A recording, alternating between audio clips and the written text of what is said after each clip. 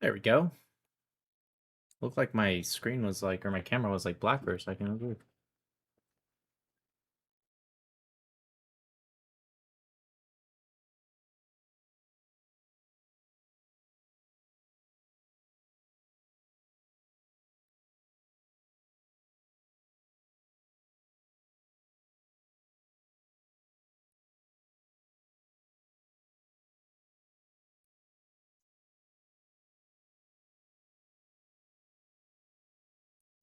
What's happening right now?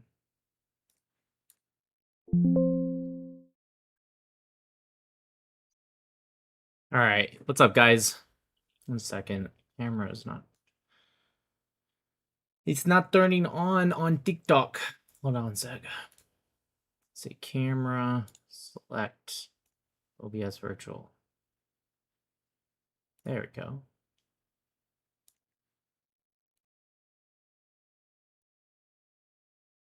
There we go. Probably because there was an update. Howdy. What's up, everyone? Thank you, Kilimos.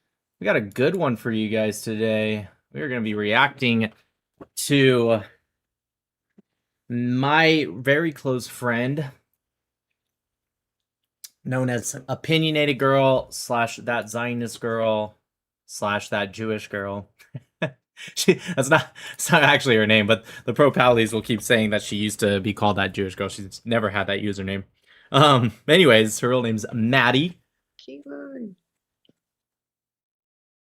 And she did incredible. Keyline. Joe's in the house. You're close friends with Korra? Joe. Shut up, Joe. What's up, Joseph? That older millennial making jokes. Thank you, Shosh.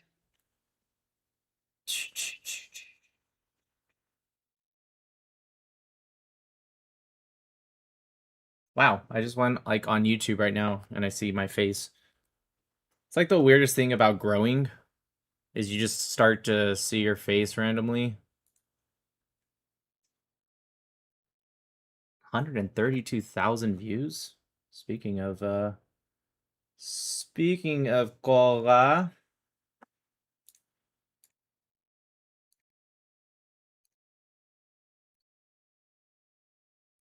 One second.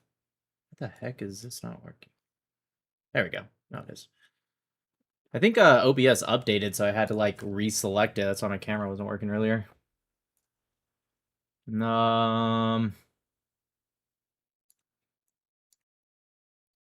Okay, let's set up some other guests for now. It's Kara, not Korra. Oh, okay, my bad. You know what? I didn't even know this person existed until like a week ago, in my defense. And I still don't know anything about her, to be honest with you. Hello. Yo, what's up, Nick? What's up? 1 second. Let Regime Talk go first because he was here. Yo, so your thing says that socialism failed. How does socialism fail? Okay, I will be honest with you. I can answer you. It's just, it's got to be kind of quick because we are going to be doing something separate. And you're right, I shouldn't probably have that up because that's my normal prompt.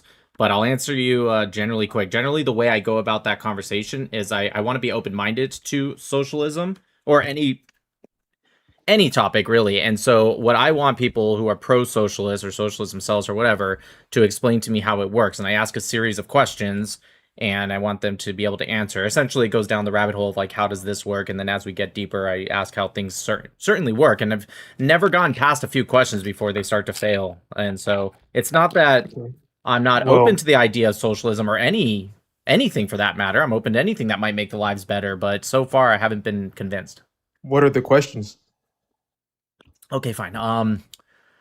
Let's say, now, I don't know, every socialist answers differently, so I guess you might be different. If I were to, like, ask you, me as a private owner of a house, do I get to keep it under your system? Yes. Okay, how about a business? Yes. What do you mean, yes?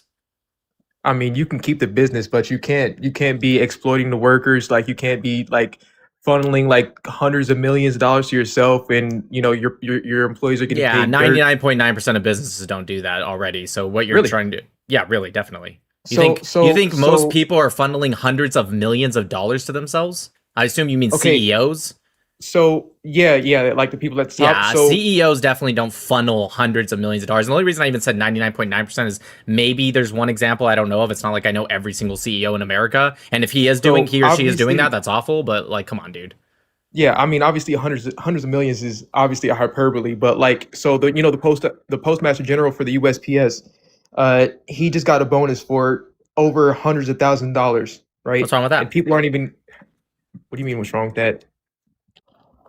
They signed up for The the job. That's what they're the gonna get U.S. paid for. Bro, That's I their was not fault. talking to you, bro. I'm just You're saying, random, bro. like, Stop for talking to me. example, when I was in the US Navy, I was a nuclear engineer. I got a bonus each time I signed for an enlistment contract, which sometimes only would technically add 2 years. I got over $100,000 bonus. It's not hundreds of thousands of dollars, but do you think I deserve that?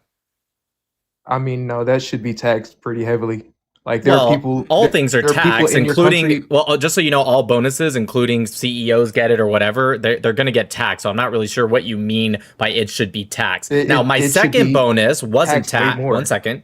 My second bonus wasn't taxed at all because it was in a war zone. And so therefore it was tax free. But my first one definitely was taxed. Okay, so it should be taxed way more. So what do you think I paid on that? Like of the $100,000? Like you should probably get like 15,000.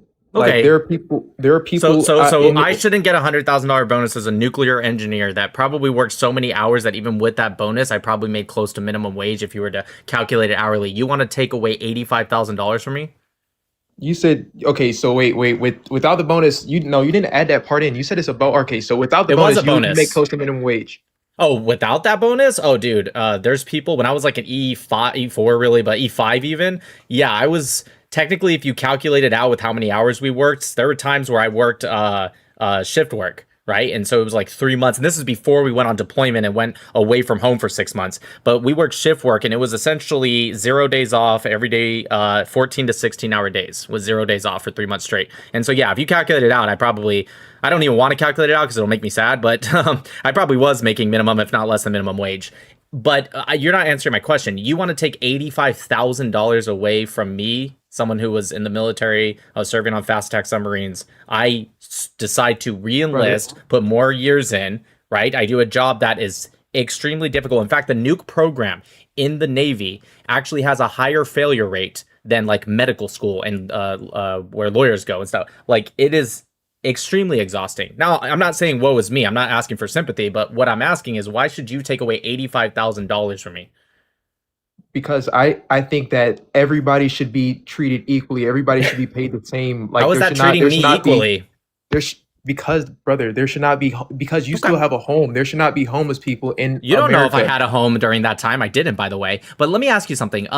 You said everyone should be treated equally. Okay. So Yes. if somebody is only making $30,000 a year, you're going to take away 85% from them?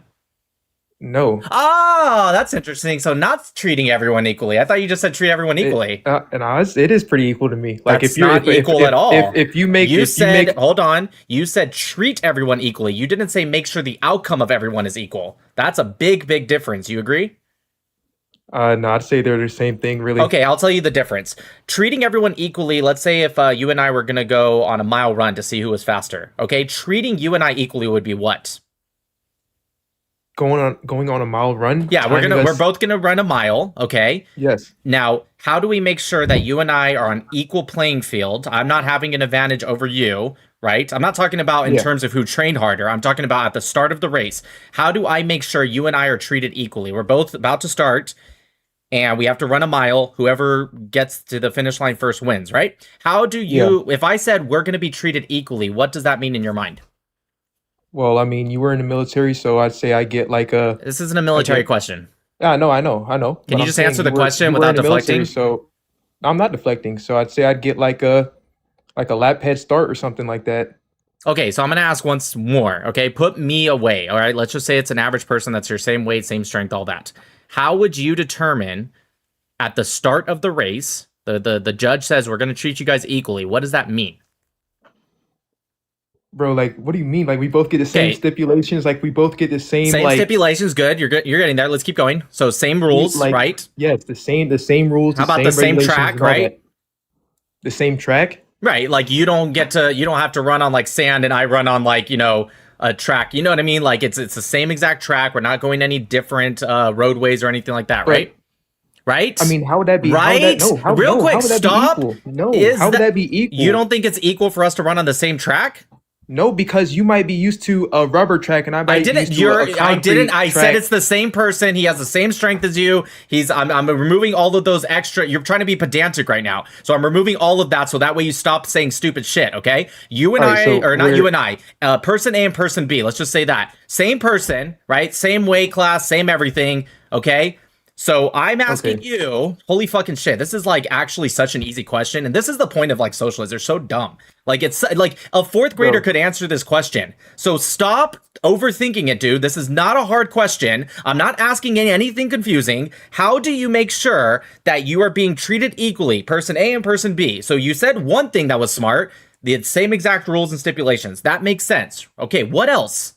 This isn't a trick question. I'm saying, but okay, if it's the same rules, dude, I'm done. You're just an idiot. Okay, same rules and same stipulations. So you agree the same exact track would be the same rules? Yes. Okay, great. So I don't know why you said no before. That was dumb. Now you're agreeing. Finally, we're getting somewhere. Okay, good. So do you agree that we should start at the same spot? Yes. Okay, good.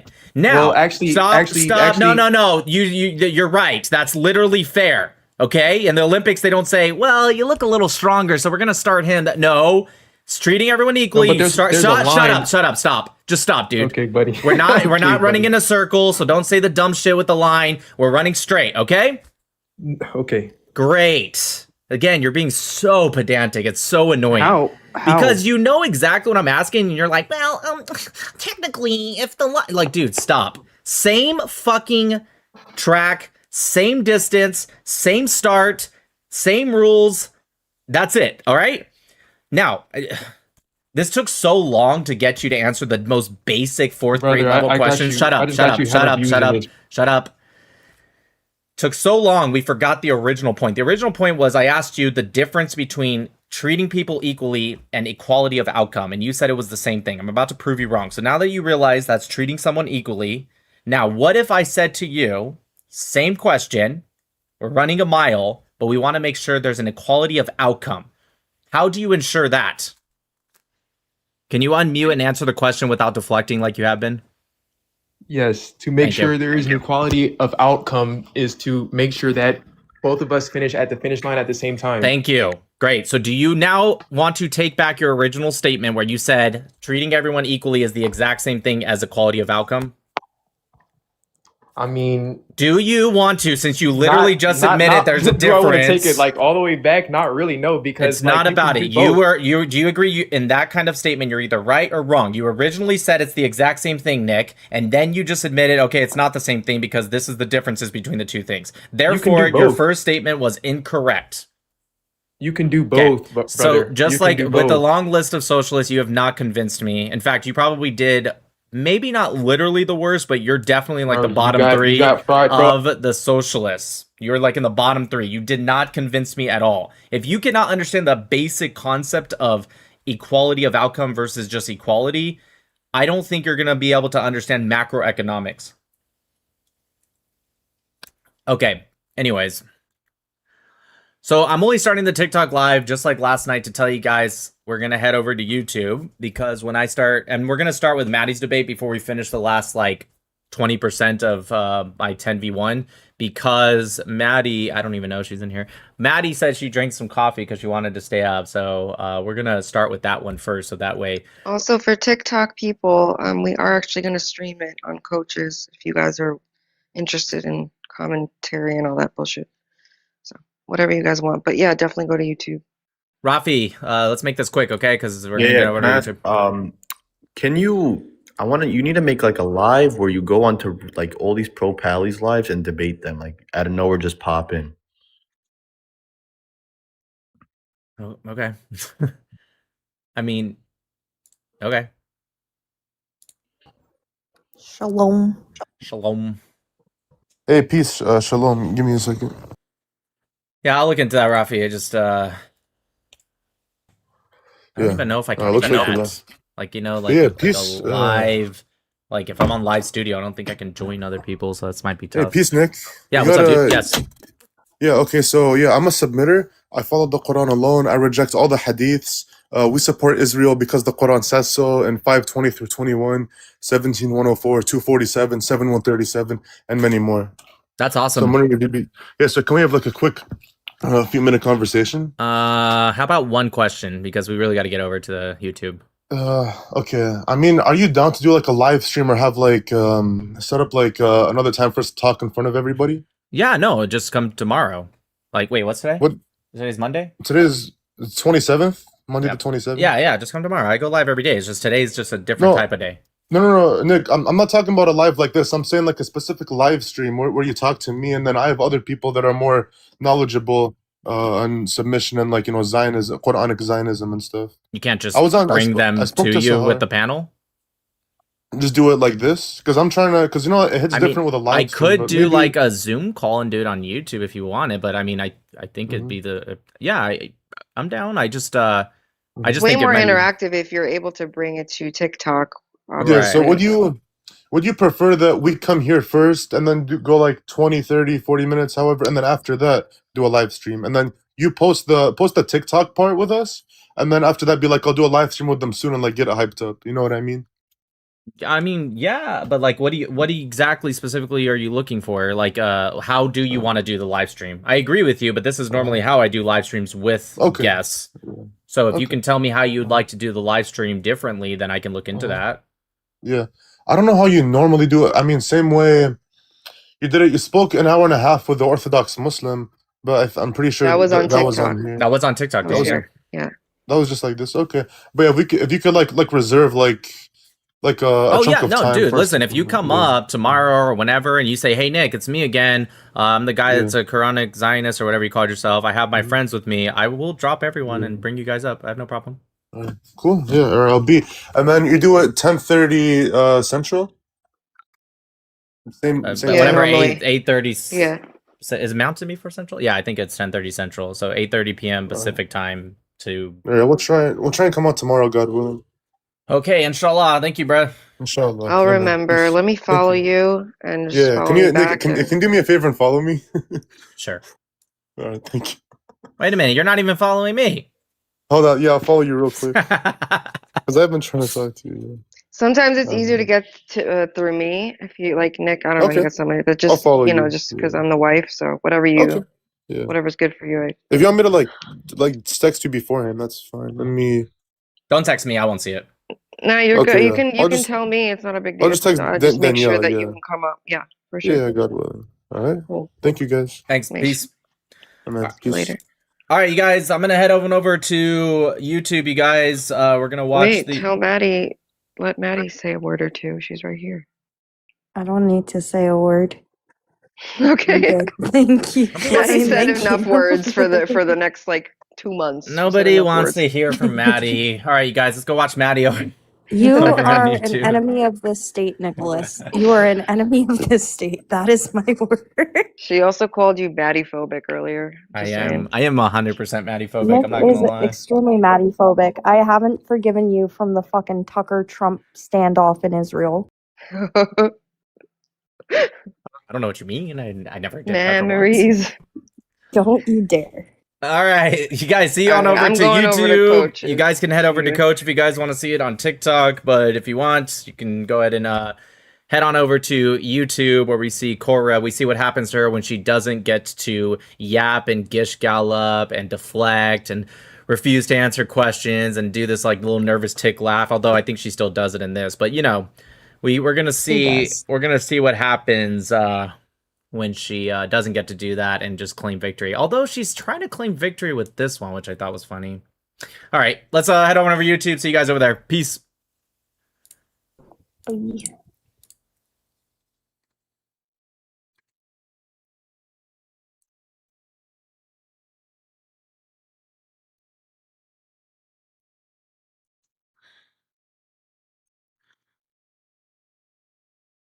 I actually have no idea why my face is right here, though. I just like opened YouTube and it was already there. 132,000. What is this? Dude? That's my claim, as you can read. I assume. Unlike It's my good friend, Mr. Dr. Wood. Not Mr. Sorry, Dr. David Wood. Your prophet. Go ahead. Ooh. That's my claim. As you can I read, I understand. assume, unlike your prophet. Go ahead. Ooh. Muhammad out here catching strays now. Beautiful. So I'm Okay, beautiful. Korra thinks insulting Muhammad is beautiful. why is Islam worse for society? That's not what Can you you asked. answer that That's not question? what you asked. That's No, not I'm at all what asking you you asked. that right now. I didn't Got say you. I asked No, you past you tense. This is said- what happens when you're right. illiterate. What I'm if they're asking objective? you Is it a currently. problem to be illiterate? I'm That's asking interesting. you Is that currently. is that a problem to be No, illiterate? no, it's not a problem. I Oh, don't okay, discriminate. gotcha. Okay, gotcha. Because your prophet It's not a was problem. illiterate. I'm Okay. just Okay. making sure. I'm just making sure, you know? said that's what happens when you're illiterate, which is the Yeah, the you're biggest being illiterate. irony. It's good enough. Let's just get to it. All right. Does anyone know what channel it's on? I know it's on SNEAKO's like Kick, but I think Bob, was his name Bob the Builder, also on YouTube? If I type Bob the Builder, though, it's gonna be, that's his TikTok name. I heard he put it on his YouTube. Is it this one? No, see, if I type in Bob the Builder, it's gonna be freaking the actual Bob the Builder.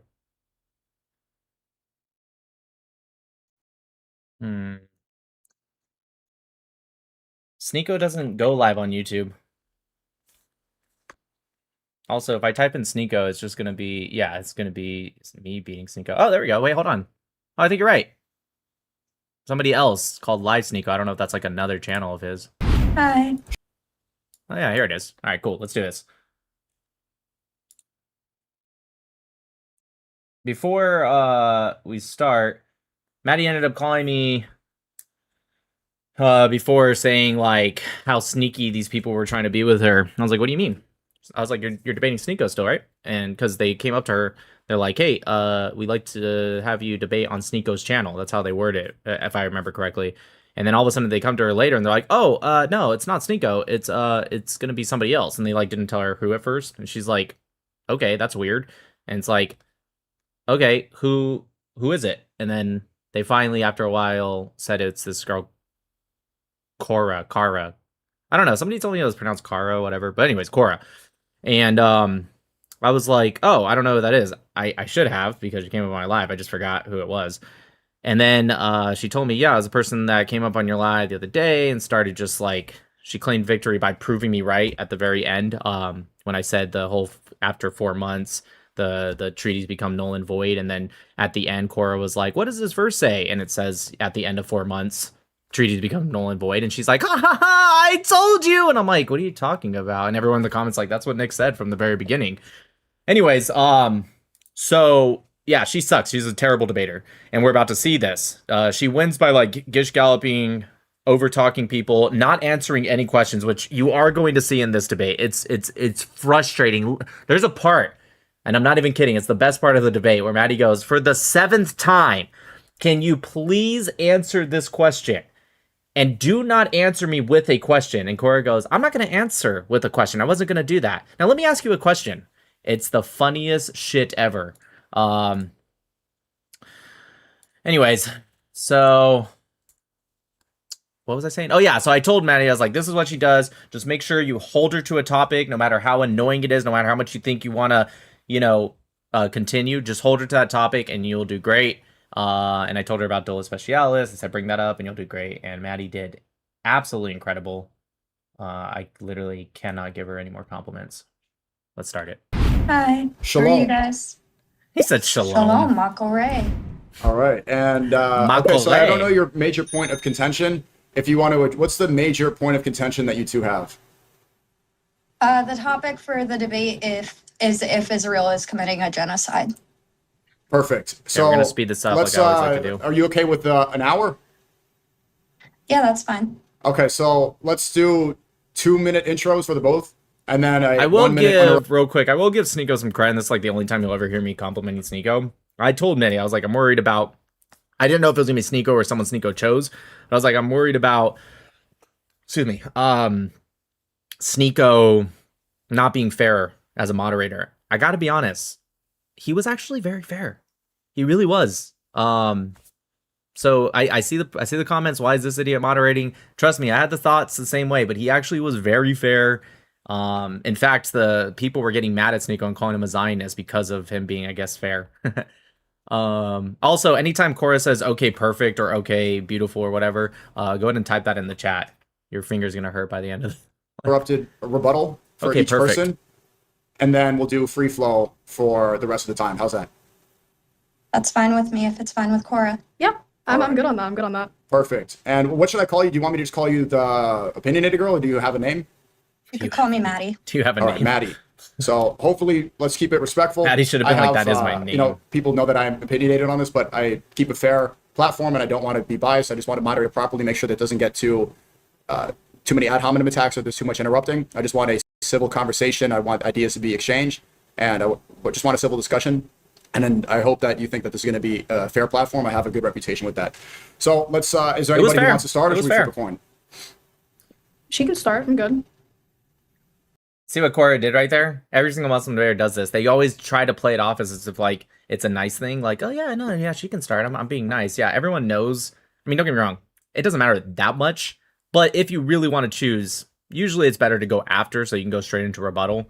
So it's funny how she tries that bullshit. Like, oh yeah, she can start. I'm a nice person. We could flip a coin. Okay, let me Maddie, pull it up. Hey, Maddie, we're gonna flip the coin. Heads or tails?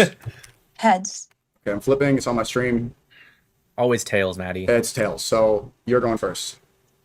Okay, sounds good. Let me bring up the timer. 2-minute timer. And here we go. There you go. You got your time. Great.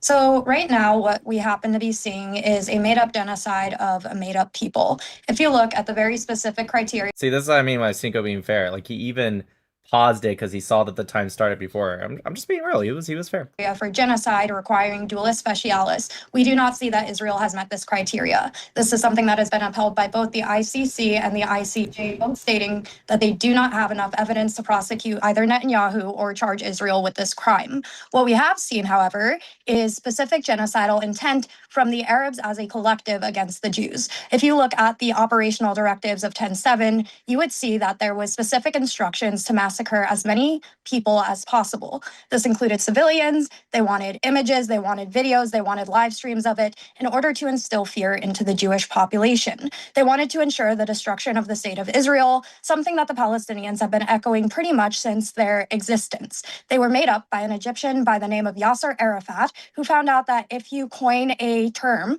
if you create the invention of an Arab Palestine that simply never was, and you erase the Jewish history of the land, you rewrite the narrative, you can make a lot of money based off of really nothing. Israel, on the other hand, has gone above and beyond to minimize civilian casualties. They've used things like roof knocking bombs, they've done evacuation notices, and they've even done or delayed their military objectives, despite the fact that this was harmful to them. There's been no genocide except an attempted one against the Israeli people. I'm good there. Okay, so like just real quick, I just want to like give a little bit of like analysis as we go. I'll tell you what Maddie did actually very well here. So Maddie maintaining complete composure, not saying it as if, yes, she is Italian. She's my Italian sister. Maintaining complete composure, she says it as if she's not really even trying to, but you know Maddie probably is.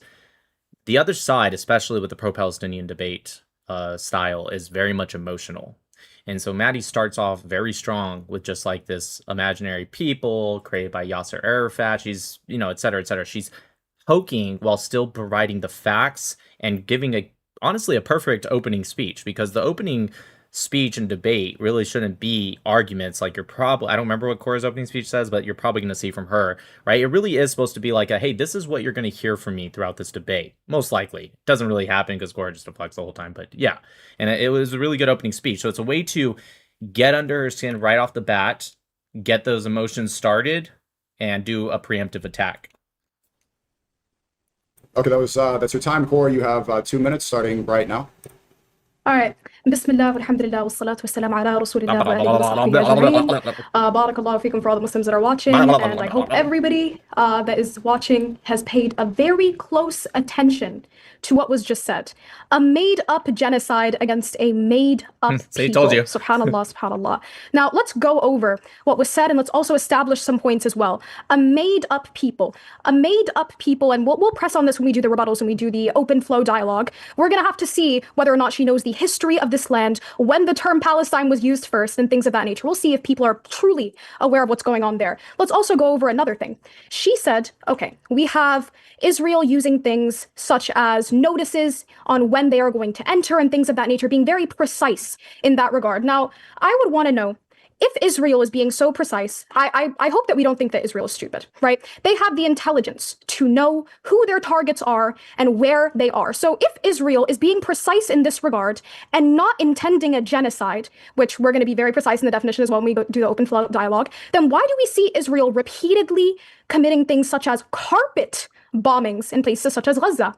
She says this multiple times, just so everyone knows. When you guys hear carpet bombing, it's from dumbass civilians who have never served in the military. They don't know what carpet bombing is. So just so everyone knows, Israel cannot do carpet bombing. Not like cannot because of like moral, like they literally couldn't, because it requires bombers, which Israel doesn't have. Now, I know they'll be like, oh, it's just semantics. Carpet bombing, I just mean bombing a lot. No, carpet bombing actually is indiscriminate. For the most part. I mean, you're still technically aiming, but what carpet bombing is when you open up the bombers' doors and you remember in like World War II videos where they're literally just like a bunch of bombs are dropping because they weren't as accurate back in those days. So what they did was they wanted to hit that building to make sure they got it. They would drop a bunch so that way one of them would at least hit, and it's going to hit all the stuff around it too. That's what carpet bombing is. You need a bomber to do that. Israel has no bomber. It's impossible to do carpet bombing. Just undirected bombs. We see 2,000-pound bombs being dropped in Gaza, undirected, and somehow Israel has the ability to know who their targets are and where they are. Very interesting. Now, she makes a claim more precisely, and she says that the Arabs, and if I'm not mistaken, she's referring to Muslims as well. Notice what she just did there? No, and she does this a lot as well. She puts into Maddie's mouth things Maddie didn't say, and she knows it's not a mistake. And I'll tell you how I know she knows it's not a mistake, because listen to how Korra words it. She says, if I'm not mistaken, you mean this, right? She didn't just say, and she said Muslims, and then she can be like, oh, my bad, I thought you said that. More precisely, and she says that the Arabs, and if I'm not mistaken, she's referring to Muslims as well, individuals that are trying to genocide the Jews in this land. 20 seconds. She said that this is a claim that is being made. We're going to have to go even further in that. I'm going to start speaking faster. Now, what's interesting is we see historically the exact opposite going on. We see the Muslims and we see the Arabs historically from hundreds of years ago defending the Jews, protecting the Jews from people such as the Christians, Catholic Christians trying to genocide the Jews. We see instances. Sorry. That's your time. Okay, so you have 1 minute to respond, Maddie, and then 1 minute for Korra. Go ahead. Your time starts. So you guys know Israel's committing a genocide because hundreds of years ago, Muslims protected Jews. Okay. Terrible opening statement. Let me fix the timer. And Maddie does a really good job of being like, I never said so that. When I said Arabs, I meant exactly what I said. I said it because I meant it. I didn't mean Muslims. If you look at the PLO, the PFLP, right? These were overwhelmingly Marxist. These were people who didn't necessarily attribute to a specific religion. They were just people that hated Jews because it was the trendy thing to do so. If you look, for example, the Grand Mufti of Jerusalem, al-Husseini, quite literally met with the intention of supporting the Nazis. He wanted to annihilate the Jews in the Middle East as well. I would hope for your own sake that you do not subscribe Islam to a Nazi ideology, because I certainly don't. That's not what I stated. If you look at what Israel is doing, right, you've made a lot of empty claims. You said that they used undirected bombs, that they didn't know what they were doing. You tried to mention a 2,000 bunker buster bomb, but unfortunately it is Hamas who decided that their own civilians' lives are just not worth protecting. It's why they've embedded themselves in every aspect of civilian society. I'll leave it there. Yeah, 1 minute is way too short. And I also want to quickly, you know what, let's just keep going. But yeah, 1 minute is too short. You have 1 minute starting. Now you can go ahead. All right, for sure. So I'm going to pick up right at the end of what she said. She said, okay, well, we have a claim going on here, a claim that there are undirected bombs being dropped on the Palestinians and that Israel does not know what they're doing. Now, I have sources for all these claims, and she made the claim explicitly. That's what I wanted to talk about, the undirected bombs. I'll bring it up since Korra just brought it up again. It's so annoying when they say, sometimes they say the word dumb bombs, which that's not actually a real term, but what they mean is like something with an unguided doesn't have like a separate system onto it to help it guidance. Dumb bombs, quote unquote, unguided bombs or whatever she said. Yeah, that's not a thing with Israel. Just because it doesn't have a system on it, just because it's not a guided system, doesn't mean you can't fucking aim. It's stupid to say dumb bombs, unguided, whatever. In fact, dumb bombs, as they put it, are actually, when you do what's called dive bombing, is actually just as accurate as guided bombs. And in fact, that's generally what people would prefer to do when talking about trying to strike a general building, whether it's America, Israel, whoever, because it actually saves a lot of money. But it doesn't mean it's not fucking aimed. That we have Hamas embedding themselves in hospitals and all of these places and things of that nature. We can go even further in that when it comes to the open flow dialogue. But unfortunately, maybe this isn't something that's too popular in terms of this debating scene, but we're going to need evidence, and sources on every single claim that's made against, for the fact that Israel is not committing a genocide in this particular regard. Now, another point that was being made is that individuals, specifically Arabs, have been trying to essentially eradicate the Jews just because they're Jews and it was a popular thing. Again, we're going to need evidence for those claims as well. That's also going to go on in the free flow. But the point that's being made here is I can read a multitude of sources where we see multiple instances where Israel is in fact carpet bombing Palestine, specifically Gaza in this regard, the imaginary state that she tried to call in her, what is it called? All right, go ahead. Okay, perfect. So I want to start and see if Maddie, if you want to begin the free flow discussion with a question that you could pose, or we could just, whoever has a question could just start now. Sure. So you're making the claim that Israel is committing a genocide, something that you've yet to actually substantiate. Like I said in my opening, genocide has a very specific threshold requiring dualis specialis. That means that you have to prove that the Israeli government has the intent to carry out a genocide against the Palestinian people. If that were to be the case, then you'd have to look at the history of it. Pretty much since Israel's existence, people have been claiming genocide. This would have to be the world's slowest, worst genocide that we have ever seen, that 76 years later, the Palestinian population has done nothing except grow. You have 2 million Arabs living with full rights in the state of Israel. You have seen Israel try to make peace and offer self-determination to the Palestinian people on 7 different occasions, all which were turned down while they laughed in Israel's face that they were not there in good faith. You'd also have to prove that these military operations are with the intent of killing the civilian population. I'd love to know, Korra, does Hamas have any military bases? Why does Hamas have 200 miles worth of terror tunnels underneath the entirety of the civilian population? Real quick, I really have to answer this. I see somebody that tagged me. It says, you know as well as I do that U.S. no longer trains pilots and crews in sight-aimed bombing. It's not really what it's called, but I know what you mean. Yes, they do. In fact, okay, I got out of the military 3 years ago, so I guess technically it could have changed in the past 3 years, but I doubt it. Regardless, we use unguided all the time, and you have to be trained to use that, so I'm not really sure what you mean by that. Population. Why were Hamas leaders such as Mohammed Sinwar found killed underneath hospitals in Gaza? Why did even the UN, who is openly, notoriously anti-Israel and even had employees that participated on October 7th, openly admitting that schools were being used in order to store weapons, with over 20 ammunitions found at just a single children's school in Gaza? I would love to know what your explanation for this is, and if somehow Israel should just sit there and not respond because Hamas made this decision. Okay, let's break down something, and I'm going to do it very simply with a question. I'll start here. So you made the claim that there are tunnel systems embedded. That is number one, when Maddie asked not just one question, but multiple questions in this case, and she doesn't answer any of them and starts her answer with the question.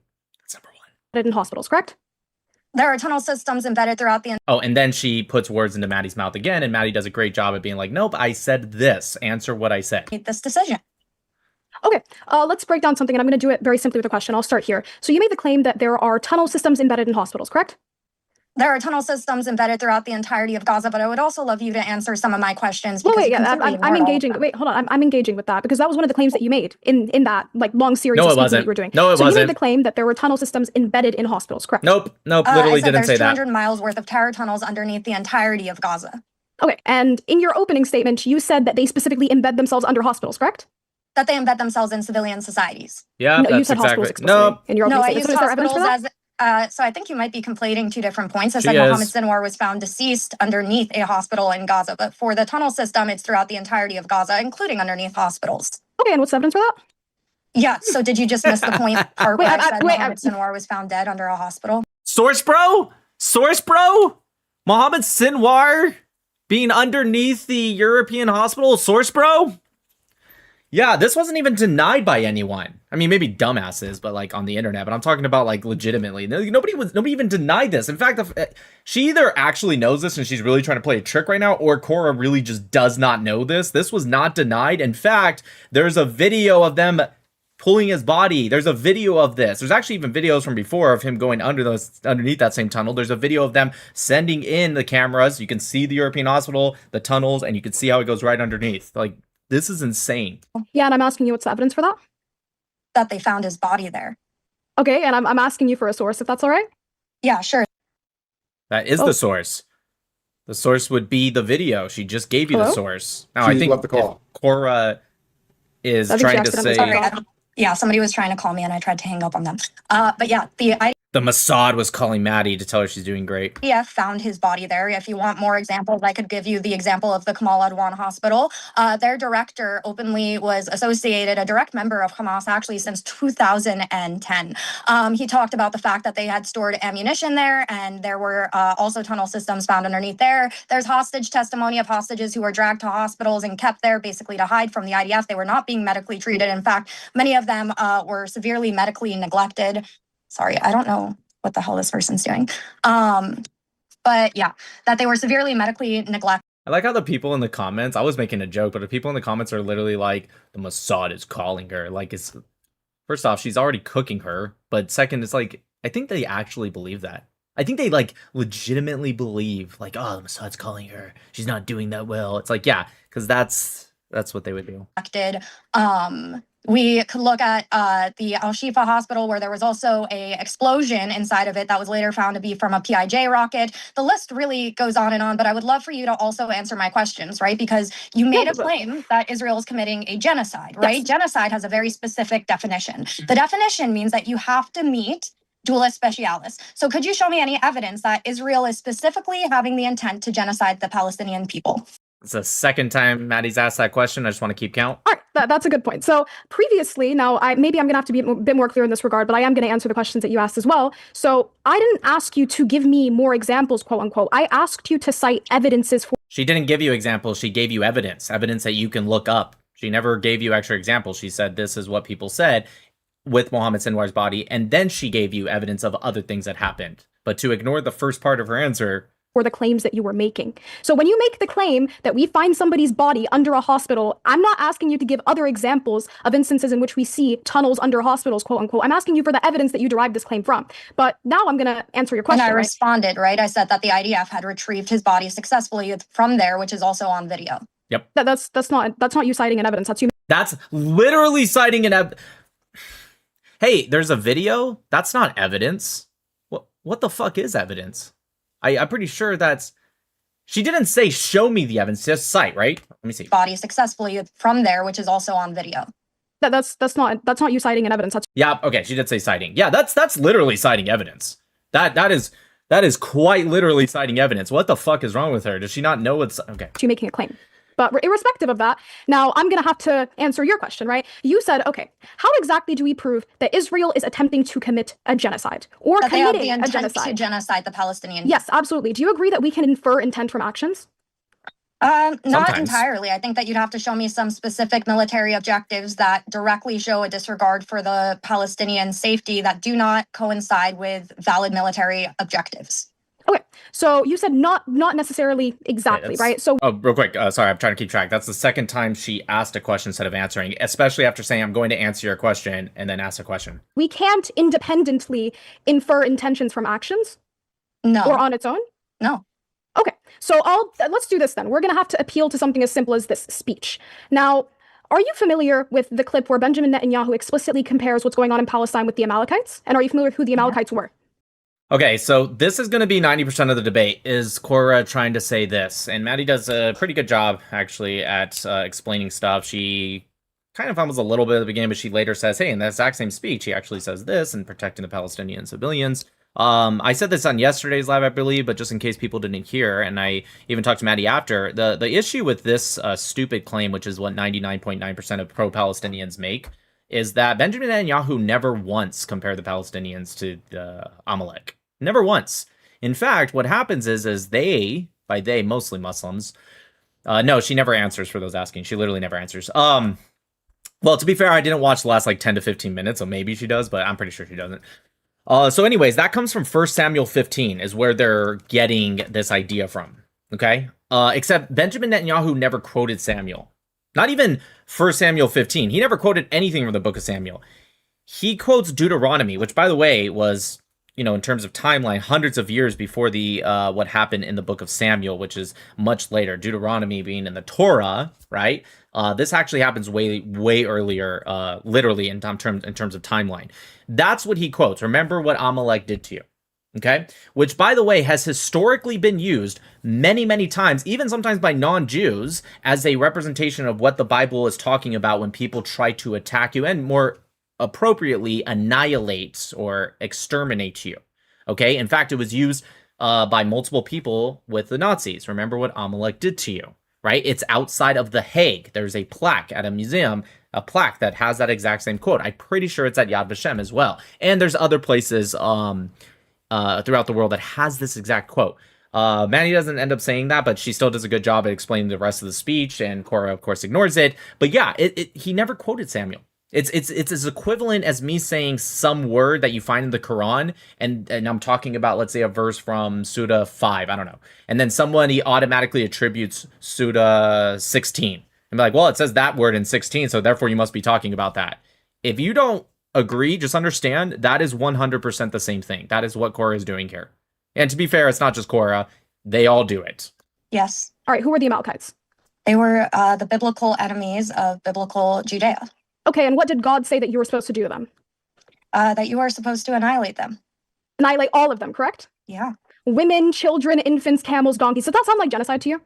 No, because when you're looking at it, Netanyahu was specifically referencing Hamas in this speech. What you're trying to do is take things out of context. And if you're going to go down the route of using words in order to infer genocide, then I'm going to have to ask you to basically excuse a lot of statements that have come out from Hamas's own leadership, such as Fatih Hamad, who openly states that they will cleanse the land of the filth of the Jews. And this is something in which he directly references the Jews, unlike Netanyahu. So I would need you to show me direct military objectives that have been carried out with the disregard for the lives of the Palestinian, because that is at direct odds with the actions that the IDF has taken, like I said, through evacuation notices, even risking their own soldiers' lives as well as the lives of hostages in order to give Gazans time to leave, despite the fact the Gazan population overwhelmingly supports Hamas. Okay, perfect. So the point that I was making is you made the claim that Benjamin Netanyahu was specifically talking about Hamas. Now, I've watched the entirety of the clip, and nowhere is Hamas mentioned whatsoever. No, you didn't. So I'm going to ask, what's the likeness between the Amalekites and the group that he's speaking about? What's the likeness? The likeness is that they are both enemies of the state of Israel. Okay, and were those women, children, infants, camels, and donkeys enemies of the state of Israel? In biblical times, but I would also like for you to focus on what's currently happening. And once again, please show me a military objective that shows a direct lack of care for the lives of the Palestinians, or That's number 3. Are we on number 3? 4? 3 or 4 for asking this question? or even a step further, that they directly want to genocide them. Because again, what you're failing to prove is dual specialis, a requirement of genocide. Okay, yes, and the point that's being made is when we see Benjamin Netanyahu explicitly likening what's going on to the Amalekites, and the Amalekites were in fact genocided, then that in and of itself is an evidence of intent. Unless you want to say that... okay, so women, infants, camels, sheep, and donkeys is not a genocide? So this is through biblical times. Again, they were overall enemies of the state of Israel. I would love to know, right? Because in that specific speech, what Netanyahu also talks about is the extent in which they are taking to minimize and prevent civilian casualties. Yep. You've completely left that part out of. Which Korra ends up ignoring this whole point, and Maddie hasn't mentioned this multiple times, but even if she actually did watch the whole speech, which Korra 100% did not, because they absolutely were speaking in context of Hamas, and also, again, they're not even referencing 1 Samuel 15.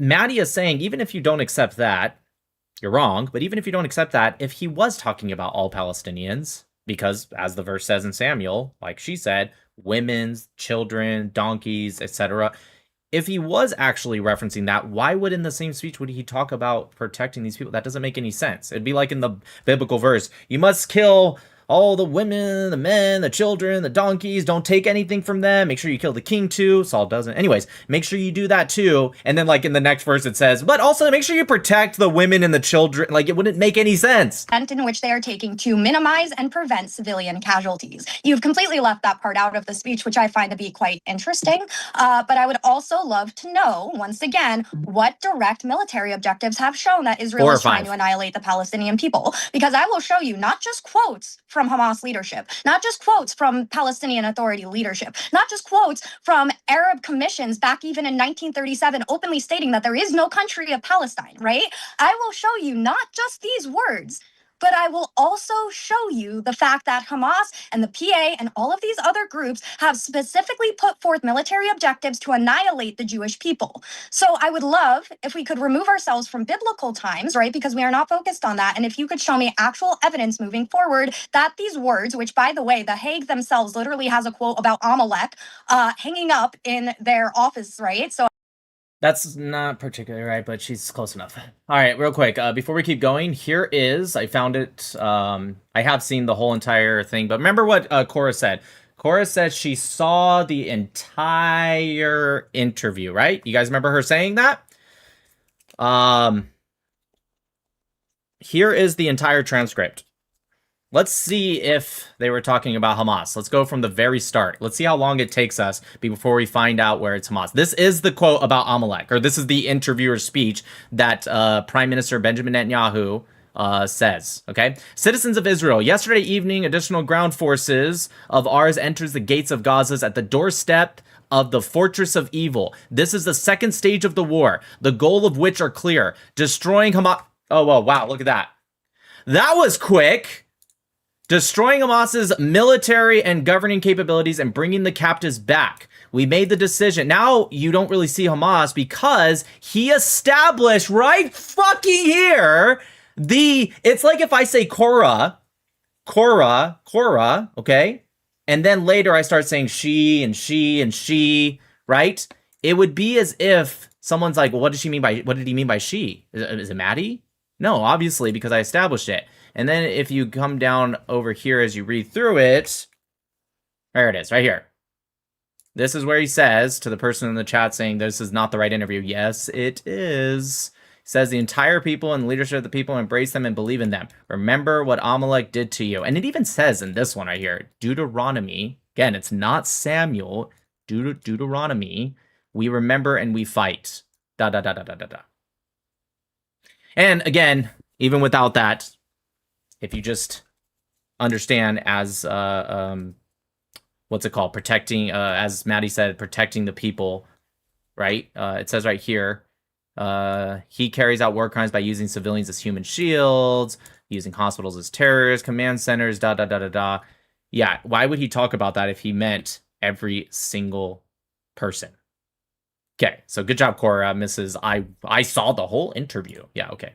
So I would be curious if you think that they are also trying to commit genocide. Show me actual, tangible evidence, not just words.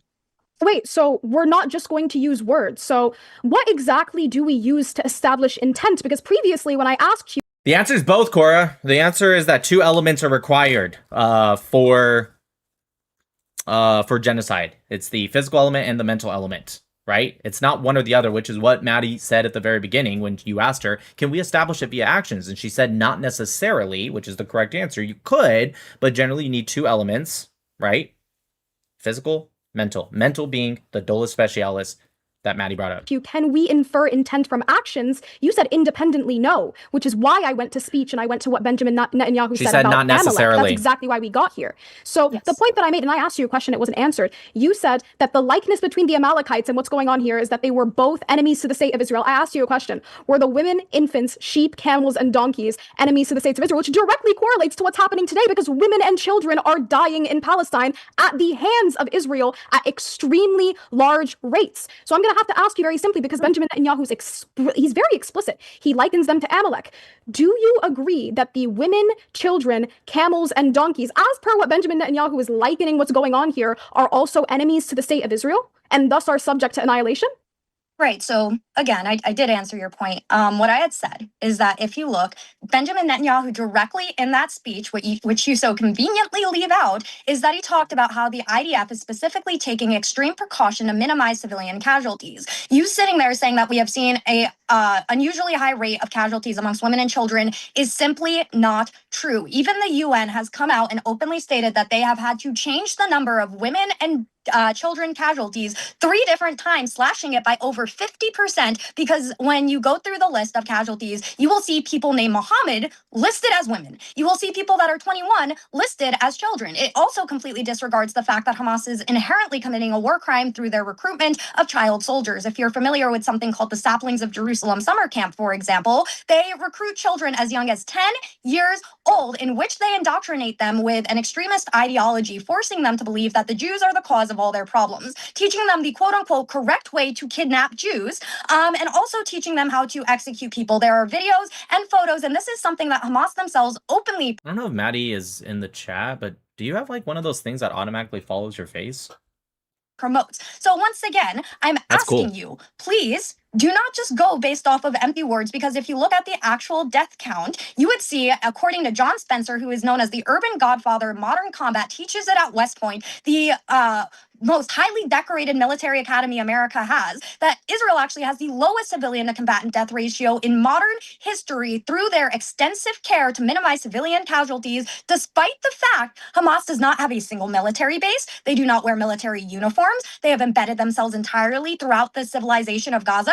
And there were over 4,000 Gazan civilians, need I remind you, who broke in alongside Hamas on October 7th and went so far as to hold hostages in their own homes, hide Hamas from the IDF. Not a single one of them came forward when Israel offered a financial reward as well as safe evacuation to give information on the whereabouts of the hostages. So again, please show me direct military objectives that would prove dualist. I lost count, but I think this is number 6. Somebody correct me if I'm wrong, but I think it's number 6 of Maddie asking this question and not being answered. Specialis, show me Israel saying or saying and acting alongside their words that they want to commit a genocide against the Palestinian, and also substantiate how, if that's their intent, they've been unable to do so for 76 years. Okay, so I'm going to be 100% transparent with you. You went on, and my question still wasn't answered because it was a yes or no question. Wow, Maddie! How dare you start the conversation because SNEAKO asked you to start, and then you asked a question that I still haven't answered, and instead of answering that question, I asked my own questions to deflect because that's what Muslim Dawa bros do, and then I accuse you of not answering. Literally, this is their same play. They do the exact same thing. I should have been harsher with her when I debated her. I was being relatively nice because I just didn't know who she was. But this is the same shit they do. Hey, here's my question. Okay, perfect. Okay, perfect. Okay, perfect. Yeah. Okay, perfect. I'll answer that question. But first, let me ask this question.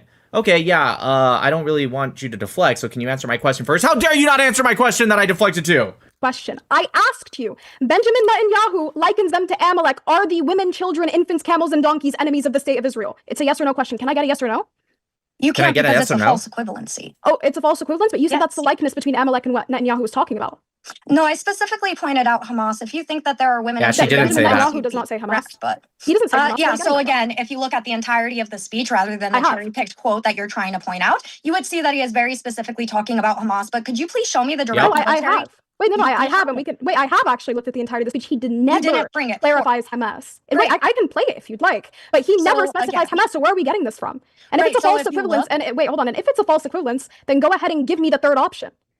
Right. So I feel like I've pretty heavily explained it. You're trying to say that Benjamin Netanyahu is making the claim that he wants to annihilate everybody, everything in Gaza. This is at direct odds with the actual actions that he and the military have been carrying out. Let me ask you a simple yes or no question. If you wanted to annihilate an entire population from a land, right, that is your specific objective, would you give them evacuation notices prior to bombing a specific military zone? Okay, to be 100% transparent with you, again, my question was not answered. I said, give me the third option if it's a false equivalence. I Where's the did. false equivalence here? I just explained it to you for, I think, the No, I'm fourth time asking now. for the last option. He likens what's going on to Amalek. He never qualifies Hamas. Amongst You said, and Hamas. at the beginning, wait, hold on. He never qualifies Hamas, not a single He time. does. Now the point, well, we can play it and we can hear it, but the point that's Yeah, being you made should play here it. is I began this conversation with how do we establish intent? I said, can we do it via actions? You said, no, not independently. I'm bringing you words where Benjamin Netanyahu is likening what's going on to Amalek, which is very obviously a genocide, unless you want to say that the women, children, infants, camels, and donkeys in 1 Samuel were enemies to the children of Israel, to which, I mean, that's a very questionable statement in and of itself, but the point that's being made is if actions aren't enough to infer intention, and these words where he's likening it to a genocide within the Bible are not enough, then how can we establish intention? How? Does Israel need to come out and literally say verbatim, yeah, we want to eradicate all of the Palestinians? Does that need to take place?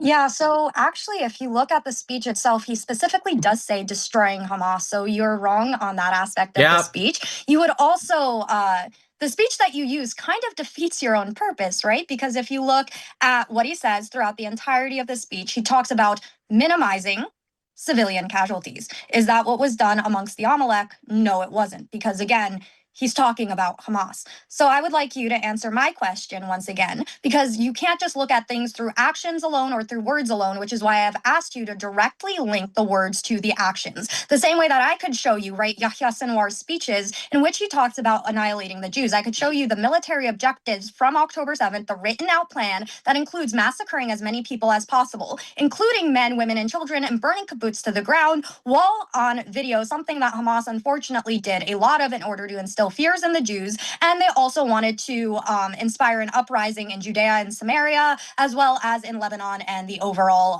Arab countries, right? So I could show you his words, which, like I just stated, right, the Hamas military objectives. And then I could show you what was actually carried out, which was the October 7th massacre, in which they had the intent to kill as many Israelis as possible, going so far as to shoot 9-month-old babies point blank range, such as we saw with Mila Cohen, kidnapping 9-month-old babies like we saw with Kafir Bibas, who was later strangled to death, with absolutely no regard for Israeli life, right? So I could show you how the words translated to the actions, meaning the duelist specialis. You have yet to be able to do that. What you have proven so far is that Netanyahu gave a speech in which he directly talked about minimizing civilian casualties, something that we could directly link to the IDF's actions. So once again, please answer my yes or no question. If you wanted to annihilate an entire civilization, would you give them an evacuation notice? Would you give them roof knocking bombs in order to tell them to evacuate an area? Would you make your military lose their lives in order to protect that of your enemies? Yes or no, Korra? Okay. Perfect. So the point that's being made, we're going to have to talk even further about genocide and the definition of genocide. So you said, okay, we have Benjamin Netanyahu in this very speech saying that he wants to minimize civilian deaths.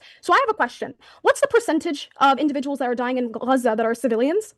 Unfortunately, we don't know, as the Gaza Ministry of Health, which is openly run by Hamas, has openly stated throughout multiple interviews that they do not distinguish between civilian or combatant casualties.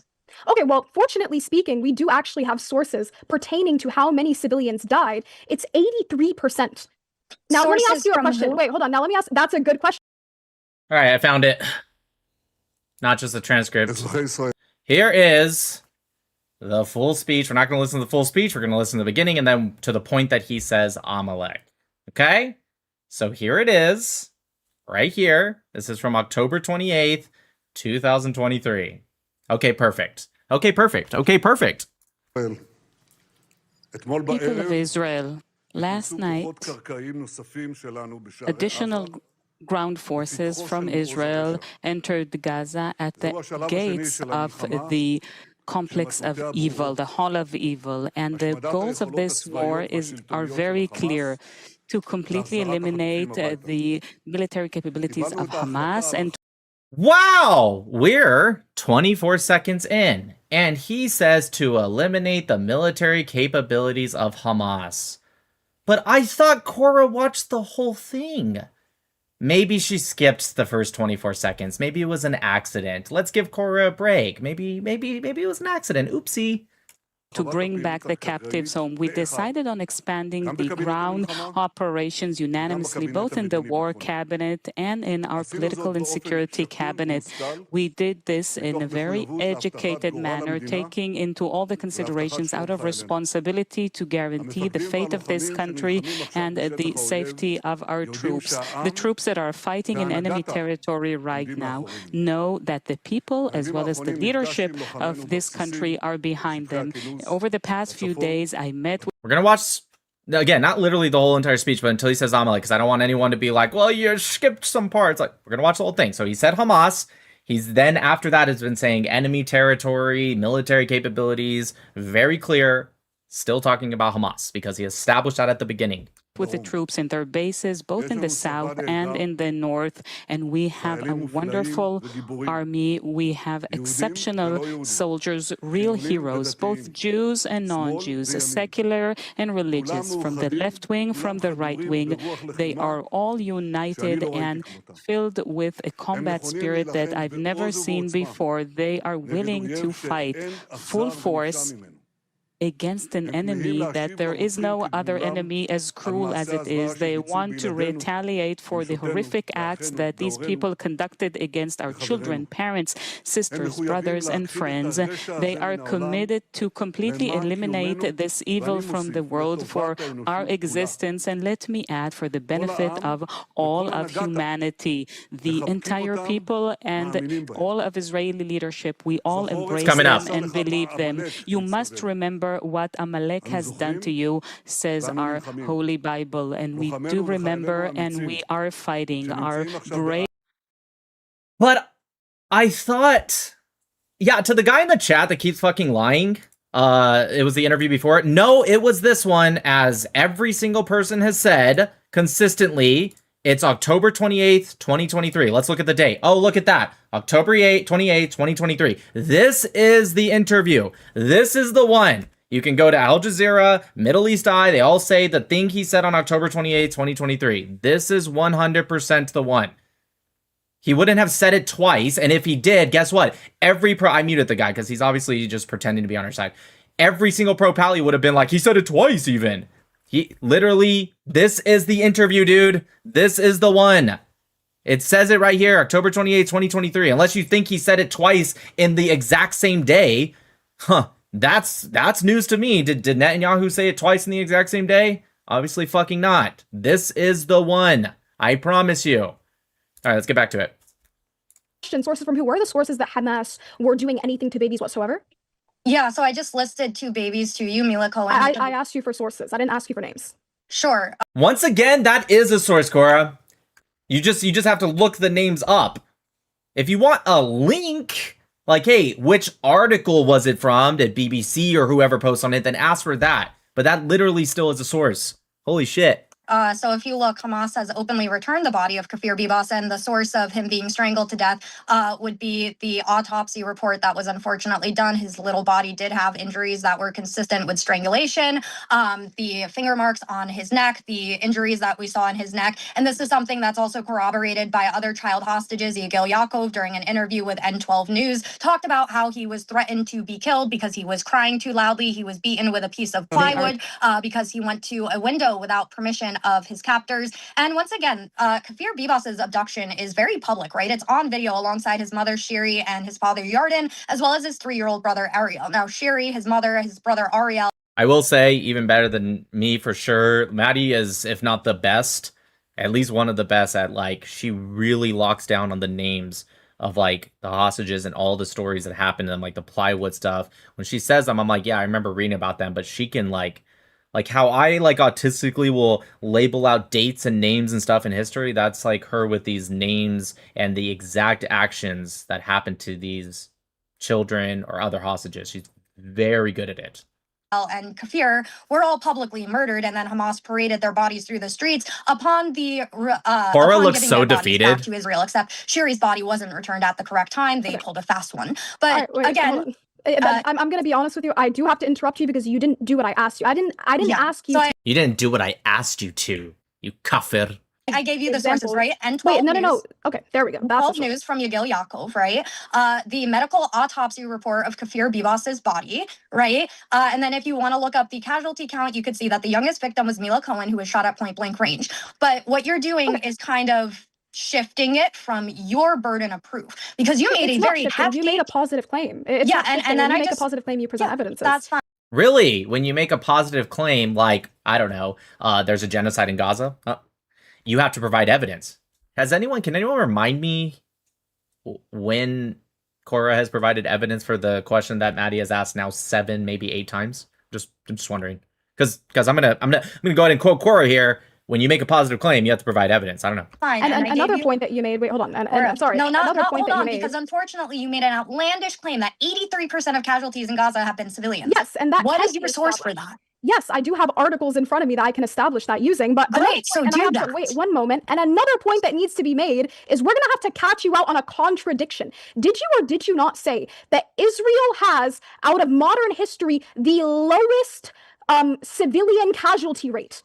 Did you not make that claim? She said John Spencer said that. Specifically is that John Spencer, the godfather of modern urban combat, a professor at West Point, stated that Israel has the lowest civilian to combatant death ratio in modern urban warfare history regarding the war in Gaza. Now, could you I thought we didn't know. Wait, I thought we didn't know how many civilians passed away. Yeah, so what we've been able to do is take Hamas's own numbers of who they've been willing to admit have been. Yeah, what a stupid point from Korra. So a couple things. One, if she's going to go with that logic, you could just use that logic back at her. And unfortunately, and Maddie kills it again, she explains, yeah, that's using Hamas's own numbers. That's like best case for your side's scenario. That's like, wow, how fucking dumb. So all Korra did by saying, but I thought we didn't actually know the numbers. All she did was end up really debunking herself, because Maddie is getting this number if we use best case scenario for the pro-Pally side.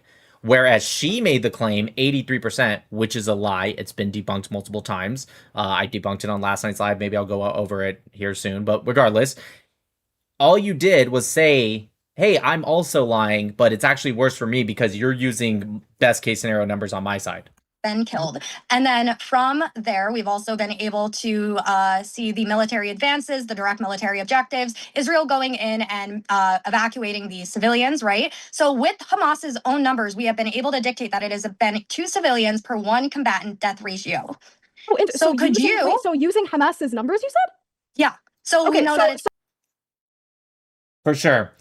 Let's go over it real quick because it's just too much. Maddie explains it a little bit, but we're going to go into a little bit more detail. So this is where the 83% comes from. It comes from Yuval Abraham, who on his own X pretty much admitted, like, this isn't really a good statistic, because he admits, as you guys can see right here, figures from the classified IDF database. By the way, he never produces this source ever. The IDF came out and said this isn't even close to true, which... if the IDF comes out and says it, then fair enough. But if the IDF comes out and says that's not true, you know what Yuval could do? He could be like, well, it was leaked to me, so here it is. He could produce it. He's refused to produce it since. So now it's just a he said, she said thing. However, let's pretend Yuval was correct. Let's pretend he did have secret IDF database. What it says is 8,900 named, keyword named fighters as dead or probably dead in May, as the overall death toll at the time, this was back in August 2025, was 53,000. So he just takes, 53,000 minus 8,900, boom, 83%. That's literally how he does it. When you look into it, a couple things.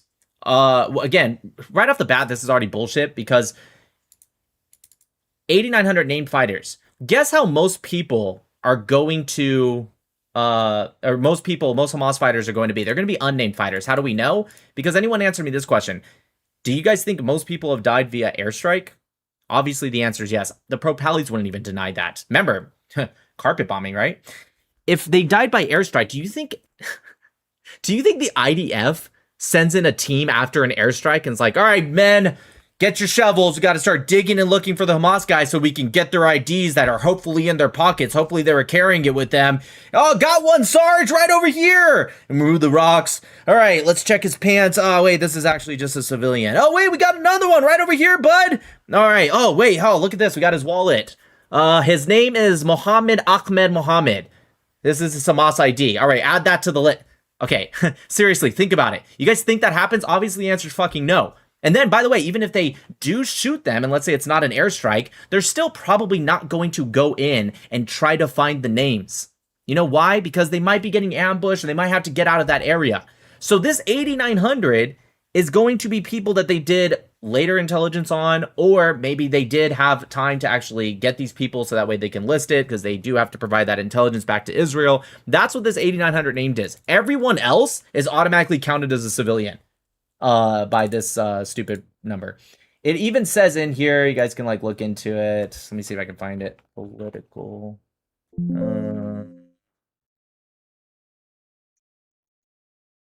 Yeah, where is it?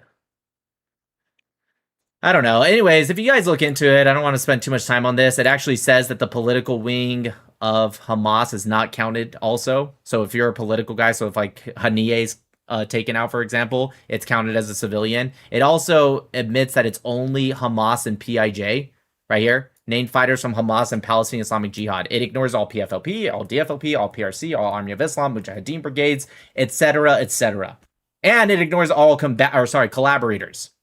That is, dude, if anything, this should be an incredible number, actually. Think about it. If you ignore all unnamed, which is the majority, all not Hamas PIJ, but still terrorists, all collaborators, all political wing of Hamas, and you still only get to 83%, if anything, it is insanely incredible. This should be used as a pro-Israeli source. So we do know, do we know or do we not? Because you just made the claim previously, about 2 minutes ago, that we do not know how many civilians passed away. Korra, you made a claim. It's wait, hold on. Wait, hold on. Did you not make the claim that we can't know how many civilians passed away? No, what I said specifically is that the Gaza Ministry of Health openly admits they do not distinguish from civilians to combatants. No, you said, unfortunately, we are not aware. When I asked SNEAKO looks so upset. You said, we don't know, correct? No, what I said is the Gaza Ministry. Ministry. Did say that verbatim. I did not. I said the Gaza Ministry of Health openly admits that they do not distinguish from combatants to civilians. And what did you say right before? Wait, hold on. What did you say right before that? I asked you a question. You said, unfortunately, we do not know. So how exactly do we reconcile the contradiction between you saying we do not know how many civilians passed away and simultaneously saying that Israel in modern history has the... Look at SNEAKO's pulling up fact checks that actually prove Maddie right. That's why I said I got to give it to SNEAKO. Trust me, you'll never hear me compliment this guy, but we have to be fair. He was a good moderator. He really was. Anyways, to answer Korra's question, well, how do we know if we don't know the exact number of civilians killed? Yeah, just like every other, especially urban warfare in history, especially against a guerrilla warfare unit, we're never going to know during the time. Investigations happen after, but there's still intelligence, there's still estimates from both sides, by the way, not just Israel, from also the Gaza Ministry of Health. Right? Of course, they're going to be lying in their favor like they've done during the Cast-led war. Actually, every single war, they always lie about the amount of civilians that were killed versus Hamas. But nonetheless, right? We did that in the Iraq war. We did that in Afghanistan. We do that with the Gaza war. We've done that all the time. They do that with Yemen. In fact, in Saudi Arabia and Yemen, the staggering differences in investigations is like in the 100,000 plus. Dude, even to this day, not the Palestinian insurgency, the civil war in Lebanon, which ended in 1990. That is 36 years ago. They still say the civilian deaths were anywhere between, I've seen as low as 100, maybe 130,000, and I've seen some estimates go as high as 230,000, give or take, right? Like, do you understand? That is 36 years later, and they still have such a large disparity between, it could be anywhere between these two numbers. Like, the fact that she's asking, well, if you don't know, then how do you know? Like, what a stupid point. Lowest civilian casualty rate. How do we reconcile those two contradictory statements? So what you're doing is conveniently leaving out the other half of my sentence, right? Because I said in this specific war in Gaza. What you've also yet to do when asked for a source to back up the outlandish claim of 83%, you've tried to switch the conversation. So far, your only source was, I have articles. What are the articles, Korra? All right, sure. Yeah, so we have an article right here on The Guardian where it explicitly states, that the civilian death rate in quote-unquote selected conflicts, Gaza between 2023 and 2025 is 83%. Now, I'll ask you a question even Just so you guys know, she's going over the thing that I just debunked. further on this. So And what of this, source wait, does hold on, the and of this, Guardian wait, give? one moment, sorry. And of this number, let me ask you a question. Since now that I've answered your question with a source, I want my question answered. How do we reconcile the contradiction between you saying we do not know how many civilians passed away? Why is she so performative? Nobody speaks like that. And Israel has, and by the way, I asked you that specifically in reference to Gaza. So it is in fact directly correlated with the statement you made pertaining to modern history and Israel's essentially track record in terms of civilian casualties. So why did you end up contradicting yourself? In one moment saying that we do not know how many civilian casualties we have, and another moment saying that Israel has done a phenomenal job at essentially lowering the casualties of civilians and that they have the lowest rate in modern history. How do we reconcile this contradiction between these two statements that you made? Yeah, so I'll answer all of that. First of all, the Guardian article that you're using, if you actually look at its primary source is exactly what I stated, which is the Gaza Ministry of Health, because there have been no independent verifications of the death toll. Once again, the Gaza Ministry of Health is openly run by Hamas, does not dictate between civilians and combatants, and it's just not really a good source of information. I feel like I explained it pretty well the first time, but if you still feel there's a contradiction, I have no problem explaining it a second time. If you look, right, what the numbers were going based off of that John Spencer specifically used were the named Hamas combatants that the IDF intelligence had been able to come out and confirm. Looking at that, because you also have to take into consideration that Hamas were not the only combatants that were involved in October 7th and the subsequent fighting with Israel. There was also the PIJ, there were the 4,000 Gazan civilians that I had previously mentioned that broke in alongside Hamas on October 7th. There were Gazans who openly helped to orchestrate October 7th to plan it out. There were Gazans who were holding hostages in their home, like we saw with Noah Argamani, for example, right? So if you look at the ones that were confirmed to be militants by the IDF, right, on a name basis, they have identified them, they know that they are a combatant, versus the civilians, and that's being generous because unfortunately many people have been taken over and have been brainwashed into actively supporting Hamas in Gaza. You would see that we have Israel rather has the lowest civilian to combatant death ratio in modern urban combat history, specifically. Look, I didn't even notice this when I watched it originally. Hold on, let me turn off the captions. SNEAKO pulls up a source right here. Let me make this a little bit bigger so you guys can see it. He pulls up a source proving Maddie correct. Look at this. It says right here, his body was discovered in a tunnel underneath a European hospital. I know my cursor is not showing, but it's the bottom paragraph of the BBC article. In the southern city of Khan Yunis, the IDF said on Sunday. Wow. Thanks, SNEAKO. During the war with Gaza, what I would love for you to do, right, because this is a question that I asked towards the beginning of the debate, is prove dualis specialis. You have yet to do that. Show me just one, right? I'll be generous. Show me one military directive from the... Someone remind me what number this is. I think this is 8th or 9th, I think, of Maddie asking this question. IDF that completely disregards the safeguarding of civilians with no direct military objective. Okay, perfect. So let's go back, since you want to go back to the beginning of the discussion. Unfortunately, since, a bunch of my questions weren't answered, we're going to... Maddie's like, for the 9th time that you still haven't answered this question, well, since you want to go back to the beginning of the discussion, okay, perfect. One more time. He disregards the safeguarding of civilians with no direct military objective. Okay, perfect. So let's go back, since you want to go back to the beginning of the discussion. Unfortunately, since, a bunch of my questions weren't answered, we're going to have to go back here. The point that I made what a gaslighter. Genocide is that I asked you for a criteria on how we establish intent. You said we can't do it based on solely actions, and based on the statement that I brought up Benjamin Netanyahu, apparently it's not enough to establish in word form. So I'm going to have to ask you very simply, how do we establish intent? What's the criteria? Right. So I know that you're pro-Palestinian, but here we don't rewrite history. This conversation just took place 20 minutes ago. And what I specifically oh, man, I love Maddie's little snippy attitude.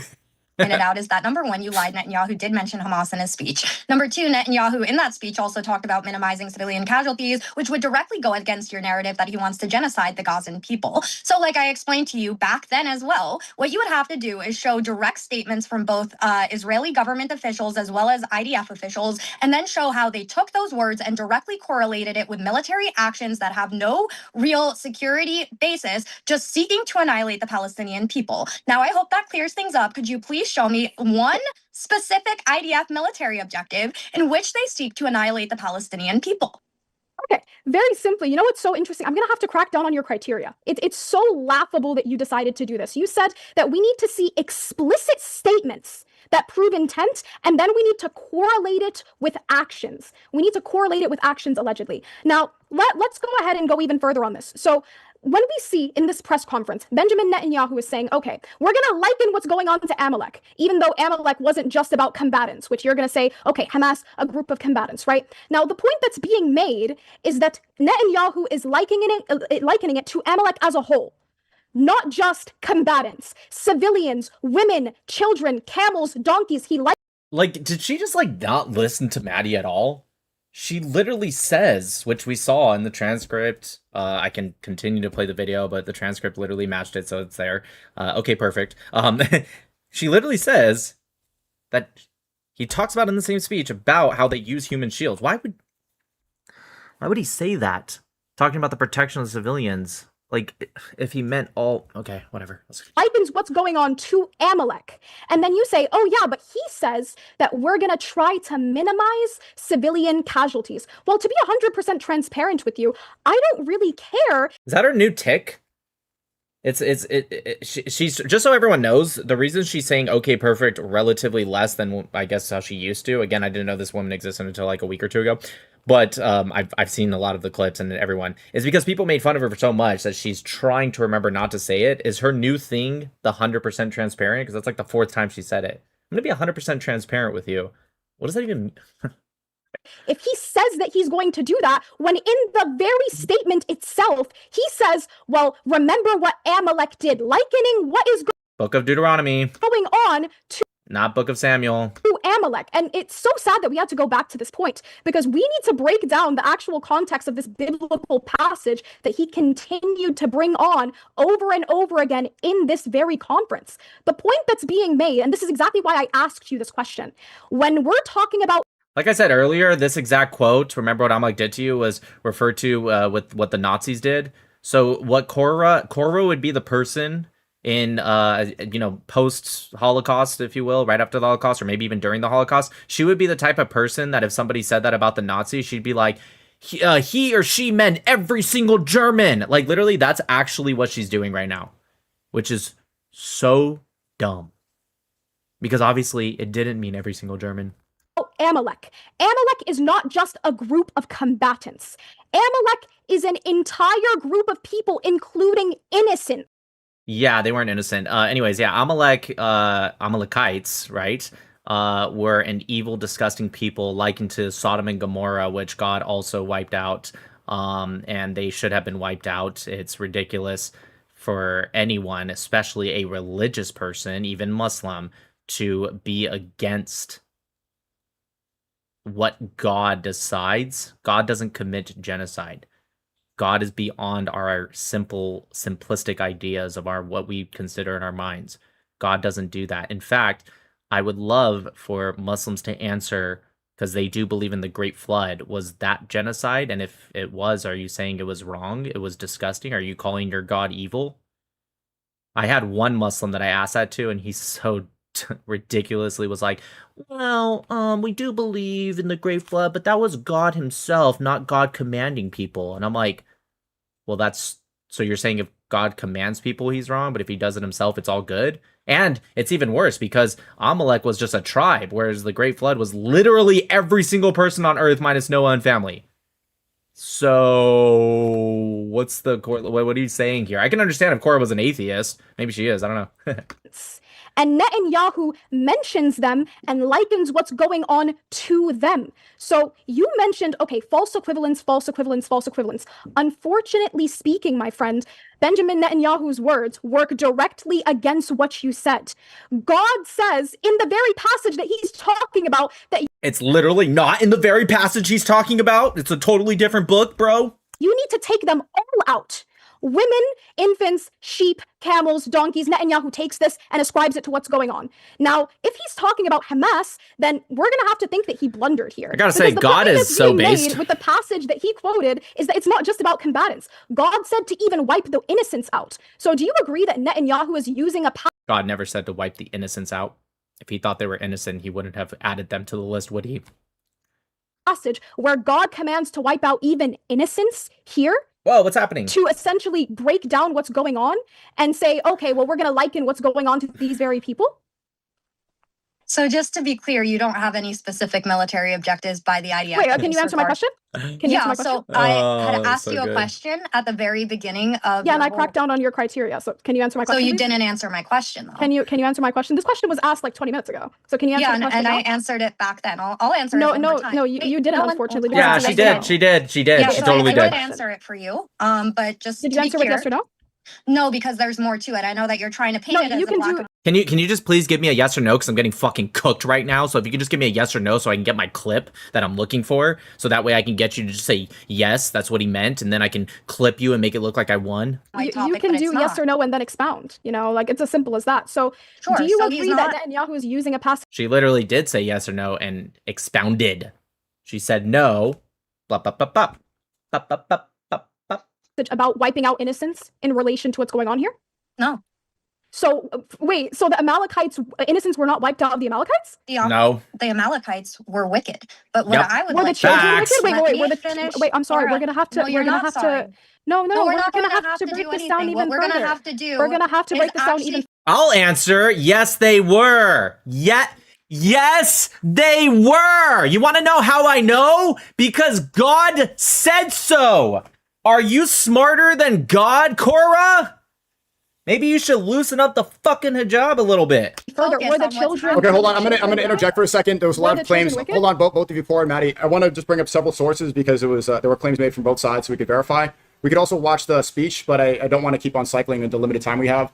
So there was a claim from Maddie saying that Gaza Ministry of Health specified that they didn't make a distinction between civilians and military targets. And according to Table Mag, it does verify this. It says the number of civilian casualties in Gaza has been at the center of international tensions since the start of the war. And it says that they don't make a distinction. As well as the 83%, there's a verification from... You guys think I turned SNEAKO into a Zionist and that's why he's like secretly helping Maddie?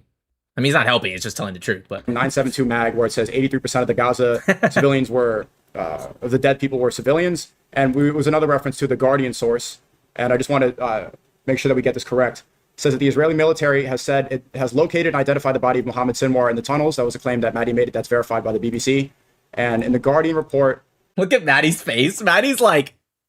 Look at her face one more time. Make sure that we get this correct. Says that the Israeli military has said it has located and identified the body of Mohammed Sinwar in the tunnels. That was a claim that Maddie made. That's verified by the BBC. And in the Guardian report, the first one here, it says, Israeli military's own data indicates 83% of civilian death rates in Gaza. So apparently this is coming from the IDF. The IDF database listed 8,900 named fighters. Look at Korra, like...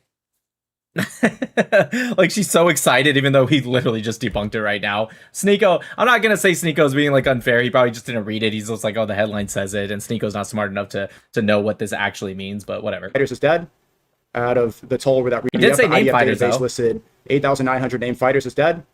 Out of the total without reached 53,000. So this source is there's been a lot more deaths since then, but we can from these sources, the Guardian, it's saying that it's coming directly from the IDF. The IDF saying that figures presented in the article are... Yeah, just a reminder, just in case people just joined the live, it 100% does not come from the IDF. The IDF denied this 100%. If it came from the IDF and the IDF released it, why would they deny it? They would be like, yeah, we released it. It comes from Yuval Abraham, who released a report where he said he had a part of like a partial IDF classified database and never released it even after being told he was a liar, which would have been the perfect time. Do you understand how breaking news? He would have been one of the most famous people in the world if the IDF came out and said, as they did, this isn't true. And he goes, boom, fucking in your face.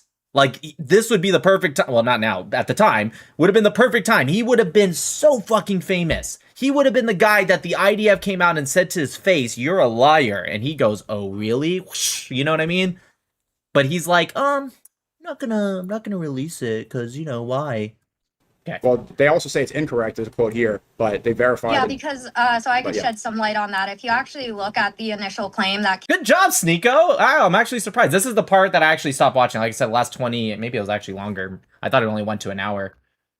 Good job, Figures SNEAKO. presented in the article are Well, they also say it's incorrect. There's a quote here, but they verified. Yeah, it. because so I could yeah. shed some light on that. If you actually look at the initial claim that came out, I believe the initial claim was from 972 magazine. The source that they used was She's an right. anonymous IDF source says, and Yep. then the actual IDF came out and said we never actually said that. What they were doing was keeping a specific list of Hamas combatants as well as other militants that they were able to 100% confirm. This was not them coming out and saying that the 83% casualty rate was correct. Okay, I'm sorry for wasting the time. Like I said, this is the literally right before that's the part I stopped watching, so I didn't realize Maddie actually already corrected this. Good job, Maddie. You're correct, 100%. By any stretch of the imagination, and nobody has ever come out to verify that quote-unquote anonymous source. It You says, can read it if you'd like. Yeah, reading. I'm looking for where it says an anonymous source. It says that there's multiple intelligence sources, but I'm not That going were to all it. anonymous. Yeah, it That's was at from the the very 972 start. magazine, which is where that initial misinformation stemmed from. But Well, also, SNEAKO, you just read it because they denied it. If it wouldn't have denied if it wasn't anonymous. I mean, just use a little bit of logic here. If, Lieutenant, Sergeant, whatever, blah, blah, blah, said it, then it wouldn't be anonymous, would it? So then the IDF wouldn't have come out and said, that's not true.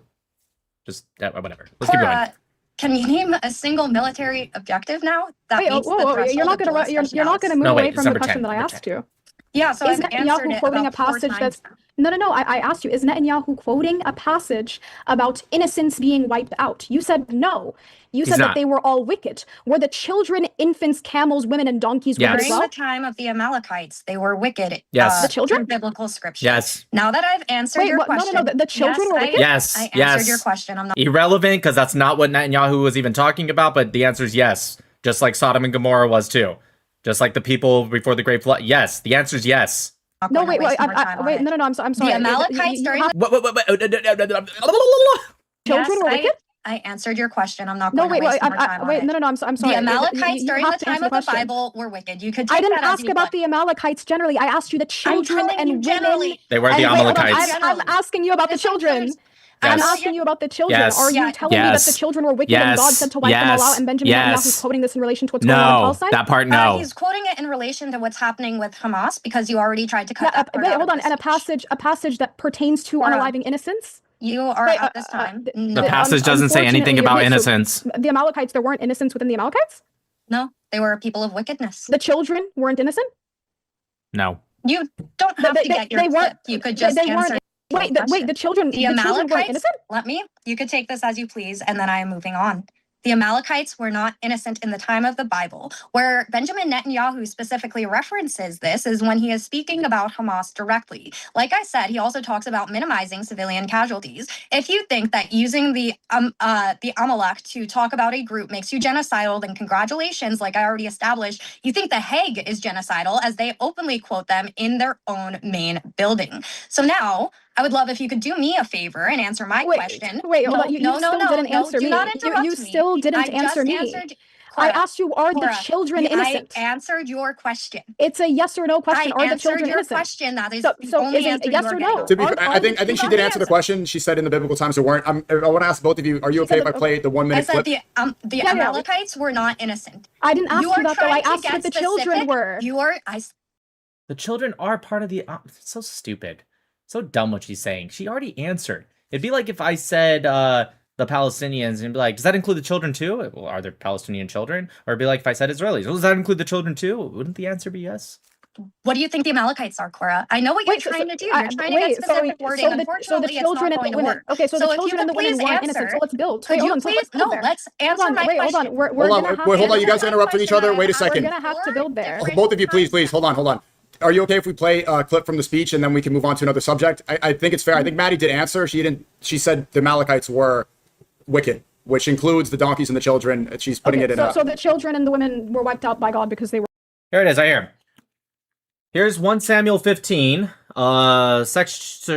Verse 3 specifically says, to give to what Korra is saying too, I don't want to be unfair here, right? I'll read 2 through 3. Thus said the Lord of hosts, I am exacting the penalty for what Amalek did to Israel, for the assault he made upon them on the road, on their way from Egypt. Now go, attack Amalek, and prescribe all that belongs to him. Spare no one, but kill alike men and women, infants and sucklings, oxen and sheep, camels and asses. Then Saul mustered the troops and enrolled them And then we know what Saul did. He fucked up and God was mad at him. If you go over to prove what Maddie's saying to, I think it's verse 18. Hold on, let me see. Let me just read 17 on. And Samuel said, "You may look small to yourself, but you are the head of the tribes of Israel. The Lord anointed you king over Israel, and the Lord sent you on a mission, saying, go and prescribe the sinful, wicked Amalekites, make war on them until you have exterminated them." So yes, they were wicked, as she said. Every single one. Okay, let's just keep going. We're wicked. Okay, sure. Okay, are you okay? Can I play the clip from the speech because it's been referenced many times in this conversation? I mean, you can, but I think, like I directly pointed out to Korra, cherry picking quotes from speeches have nothing to do with the actual substantiation of if there's a genocide. For example, if you look, I'm was talking. Thank you, Eddie. Eddie with 100. Thank you. If you look at how Bosnia Thanks, was found guilty for genocide, you would see that what you had to prove was a direct correlation from the specific intent that was laid out by both the government and the military, and then the specific actions that they took against the people. I'm not asking for much here. I'm not even asking for you to prove an overwhelming amount of evidence in any regard. I'm not asking you to try to corroborate how you think that this is a genocide, but October 7th wasn't. I'm not asking for that. I'm asking you to give me one single military objective I think this is number 11 or 12. in which the IDF acted with disregard for the civilians in Gaza without a specific security concern or measure dictating the need to do so. Fair question. Please show me one. Okay, before we get to this, let's play the 1-minute clip from the speech so that we can move on because I don't want to keep on referencing it. And then Korra can answer your question. I think it was very specific. And I recommend people watch the entire speech. Okay, so here it is. If you guys can you guys see the speech? It says that you started sharing your screen, but it's not. There it is. Committed to. Oh, look, the exact same speech I played. I know we muted him, but if you're still in the chat, I hope you're still watching. Look at that. It's the exact same speech I played because this is the one they were referencing, like I said. To completely eliminate this evil from the world for our existence, and let me add, for the benefit of all of humanity, the entire people and all of Israeli leadership, we all embrace them and believe them. You must remember what Amalek has done to you, says our Holy Bible, and we do remember. And as we proved earlier, if you just go about a minute and a half before this, he says Hamas. And we are fighting. Our brave troops and combatants who are now in Gaza or around Gaza and in all other regions in Israel are joining this chain of Jewish heroes, a chain that has started 3,000 years ago from Joshua ben Nun until the heroes of 1948, the Six-Day War, the 73 October War, and all other wars in this country. Our hero troops, they have one supreme main goal: to completely defeat the murderous enemy and to guarantee our existence in this country. We've always said, never again. Never again is now. Okay, that's the reference, I think. But again, if you recommend people watch the whole speech if you want to, but there's that section. We can go back. Thank you. All right, for sure. So you can restate your question. Great. For the 6th time, Korra, could you name For the 13th or 14th time, actually, Maddie. one specific military objective by the IDF that completely disregarded the well-being of the Gazan civilians with no specific security intent by the IDF? Go. Okay. All right. Well, let's ask you very simply. Is carpet bombing specific areas in which we can see no evidence whatsoever of which there is any some sort There wasn't carpet bombing. of Hamas target or whatever it may be, would you say that that is a disregard for civilians in the area? I would ask. Even then, the answer would be no, even if there was carpet bombing. If you get them out of the area first, which Israel did do, and then you carpet bomb, it still wouldn't be a disregard of civilian life. That being said, there wasn't any carpet bombing. If you could show me a specific military objective that I'm asking you a question. Would that be considered a lack of consideration for civilians? Carpet bombing? It would be a lack of consideration for concrete. That's true. Areas in which you claim that Living there's areas. no, so Yeah. no proof of Hamas existing. Yeah, there was no evidence presented that there were any. It's not what she said. She said no proof. She didn't say evidence presented. Just like every war ever in history, the one committing or going, on the offensive in that war, whether it be United States, Israel, whoever, is not always going to provide evidence for every single strike. That'd be insane. Some sort of targets in these areas whatsoever. Would you say that that is an instance in which we can say that there was no consideration for the civilians in that area? Would you say that that's an evidence? I would say, please show me the military directive. Well, I'm asking you a question. Would that be an evidence? You're asking me a question in regards to my question of asking you for a specific Lord. military directive. I'm asking you for a criteria. See, this is how debates have to go, right? When somebody asks you for an evidence, I ask you, okay, what criteria are we utilizing? Would you say that carpet bombing? She already answered this at the very beginning. She said dolus specialis. That was pretty clear. Now, if Korra was smart, she would have just said, can you tell me what dolus specialis is? You know, because obviously she doesn't know, but maybe it's out of pride. She doesn't want to admit she doesn't know. She could have saved herself a very big embarrassment if she just did that. Is an evidence that there is no regard for the civilians in a particular area, that area in which is being bombed. It's a yes or no question. Great. So when I said, show me one specific military directive. It's a yes or no question. Can you please answer? Would that be an example? Please just answer yes or no. I'm getting cooked. Right, but again, I asked you a very simple question. Would that be an example? Can you please answer? Can you please answer the question? No, listen. because In order for us to engage in order for us to engage in good faith, you're gonna have to answer the question. Would that be an evidence under your criteria? What was the question that I asked you? I'm asking you a question. What was the question that I asked you? Are you going to answer? Sure. There has been no carpet bombing of Gaza overall. I didn't ask you that. I didn't ask you that. I asked you. Well, actually, you did kind of ask that. Yes, I agree. You didn't ask the question, literally, is there carpet bombing? But Maddie's answering because she's saying your question doesn't make sense because there was no carpet bombing. So it's impossible to answer that if I have to take on the assumption, which I do not, that there was carpet bombing. It's like, this isn't even like Israel-Palestine being weak on the knowledge of Israel-Palestine for Korra. This is just like, by far, just weak knowledge on how English works, actually, at this point. Oh, I don't have to play pretend, right? Because the facts are on my side. I'm not asking you anything apart from, would that be an example of a lack of regard for the civilians in said area? It's a simple yes or no. Would it be an example under the criteria that you posited? I don't know. I'm not too interested in playing pretend. Could we talk about and I'm not too interested in you not answering and I'm not too interested in you not answering my questions. Can I get an answer to my question? Maddie's getting under her skin. I'm just not used to playing pretend about what's happening. And I'm not used to people not answering my questions prior to this debate specifically. Can you please answer my question? You mean like you refusing to give a military directive? Can you please not answer my question? Can you please answer my question? Would that be an example? There's no carpet bombing in Gaza. I didn't. What Maddie should have done is be like, you know what? I'm just going to sit here and just wait for you to answer the question and just do this. It would have really pissed her off, but she's getting under her skin. Unfortunately, maybe I'll have to repeat my question. Would that be an example under your criteria? So there's no military. Are you going to answer the question? It's a yes or no. I don't play pretend. And I don't like it when people don't answer my questions. Can you answer? The feeling is mutual. Can you name a military directive? Can you answer my question? Would that be an example of a lack of civilian consideration? Name one military directive, Korra. Would you answer my question? It's so simple. It's genuinely so simple. It's a yes or no. It's a simple yes or no. Can you answer the question? Can you name a military directive? Can you answer? Okay, dude, what are we doing? Can you just answer the question very simply before we actually crack down to the substance? Can you answer? Would that be an example? Okay, hold on. Let me step in. To make it fair, so I said before that we played the video that I was going to let Maddie pose a question. So, Korra, you could, so we can move on. The reason why I'm asking this is before I present an evidence, I want to make sure that under her criteria, this would in fact fit what she is trying to ask for. That's why I'm clarifying. I asked for a specific military directive. And it doesn't get much simpler.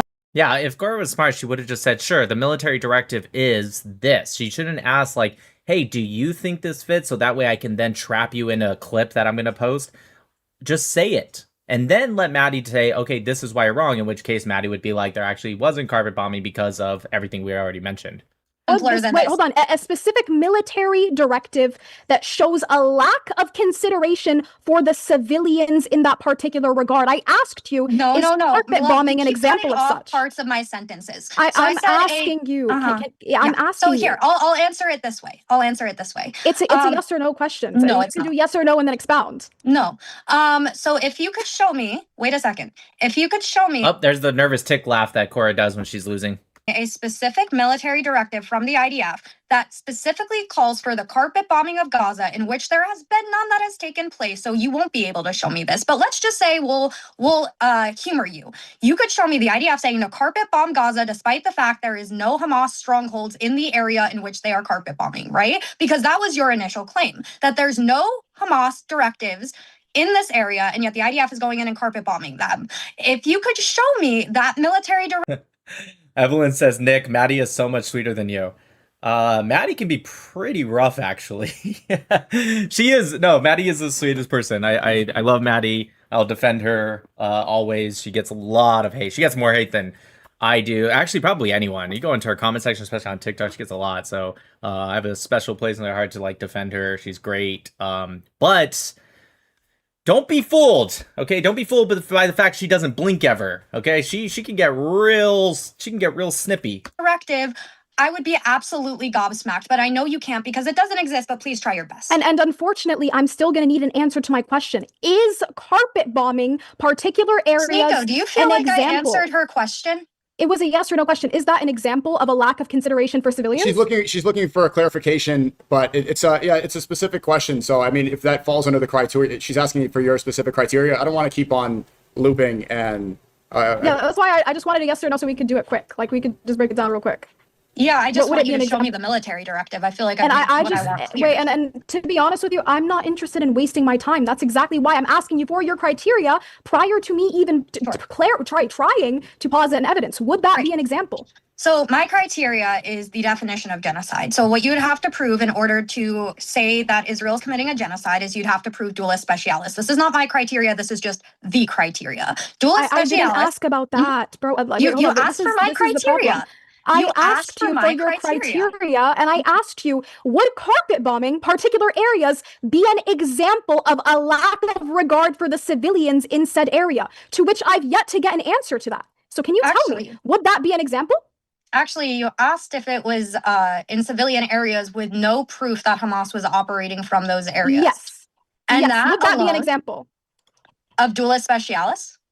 Would that be an example of a lack of consideration for civilians in this particular? Is this what it's like for you guys? This is like the first time I've really like watched a debate on a live that like, I mean, I reacted to my debate, but that was me, right? You guys are always in the comments like, oh my gosh, Nick, you have so much patience. Now I'm like, oh my gosh, Maddie, you have so much patience. Like maybe it's different being in the debate because it's like, I want to like punch my face right now. Particular regard. That was my question. With a specific military objective that says Hamas isn't here, but carpet bomb the shit out of them anyway? Sure. Wait, so it's not about actions anymore, it's about speech? I just told you that you had to link It's both! actions and speech, Korra. Yes. I don't know. Wait, so let's say an individual says that my intent. Wait, hold on. So watch this. Wait. So watch this. Now this is getting beyond embarrassing. So now we need. I agree. It's getting beyond embarrassing. That's the smartest thing. That Korra has said. Yeah. A direct correlation. Wait, yeah, no, absolutely. So we need a direct correlation between speech and action. If somebody outwardly goes and says, I have no intent on completely and utterly massacring this. Someone said, that's my point. She's being so patient. You would have said, shut the fuck up like 100 times already. You know what? No, but Maddie's doing it actually more correct than me. 100%. It's making her look like she's crashing out. And Maddie's just kind of like, so for the 1000th time, like it's actually really good. Group of individuals and they do it anyways. Is that no longer genocide because they claimed that they didn't want to? We can all learn from Maddie. Could you show me the military directive? You're gonna have to answer that question. This goes even further to the point that you're making. If somebody, because you said we need both speech and action. If somebody says my intent is not to go and massacre this group of people and they go and they do it anyways, is that no longer a genocide? I'd love you to show me the military directive. Wait, and I'm showing you the flaws in the criteria that you just tried to posit, which is verbal intent and action. You know she's getting on her course. And Korra went to bed that night just staring at the roof like, oh, that fucking... Like, you know for a fact. And I'm so glad because I told Maddie, I was like, stick to the question. It's going to drive her insane. Make sure. If she answers, go ahead and move on. But if she doesn't answer, you just stick with it. Oh, it's so good. I love it. Having direct correlation by necessity. So can you answer my question? Can you answer my question? Great. You haven't answered a single one of mine, but I'm feeling very charitable right now. And I'm feeling genuinely, I'm feeling... I think this is the part that's like the mic drop of the whole debate. I think this is the part. I haven't, like I said, I didn't watch this part, but Joe told me about it. I think this is very impatient. So can you answer? Yeah, sure. I'll play pretend with you. Let's say that the IDF did what you were trying to pretend they did. That they carpet bombed Gaza despite the fact there was no evidence of Hamas operating there. I would grant you that that could potentially fall under dualis specialis. That's not what I asked. Yes, Maddie is Italian and Polish, and of course Jewish. She's part Italian, part Polish, and 100% Jewish, of course. I'm just kidding. you. That's not what I asked. I asked if an individual goes out of their way. That was a question that I asked 5 minutes ago that you were refusing to answer 5 minutes ago. We're on something completely And the question asked an hour ago, Korra, was new now. If an individual goes out of their way and says that I do not want to massacre this group, this large group of people, and they go and they do it anyways. So there's a disconnect between the speech and the actions. Is that no longer a genocide just because they said, oh, my intention was not to execute the entire group? So again, it would depend what their intention is, because genocide. How do we know intention? I'm sorry, I was speaking, right? Genocide. I'm sorry, how do we know intention? Yeah, so genocide has a very, very specific criteria in which you have to not just have not just take actions to annihilate an entire group of people, but you have to have the specific intent that you want to genocide those people. A large group of people does not inherently make it a genocide, right? If that was the case, then the Allied powers would have genocided Nazi Germany, right?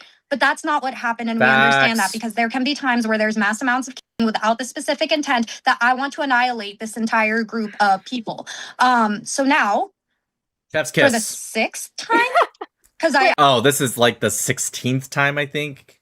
Okay, maybe 14th or 15th. 14th? I think 14th time. And I think this is the part, maybe. I'm sorry, right? I'm sorry. I'm still talking, this is right? beyond. Wait, hold on. It is. Hey, she took out our Kamala Harris. I'm speaking. Beyond, Korra. This is truly beyond. Please, I asked you a very explicit question. No, you didn't. No, you didn't. For the love of all that is good and holy, I did. You said that your criteria is intent and action. I asked you, how do we establish intent? And you said the way that we establish intent. Someone said Maddie said 6 times already.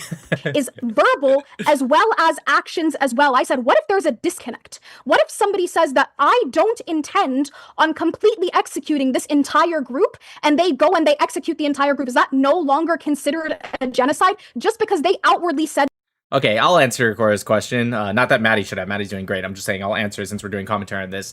The answer is yes, you're correct, Korra. It would still technically be genocide if somebody said, no, I don't intend to do it at all, but then they genocide the entire people, exterminate 100% of them. But the thing is that's not what happened. It's not even close to what has happened. Not even a little bit close. That wasn't their intention?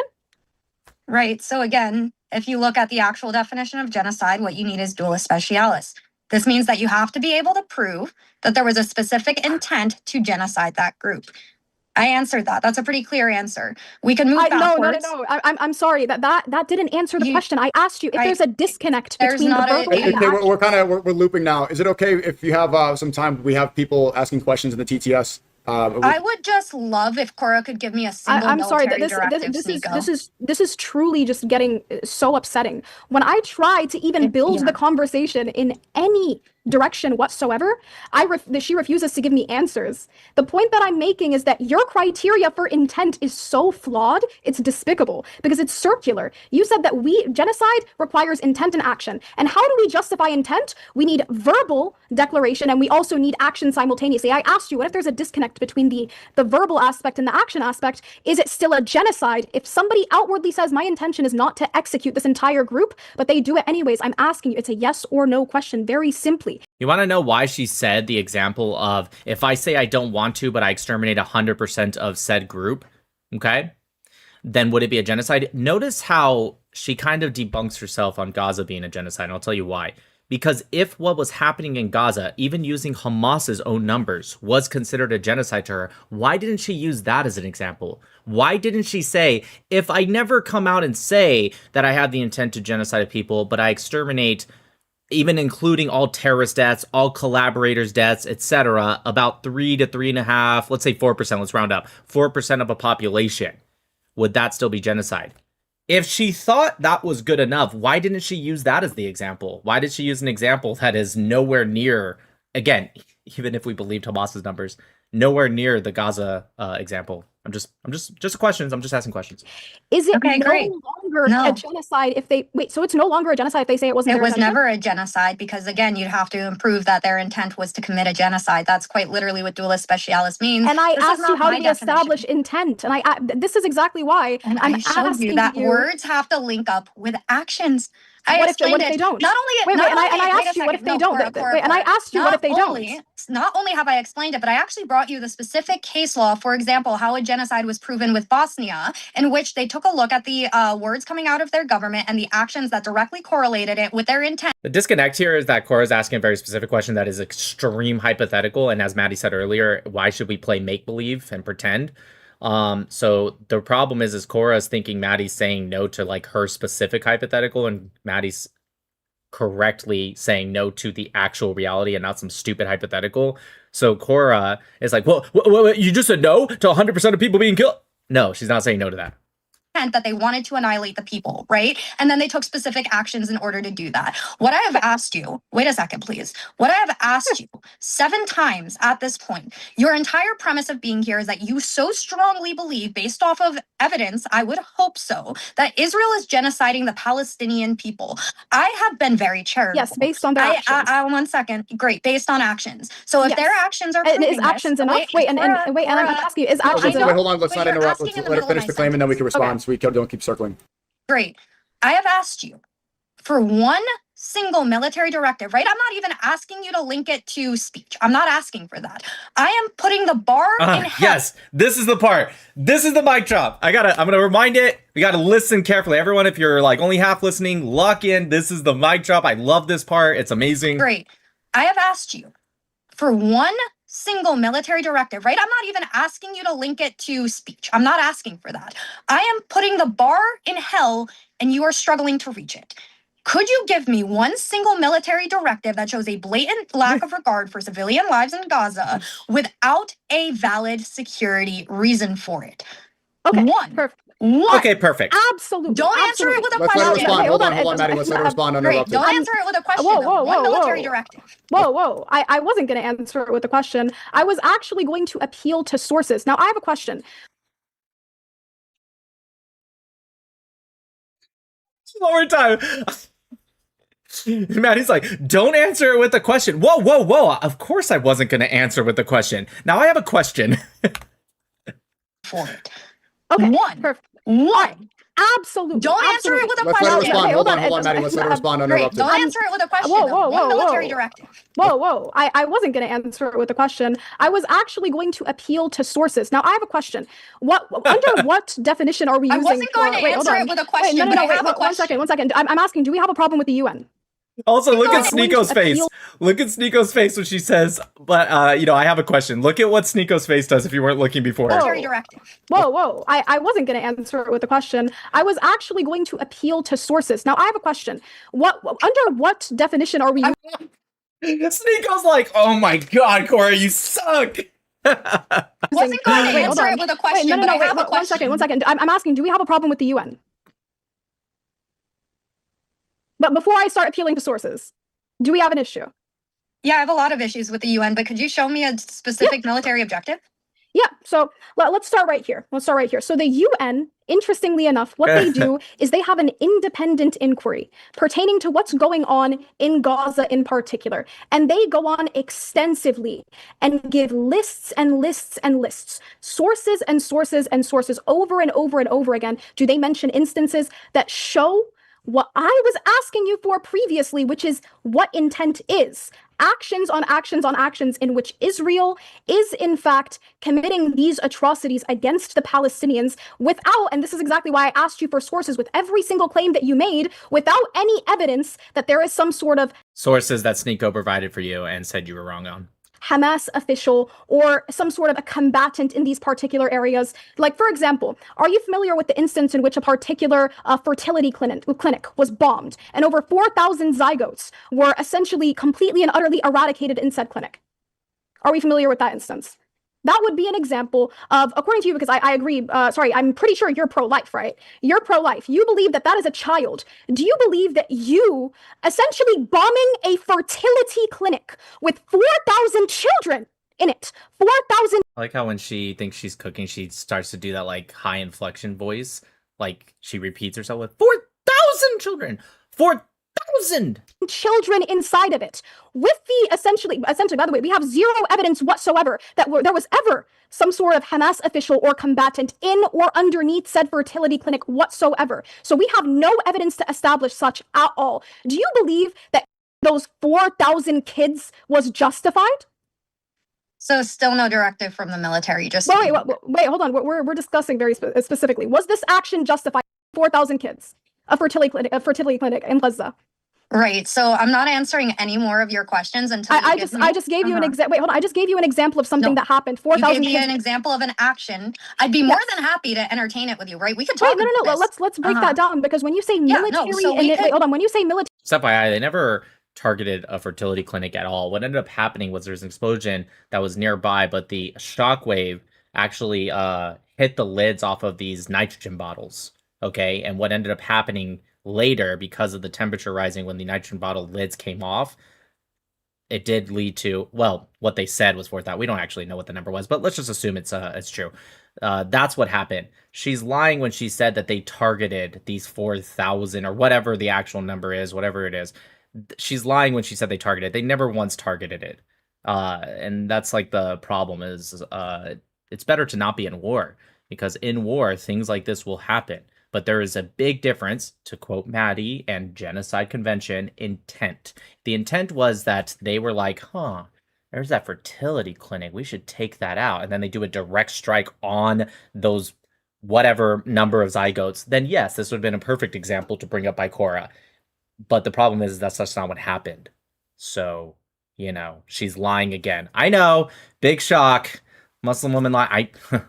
I'm shocked as you guys are. Military initiative that's asking for speech. We're talking about actions right now. No. Do you believe that those 4,000 kids was justified?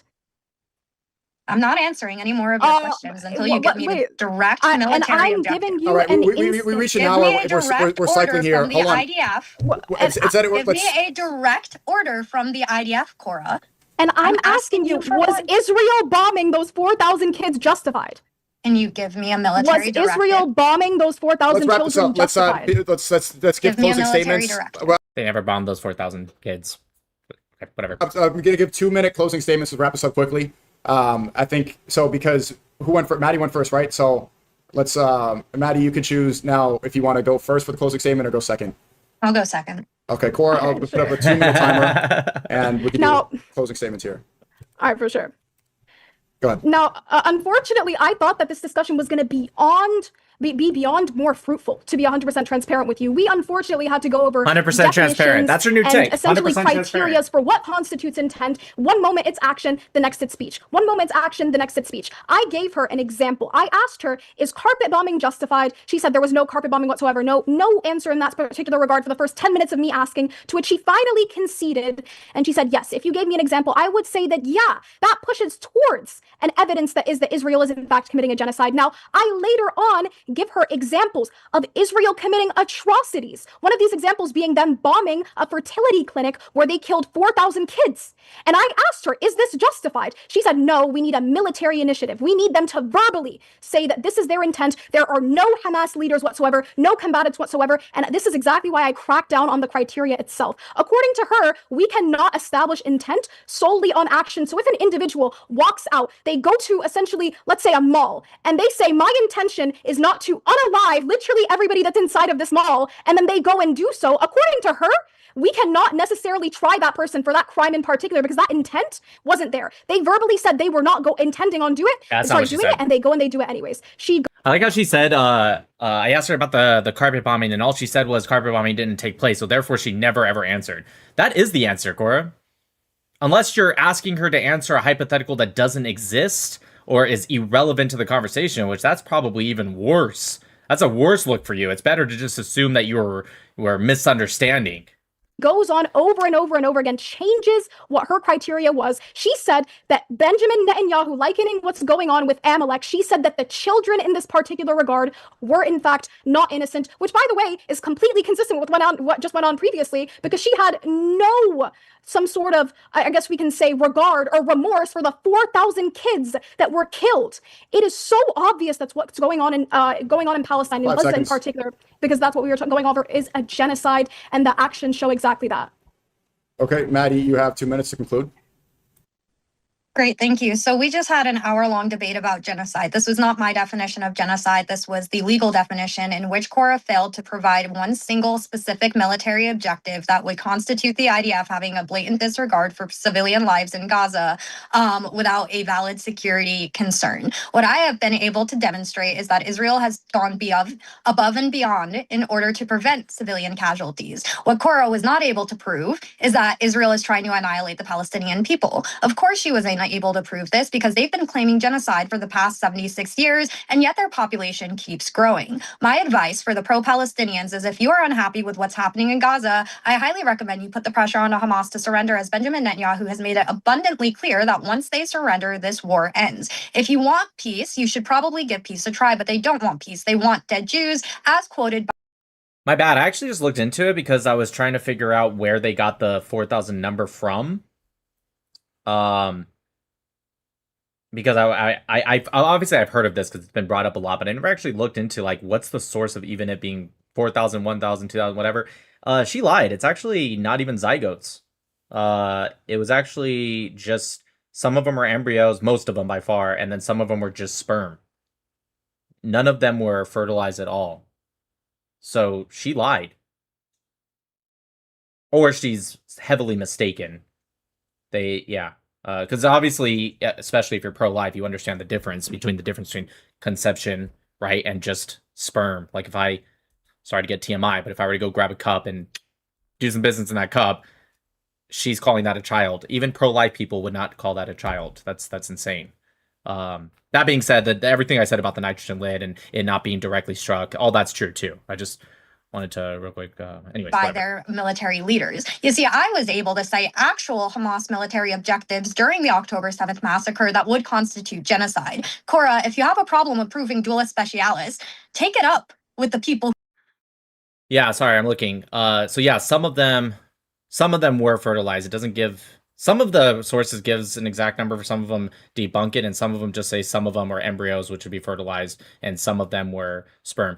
But it also says, I looked into who gave the number. It was a private clinic, so the number couldn't actually be verified via government records, but it came from the founder who founded it in, I think it said 1997. He said that this was the number that they had. So again, I'm not saying he's necessarily lying. I don't have any proof that he's lying. I'm just giving you guys some information that it came from him specifically. He said to, I don't know who, it said international committees, whatever. He's the one that said this is the number of, whether it be embryos, sperm, unfertilized eggs. These were the numbers. Now you guys know. Who created the actual definition of genocide. Take it up with the Hague if you have a problem with Amalek. Don't take it up with me. And answering every single question you're asked with a question without being able to substantiate a single one of your claims is probably not the best look. And I'm really sorry that I genocided you in this debate. Okay, you have 20 seconds, but that concludes this discussion. I appreciate the both of you for coming on. If you want to do another one, I think look at Korra's face when she says I genocided you in this debate. Look at Korra's face and then look at Maddie's smirk. Your claims is probably not the best look. And I'm really sorry that I genocided you in this debate.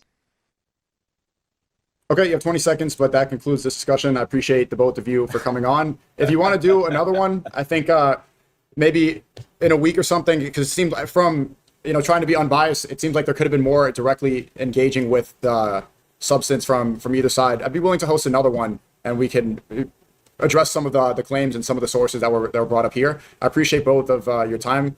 Do you think that this was fairly moderated, Maddie and Korra? I do, thank you. Yes, Okay, absolutely. It was. I appreciate the both of you. Thank you for this discussion, and we could talk again soon. Thank you, SNEAKO. 100%. Bye, All right, Korra. assalamu alaikum. Bye, Korra. Wow, everyone, W Maddie in the chat. She did incredible. And hey, I can't deny it. Trust me, SNEAKO is no fan of mine, and I can't say I'm a fan of his, but he did fair. He really did. And can't deny it. I can't deny it. If he truly is like that, I haven't seen any other debates that he's moderated, but if he truly is like that every time, I would even, I mean, he would never do it because he hates me, but I would even be like, yeah, he's a fair moderator. Yeah. Big W, Maddie. Congratulations, Maddie. You absolutely destroyed her. Now it's time to get to the fun stuff. Well, that was fun, but more fun stuff about this debate.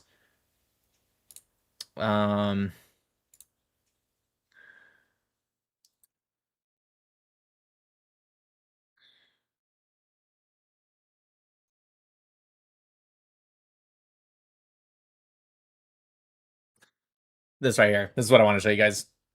So Maddie, of course, I told Maddie, I literally gave her the caption. I was like, Maddie, here's the caption. Post the clip because Joe told me about it and it was so great. I was like, you need to post this on X. It's hilarious. 43.5 thousand views. That's really good. Listen to it. Wait a Just second. one more please. time. What I have I've to. asked 7 times at this point. Your entire premise of being here is that you so strongly believe, based off of evidence, I would hope so, that Israel is genociding the Palestinian people. I have been very charitable. Yes, based on their actions. 1 second. Great, based on actions. So if Yes. their actions are And is proving actions this, enough? Wait, and let me ask you, is actions Wait, enough? hold on. Let's not Wait, you're interrupt. asking Let's in let the her finish the middle claim, and then we can of my respond. So we don't keep circling. Great. I have asked you for one single military directive, right? I'm not even asking you to link it to speech. I'm not asking for that. I am putting the bar in hell and you are struggling to reach it. Could you give me one single military directive that shows a blatant lack of regard for civilian lives in Gaza without a valid security reason for it? Okay, One. perfect. One. Absolutely. Don't answer it with a Let's let her question. respond. Okay, Hold hold on, on. Maddie. Let's let her respond Great. uninterrupted. Don't answer it with a question. Whoa, whoa, One whoa, military whoa. directive. Whoa. I wasn't going to answer it with a question. I was actually going to appeal to sources. Now, I have a question. Under what definition? Wait a second, please. And then I posted this picture of SNEAKO's face right at that moment. Oh, man. That was hilarious. All right, you guys. We're going to move on. The last... Dude, I can't believe SNEAKO's comments. It didn't matter how much Maddie was cooking. Did you guys see those comments? I don't know if you guys are paying attention. Just Jew this, Jew that, and Korra's cooking. It's like, really? Really?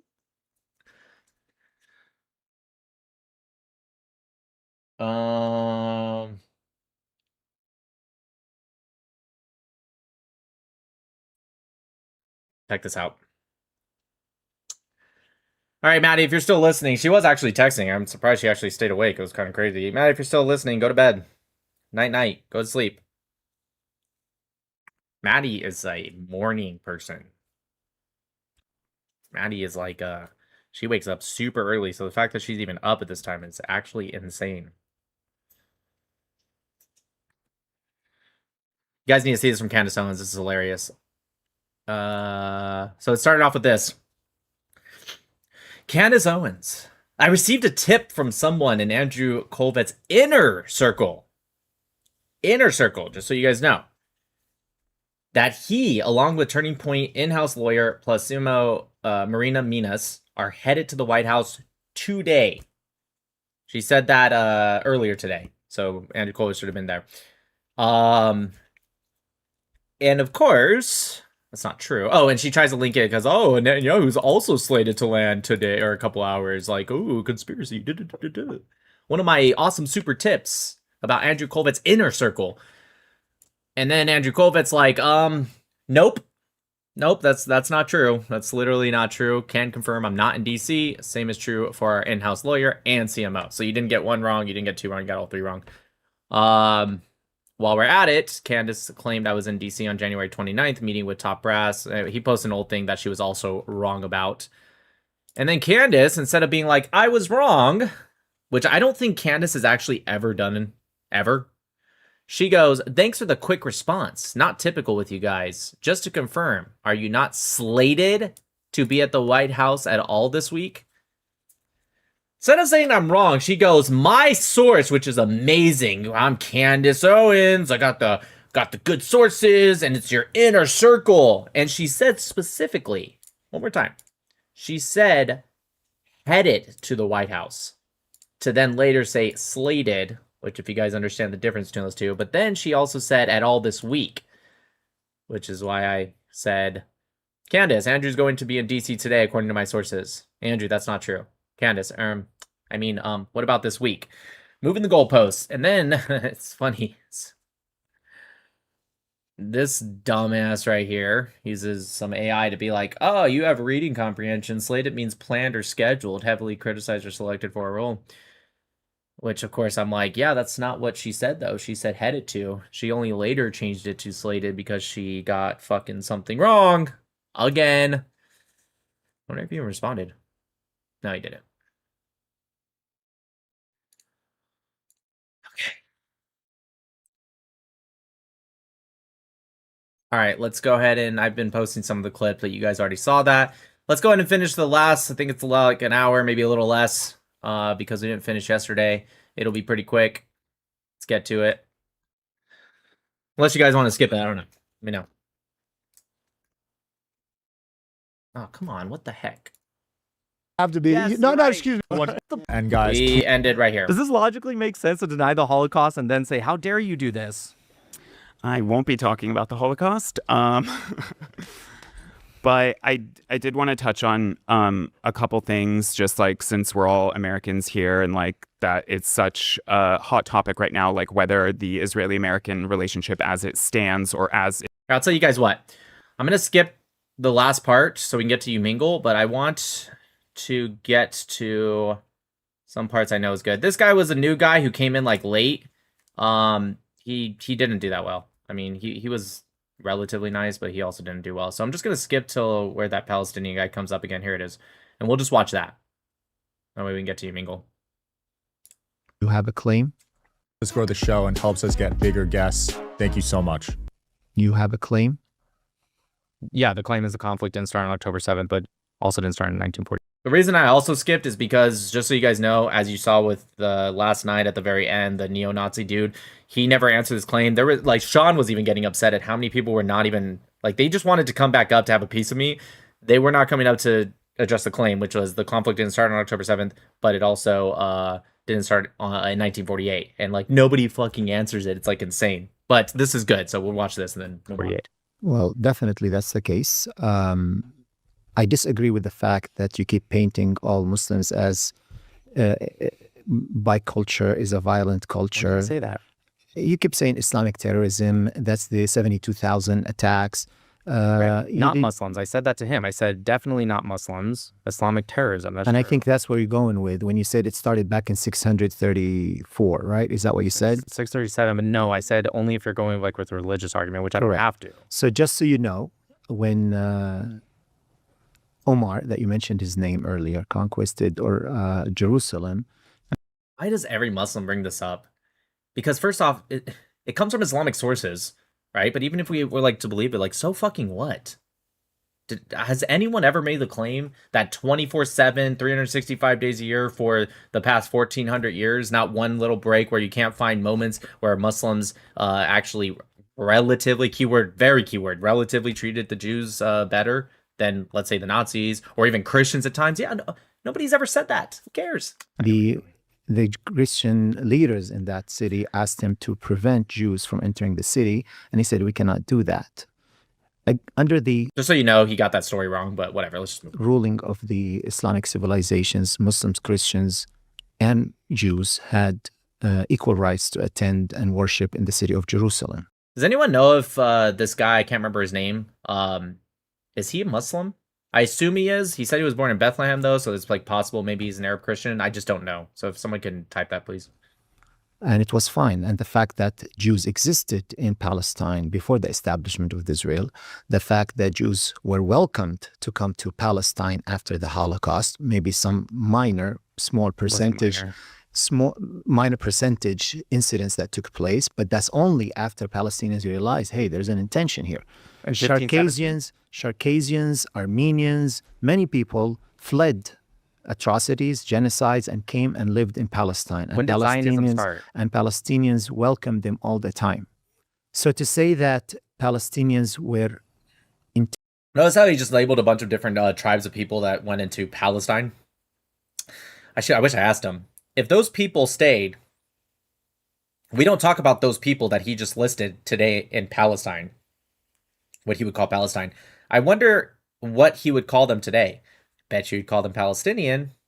So it's really funny when they try to assume like a Palestinian is like a unique people and a unique ethnic group, and then it's made up of like all these other different ethnic groups, which would make it a nationality. Intentionally or systematically kicking out Jews out of Palestine is nonsense. It's not truth. You implied that. No, I didn't. And then It's like the 10th time he says you implied that. they were writing, which is 100% true and factual, and it led to the It white happened- papers. it- And it this was happened tens of once. thousands of Jews. This wasn't a let me one-time finish. thing. Let me finish. Okay, go ahead. Let me finish. You got your time to talk. Let me finish. My So the time's fact finished. that previously with other I'm not people. speaking to them, though. I'm speaking to you. Let me finish my I'm point. hearing you. Go ahead. Okay? It doesn't look like you are.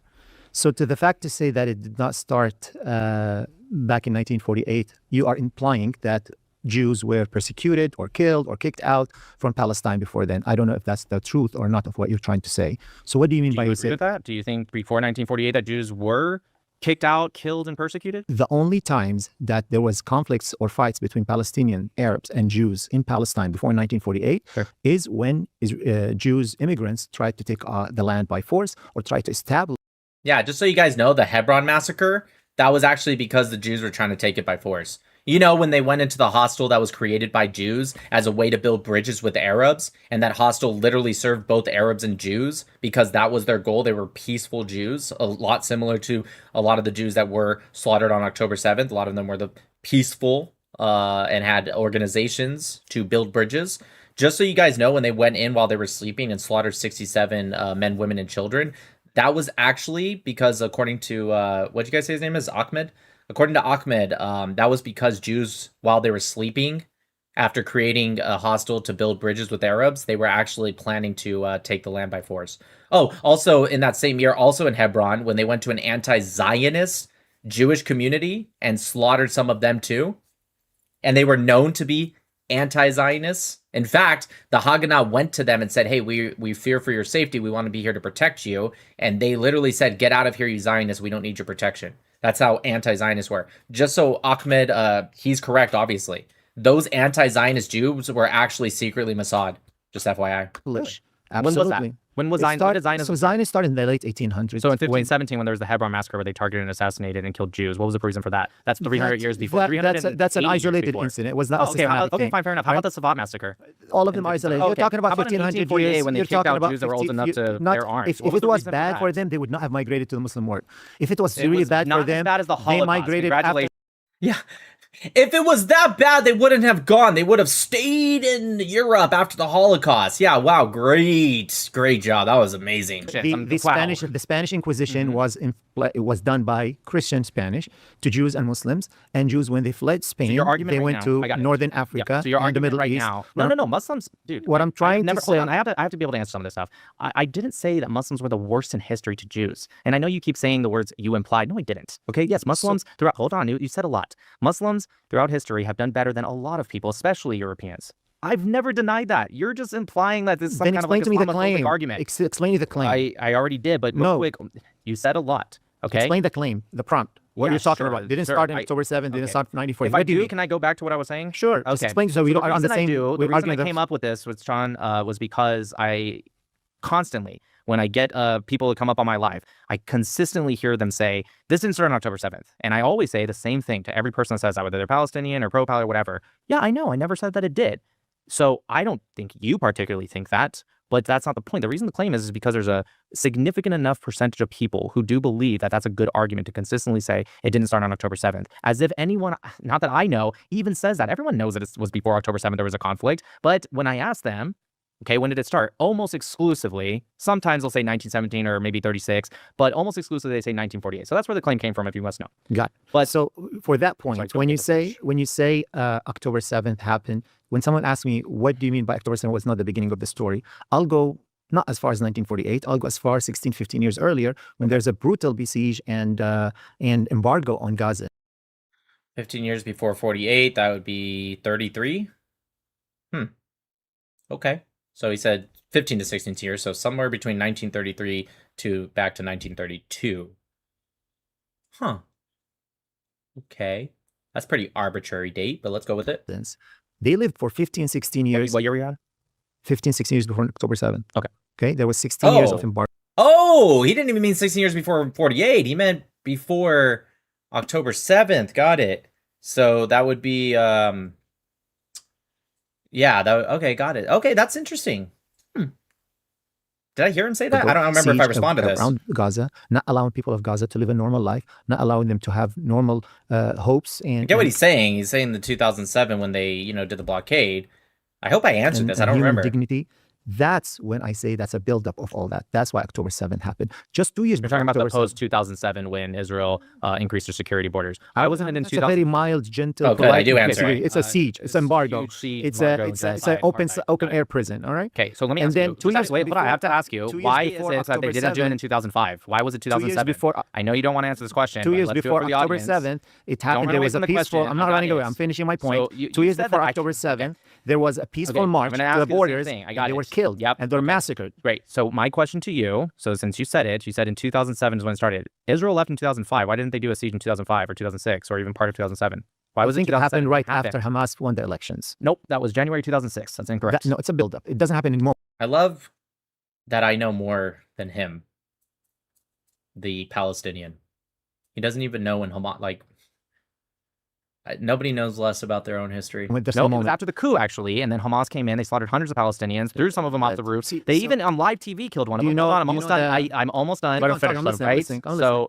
So that was in January 2006 was the election. Immediately started launching rockets into Israel. Actually, even during the election. Then they did a coup, forcibly took control, kicked off Fatah, where Fatah and Israel actually in Mississippi signed an agreement together to aim for peace. Hamas. International recognition, they pulled out of the internationally recognized Oslo Accords, which did incorporate Gaza too. And then Egypt and Israel came to an agreement to actually, Egypt had already kind of shut down their borders. Israel still had kind of checkpoints to go in and out, as you agreed.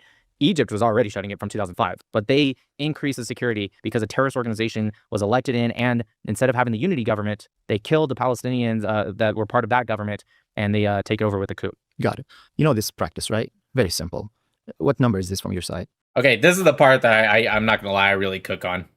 I hope they're not gonna be able to show it. Okay, it's because the camera's not gonna be on the table. He does this. He writes sorry, I have a highlighter because I forgot my pen. He does this, or he writes I know it's backwards, but he writes a 6, where he slides it to me and I see a 9, right? And he sees a 6. Just to give you guys some context. Take it over with the coup. Got it. You know this practice, right? Very simple. What number is this from your side? I know this argument. I love this argument. It's a 6. You're going to say it's a 9. You're saying from my point of view. I'm trying to give you the I have benefit an of the answer doubt. for I'm trying to give you the benefit of the doubt because while I'm sitting and you're saying all these things, and in my mind I was like, man, this guy's lying. This guy's just spreading false information right and left. Because from my perspective, I see it from a different perspective. I said completely different, completely the opposite of what you're saying. Agreed. So I'm trying to give you the benefit of the doubt here. I'm trying, maybe we're having different perspectives. Maybe what you're seeing it from your perspective as a pro-Israel Christian American, and from my perspective as a Palestinian, I'm sorry. It's okay. Pro-Israeli American. And I am as an American Palestinian. We do have different perspectives. And if we always argue, and I'm trying to maybe step down from my high horse right now and say, maybe there's a way that we can reach an agreement and say, you know what, let's look at our perspectives. And I've been listening to you talking for the past 3-4 hours. And I'm telling you, I'm trying to make some sense out of what you're saying. Because for me as a Palestinian American, it does not make sense. Is this guy really lying? Is this guy really paid to promote falsehood? Or does he just really believe this? Okay, I'm gonna answer this. I do like this, and I agree with you. We have different perspectives. Every individual in here has a different perspective, and we are biased in our own ways. There's nothing wrong with necessarily being biased, as long as you can bring facts to the table. That number right there, I see a 6, you see a 9. What did you write when you wrote it? I wrote a 9. The answer is 9. Facts matter. There is something we have to look at. So right now, I see a 6. But wait, hold on. Let me finish this. Forget. One second. Let me finish this. Okay. I see a 6. If I... Just so you guys know, this right here is Jeremy. He was my bodyguard. You can't really see it because you can't even see his upper body even. But this guy is fucking jacked. He's a Jew. He is an incredible person. He was my bodyguard. I wouldn't fuck with him. Like, if you see him, he's this dude is jacked. Anyways, he actually, just to give him a little praise real quick, and then we'll get back to it. It's almost done. I promise, guys, and we'll get to you, Mingle. He is. Why do I need a bodyguard? Because these people were threatening my life even before. So not all of them, but some of them. This guy, he did go to prison, and he ended up getting out, and he's incredibly intelligent dude. And I'm not even gonna tell you everything he does because it would just go too long, but he is like multi-millionaire. The dude drove me around in his Rolls Royce with the top down around Vegas. He has like a Dodge Viper. Anyways, he got out. and he went to prison actually over some really stupid shit. It wasn't anything like super serious. It was actually built up stuff that the courts actually didn't tell him originally about, and then it all built up, and so then he went. Anyways, it doesn't really matter. The point is that he ended up, he's like an advisor for a lot of people now. He's super duper smart, and he's written like 9 books that are published. One of them's called From Prison to Penthouse. It's really cool. Anyways, he has these tattoos, right? He has the Star of David, the Israeli flag, and he told me that the Aryan Brotherhood actually tattooed him those tattoos. And I was like so confused, because I'm like, in the Aryan Brotherhood, I'm pretty sure they don't really like Jews. And he's like, yeah, but they really respected me, and so they didn't really care about it as much. Anyways, all right, let's go. Am going to be closed-minded. What I'll do is this and just look at just the 6. But what I can do is use context. Well, wait a minute. That was written by him. And so I have to look, his pen's right there. So I use context to determine, Nick, that's a 9, not a 6. You're avoiding that. I'm not avoiding that. I'm trying to tell you that I lived on the land. I'm part of that world. Big different perspective from someone who is miles, thousands of miles away, and look at it from the internet and the social media and the TV and the books and the articles that you're reading. By that logic, do Israelis who live on the land have more of a right to speak on it than Palestinians who have never born on that land and haven't even gone there? Possibly. Okay. Because it's because they live. I like how when it's that way, he said possibly. I'll give him a little bit of respect that he said possibly and no, but I find it interesting when it's Israelis, literally exact same point he made. It's a lived experience. An Israeli who lost a child in a bomb. No, not even lost a child, just lived there. I'm telling you, I feel for them. I understand where they're coming from. The last thing we want to see is more kids being killed and bombed, right, on both sides of the borders. Okay, but if we keep promoting the way that you're talking, the way you're spreading things, the way you What have I said other than I want the war to stop? I want there to be peace. I said that I even said that the Palestinians didn't have a right, the rights given to them by the Arabs who usurped them. From my perspective, you're promoting a very Israeli propaganda narrative.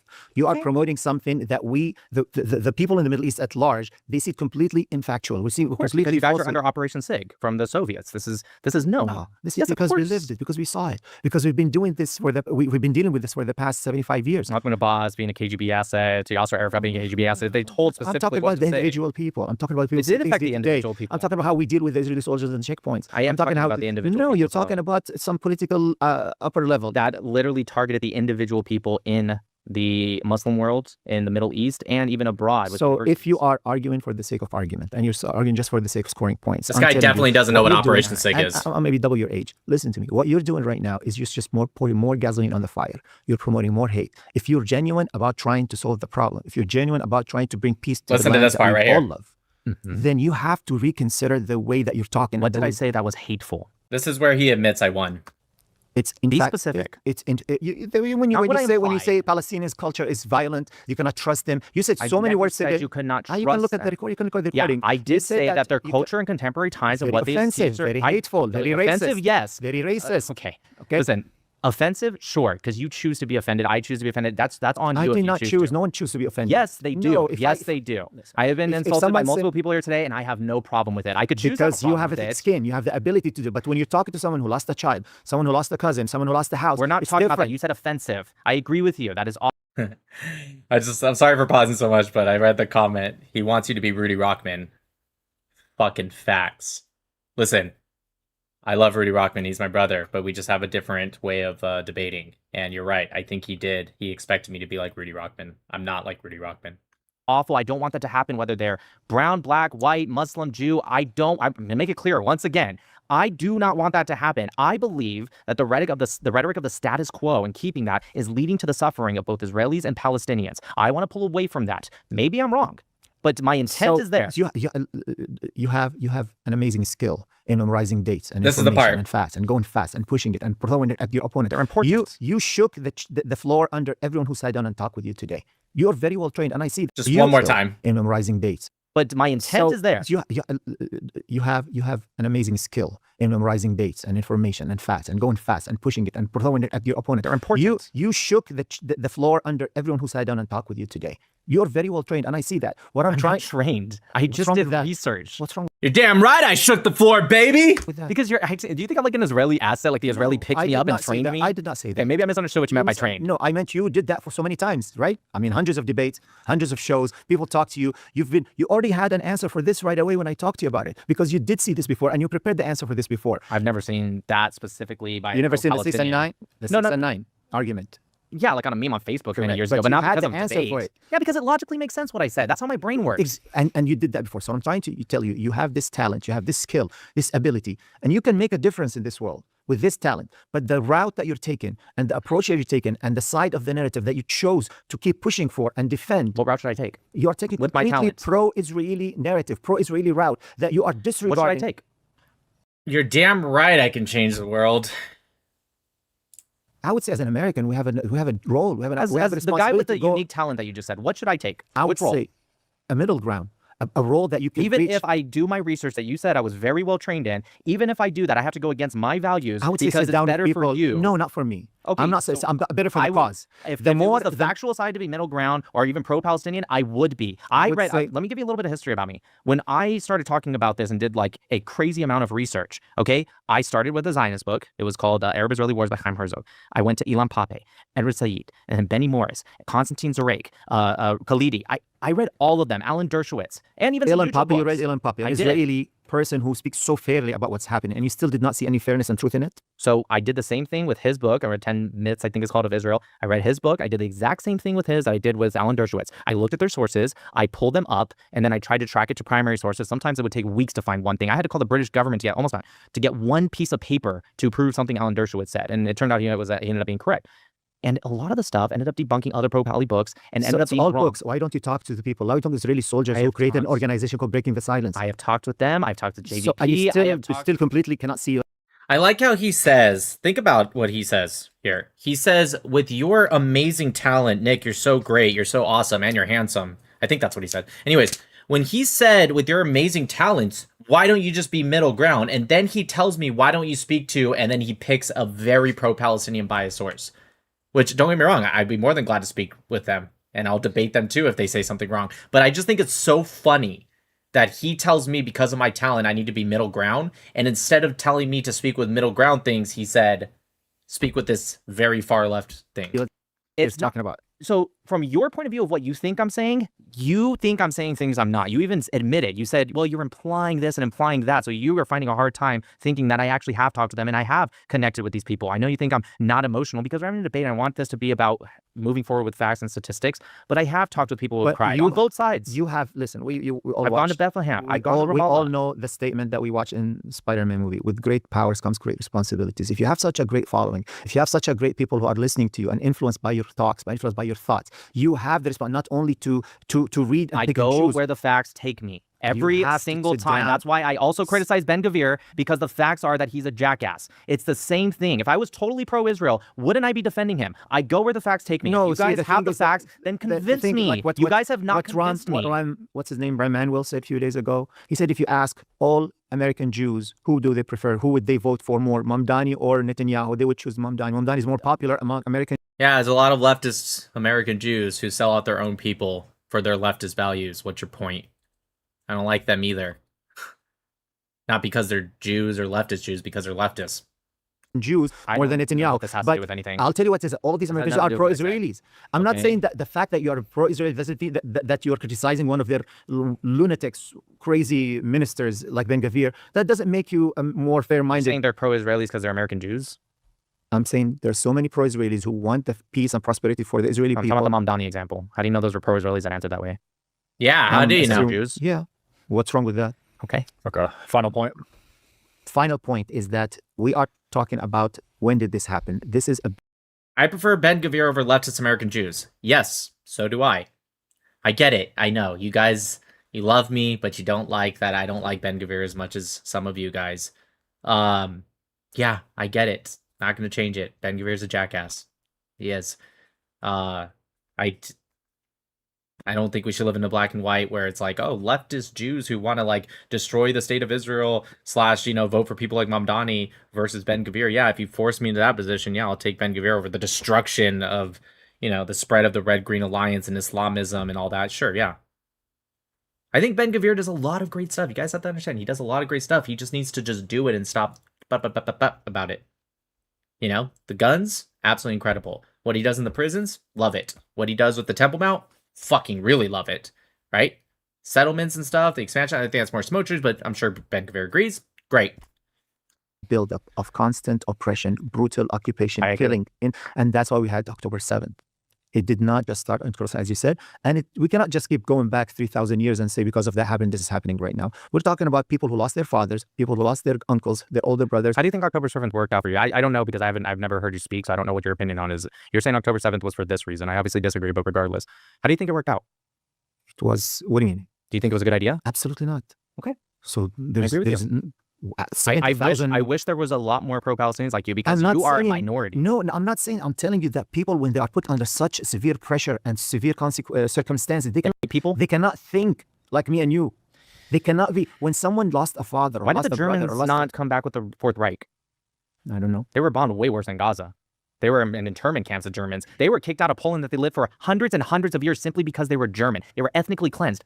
How come they didn't do it? How come they didn't come back? You ask them. That's not the right answer. Because you just said, I quote, that, oh, they're not normal people because they're Germans? No, there are exceptions for the rule. Okay, but I'm telling you, normal situation when you put I give you multiple examples. if you put atheists or any other religious group or any other ethnicity in the same situation of the people of Gaza, you will have the same outcome, regardless. I literally just gave you one, but that's not true. This is not just someone killed people for a year and left out. This is constant 15, 16 years of brutal treatment. Eventually they'll explode, and that's what happened.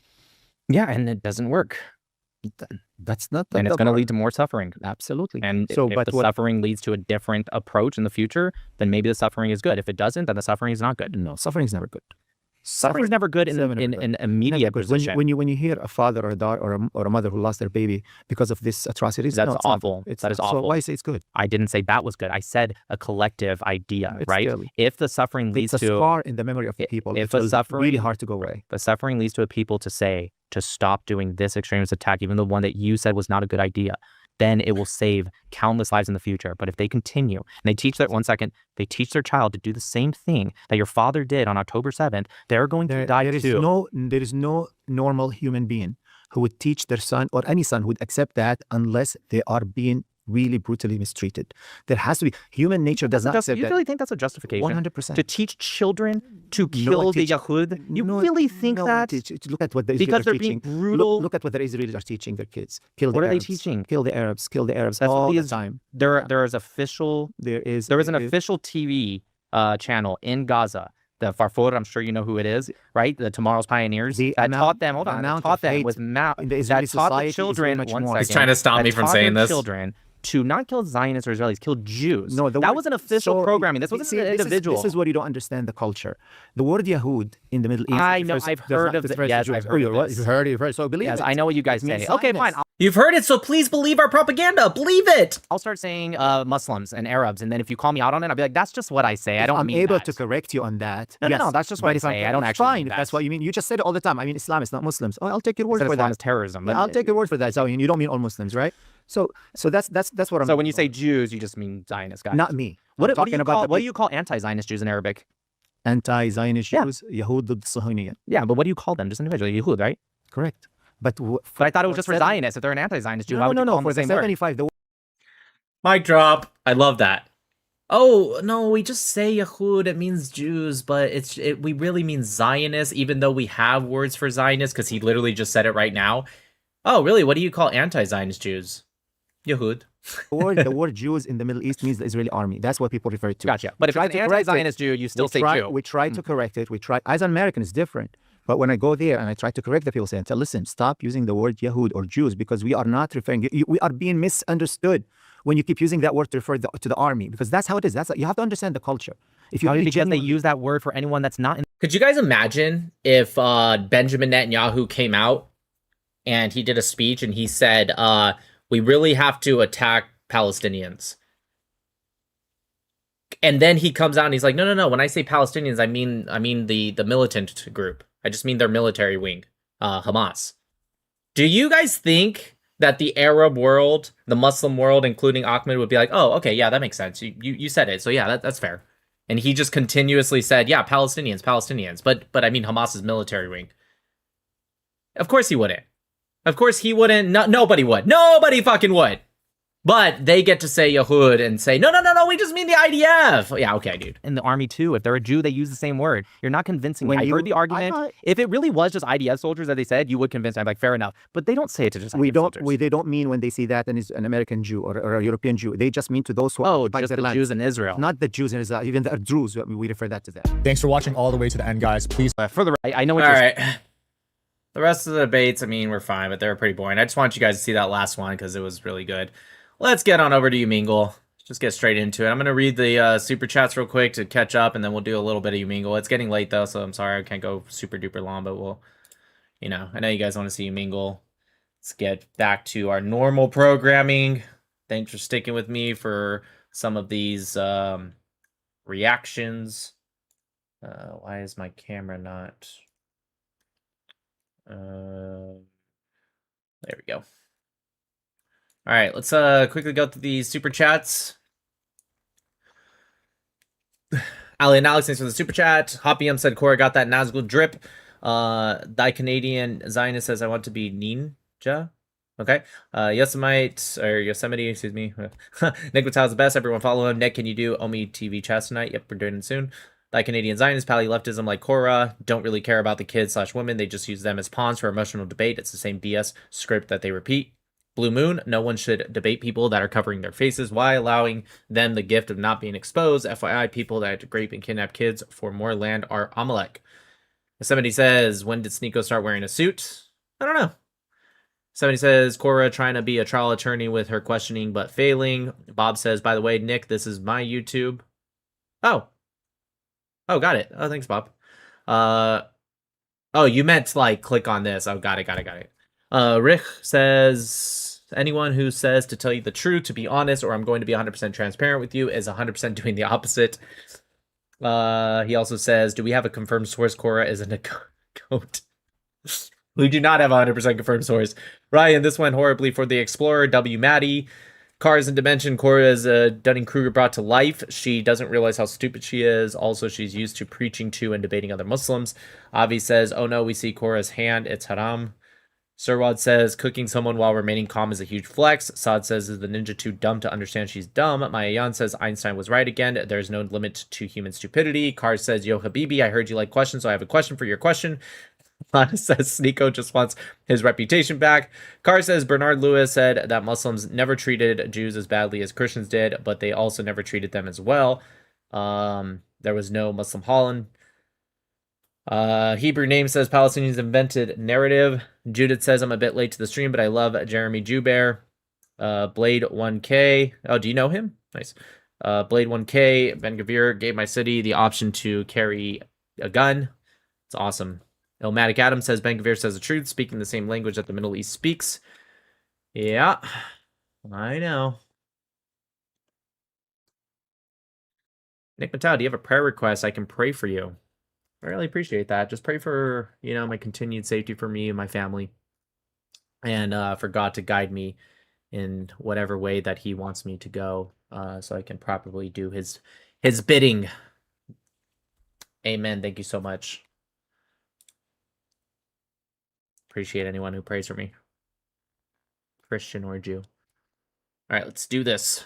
Actually, I already have the flags down, I guess. I guess I'll do this. Why is it not? There we go. جوزلينج لا نيكولاس كيج. Hello. شفت الهاي بس هذا مش هو اللي. Hello. Hello. How are you? I'm doing good. I already know what the fuck you are, bro. Okay. Don't try to debate me, bro. Please, bro. I don't force anyone to debate. You don't want to debate, you don't have to debate. All right, so skip me, brother. All right. Have a good one. Thanks, Miss Duna. Hi, Nick. Love your content, bro. Much love from Auckland, New Zealand. Thank you. Hello. They'll never shoot those, bro. Who? Are you there? Hello? This guy good? You good, bro? Come on, bro. That kid. All right. Good on you, Mingle. Just announced. America. America.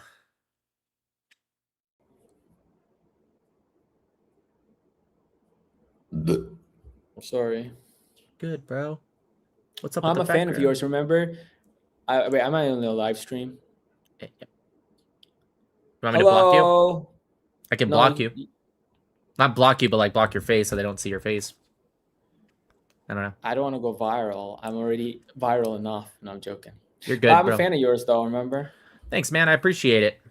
I appreciate you speaking your mind, even though I disagree with everything you say. Everything, not even just one thing that's different. No. What do you think of Bonnie Blue? Off topic. I know you're focused on the issue and stuff. I'm not gonna lie. I don't know who that bless. is. I legitimately thought that was Sydney Sweeney.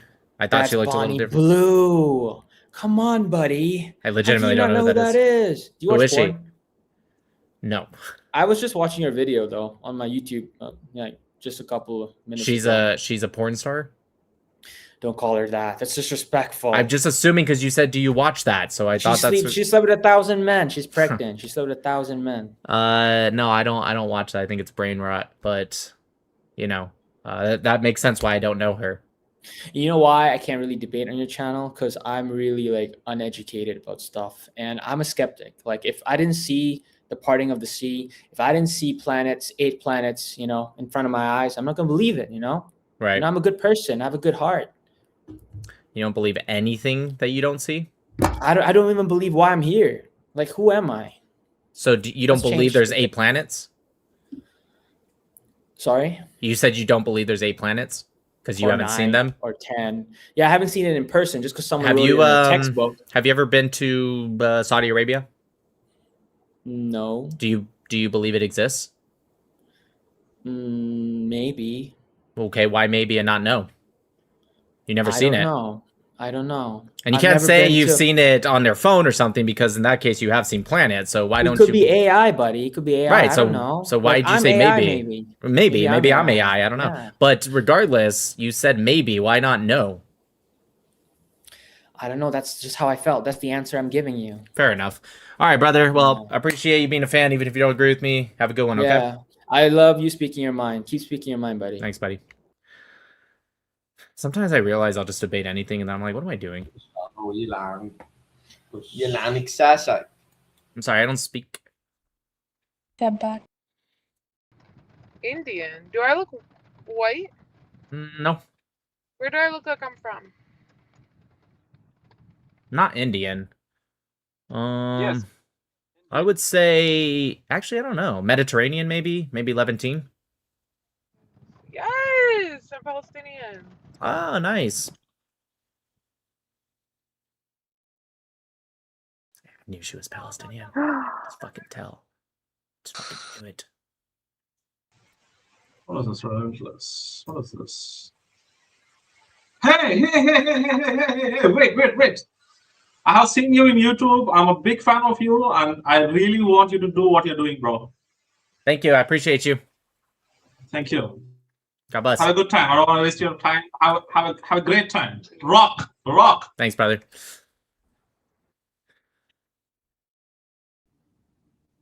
Nick Matau, you are a legend. I love you. I just want you to know that. It's like I've seen your debates and everything, man. It's bloody awesome, dude. Thank you. Great to finally talk to you. Thank you. I appreciate the support. I really do. Cool. Once again, it's like you're in the States. Whereabouts in the States are you, man? Los Angeles. Ah, so it must be pretty late over there, eh? It's like 8:30 in the morning over here in Spain. It's 11:30 p.m. Nice. Very good. So I saw you take. It's like I saw the video of you debating those people and those pro pallies and everything. What was it, like a 4-hour debate or something? You were talking with like 10 of them or something. I only saw the first one. Right. I was like Hebrew. I was like, yeah, that was embarrassing for him. Quite. It's like, are you only looking for haters right now, or are you looking to talk to anybody? We're live right now, so we're looking for some haters. Dude, okay. So to the people who are watching this right now, hey, I'm just like, this guy's awesome. Keep watching him. Keep it up, buddy. God bless. Thank you. You too, buddy. Bye-bye. So awkward when people compliment. It's like, Yeah, thank so you, awkward. I guess. Don't Hello. lie. Thank you.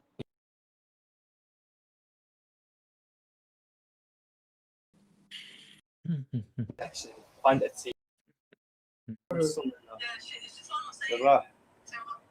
Yo. Is that true? Just so you guys know, my video with Nissan Black is out also. If you guys go to his channel.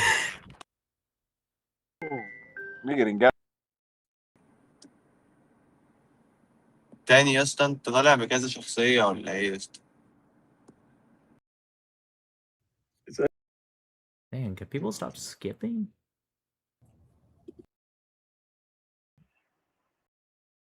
Okay, I literally I don't even know. Like, this is not even me. This is just all them.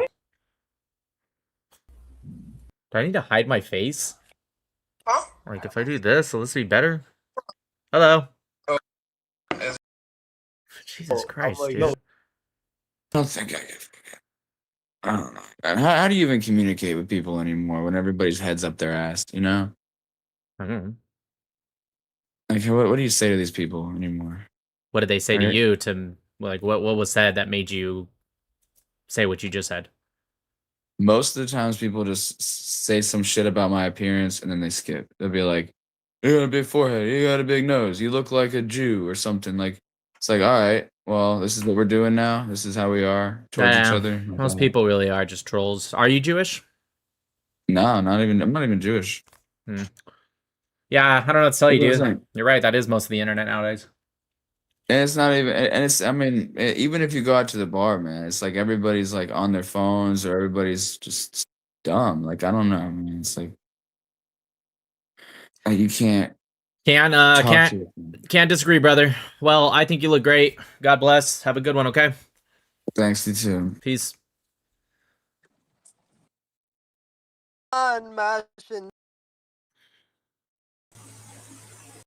Maybe if I just like put on a keffiyeh, maybe that'll help. Hi. Damn, jeez. I don't think anything's gonna help. Hello. Hey. How are you? Doing fine, chilling. How you doing? Good. You're in Palestine? Yep. What part? The West Bank. Oh, okay. Ramallah?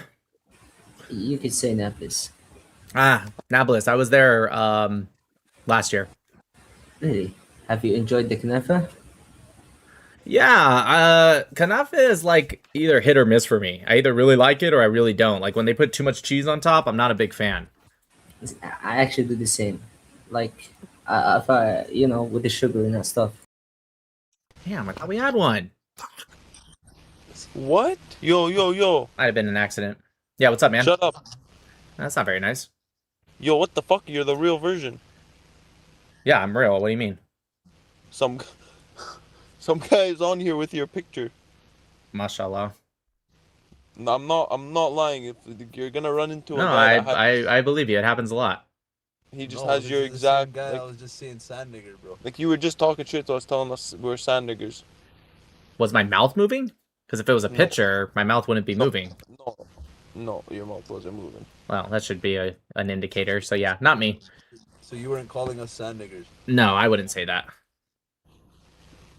Well, I don't know why I don't believe you, man. Well, why would I say it before and be scared to say it now? That would, you know what I mean? No, I don't think it was this guy.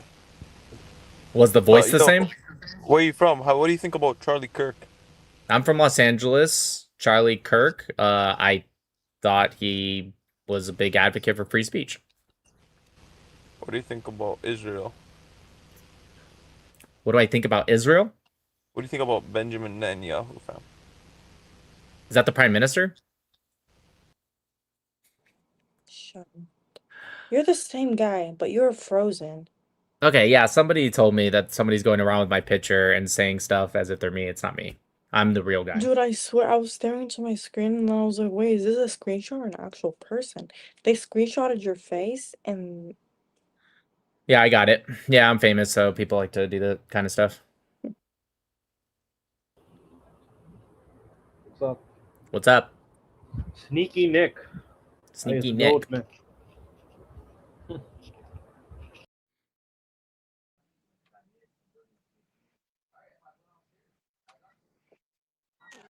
It's his fingers. Makes it look like a bottle or something.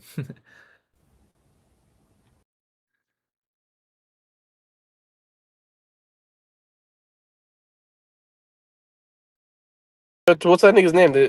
Hey, you's a bitch. Shaqan the muck. Why am I a bitch? Weren't you the one that called me a terrorist? Nope. That's why the mouth wasn't moving. This is me. This is the real one. So, yes, it was. It was your screen. Was the mouth moving when I was speaking? Yes, it was. Okay. It wasn't because I've been only on Umingle for about 10 minutes tops. Jesus.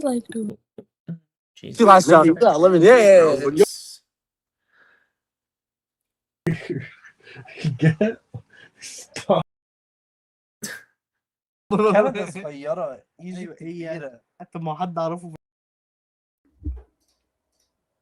Yo, hello? Are Hello. you real? Yeah, I'm hey, real. Nikki. Hey, Nikki. What's up, Nikki Matau? Nikki Matau. Nikki Matau.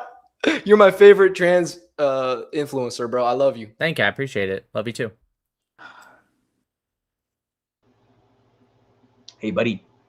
Hey, how's it going? Hey, buddy. Oh, do you remember me? Sorry. Everyone remembers me. I do not. I'm sorry. Oh, damn. Dude, I was showing my ID and card information on here, and I wondered why my card information got stolen. Like, this morning. I only got $135 stolen. It's not too bad, but still. Okay. Cool, man. So I freeze my account now.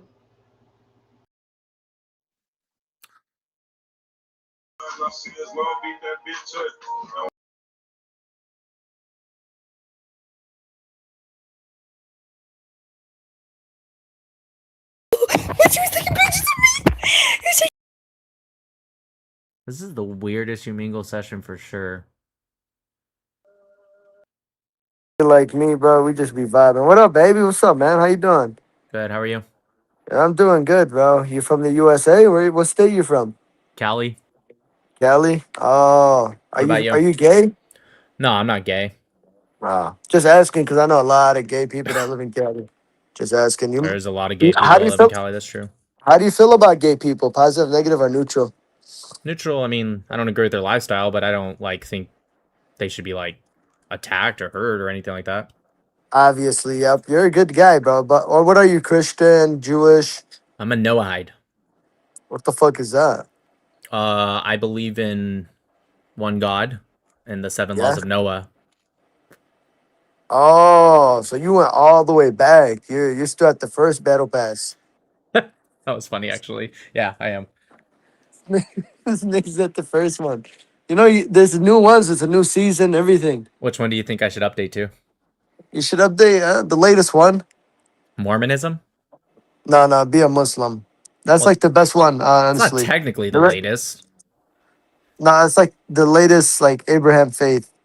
I think technically Mormons would be Abrahamic because they believe in Abraham, but I get what you're saying. Okay, why should I be Muslim instead of a Noahide?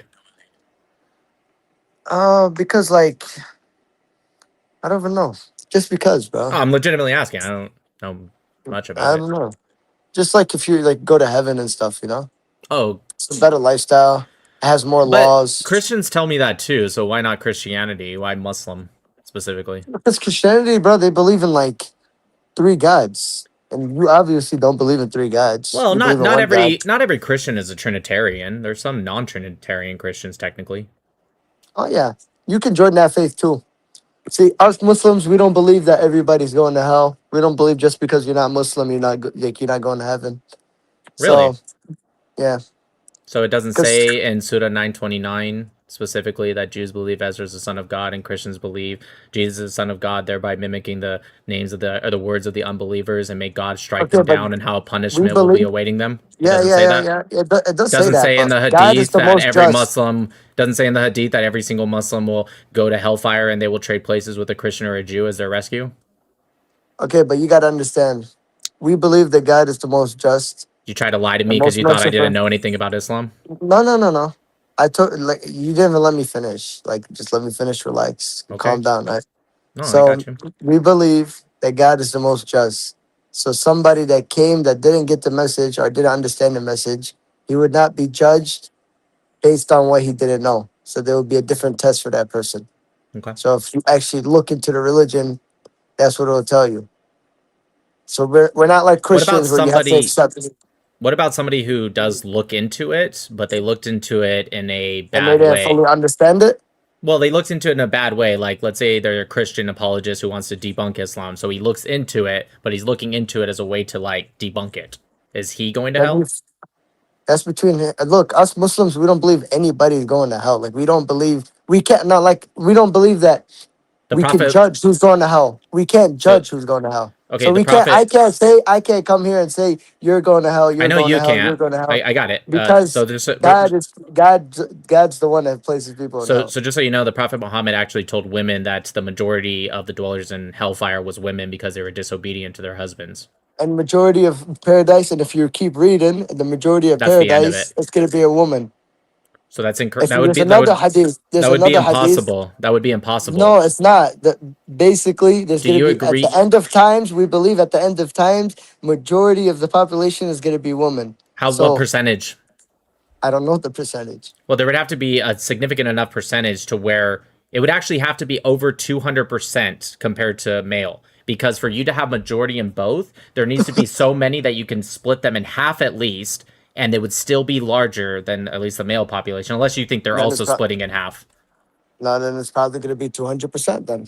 Doesn't necessarily have to be 200%. It just depends on what you believe the percentage of men are going to hell. But it has to be a high number, is what I'm getting at. The majority of women are going to be in hell, and the majority of heaven is going to be all women. It's like, Can you give me the hadith that says that? okay, let me find it. I'll give you the hadith that says majority of women will be in hell. I already know that one. But like, there's a hadith that says majority of the people in heaven look are it going to up. be women. Hadith that says majority of heaven will be women.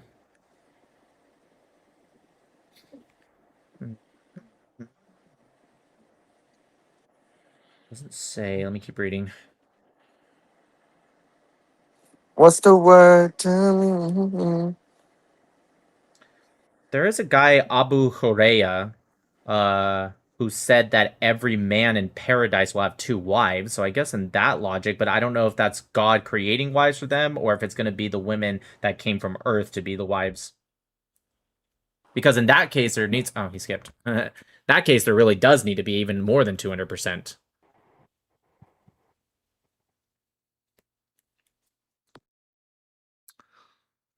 But yeah, shucks.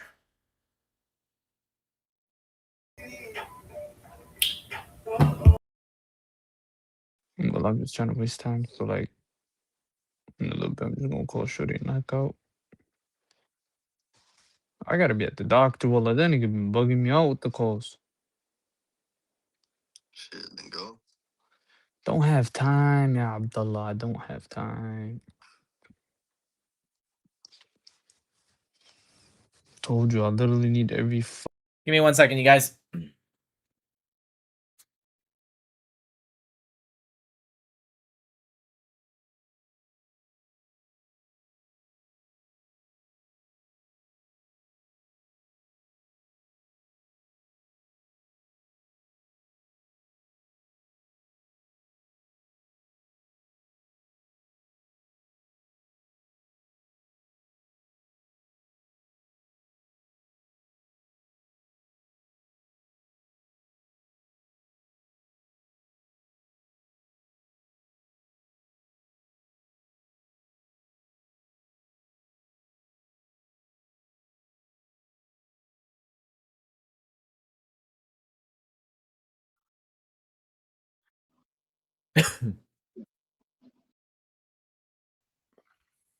Oh my god.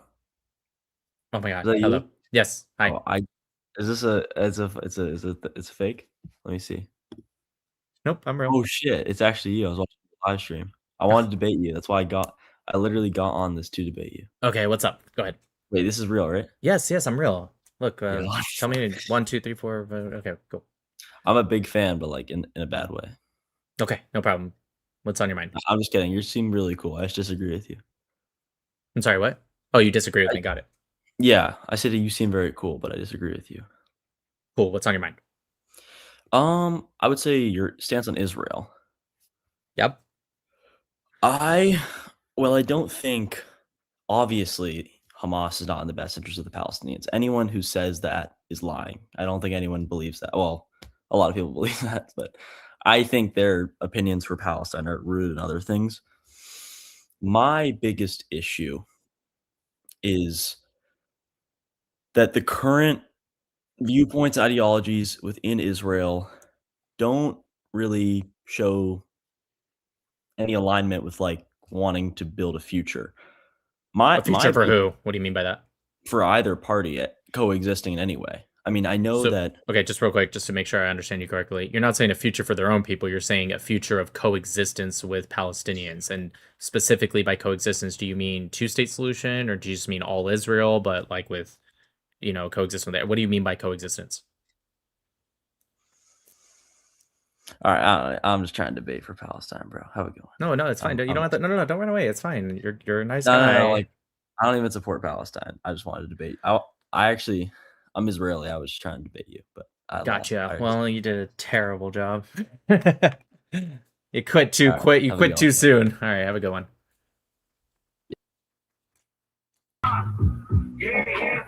To speak or you just play music? Oh.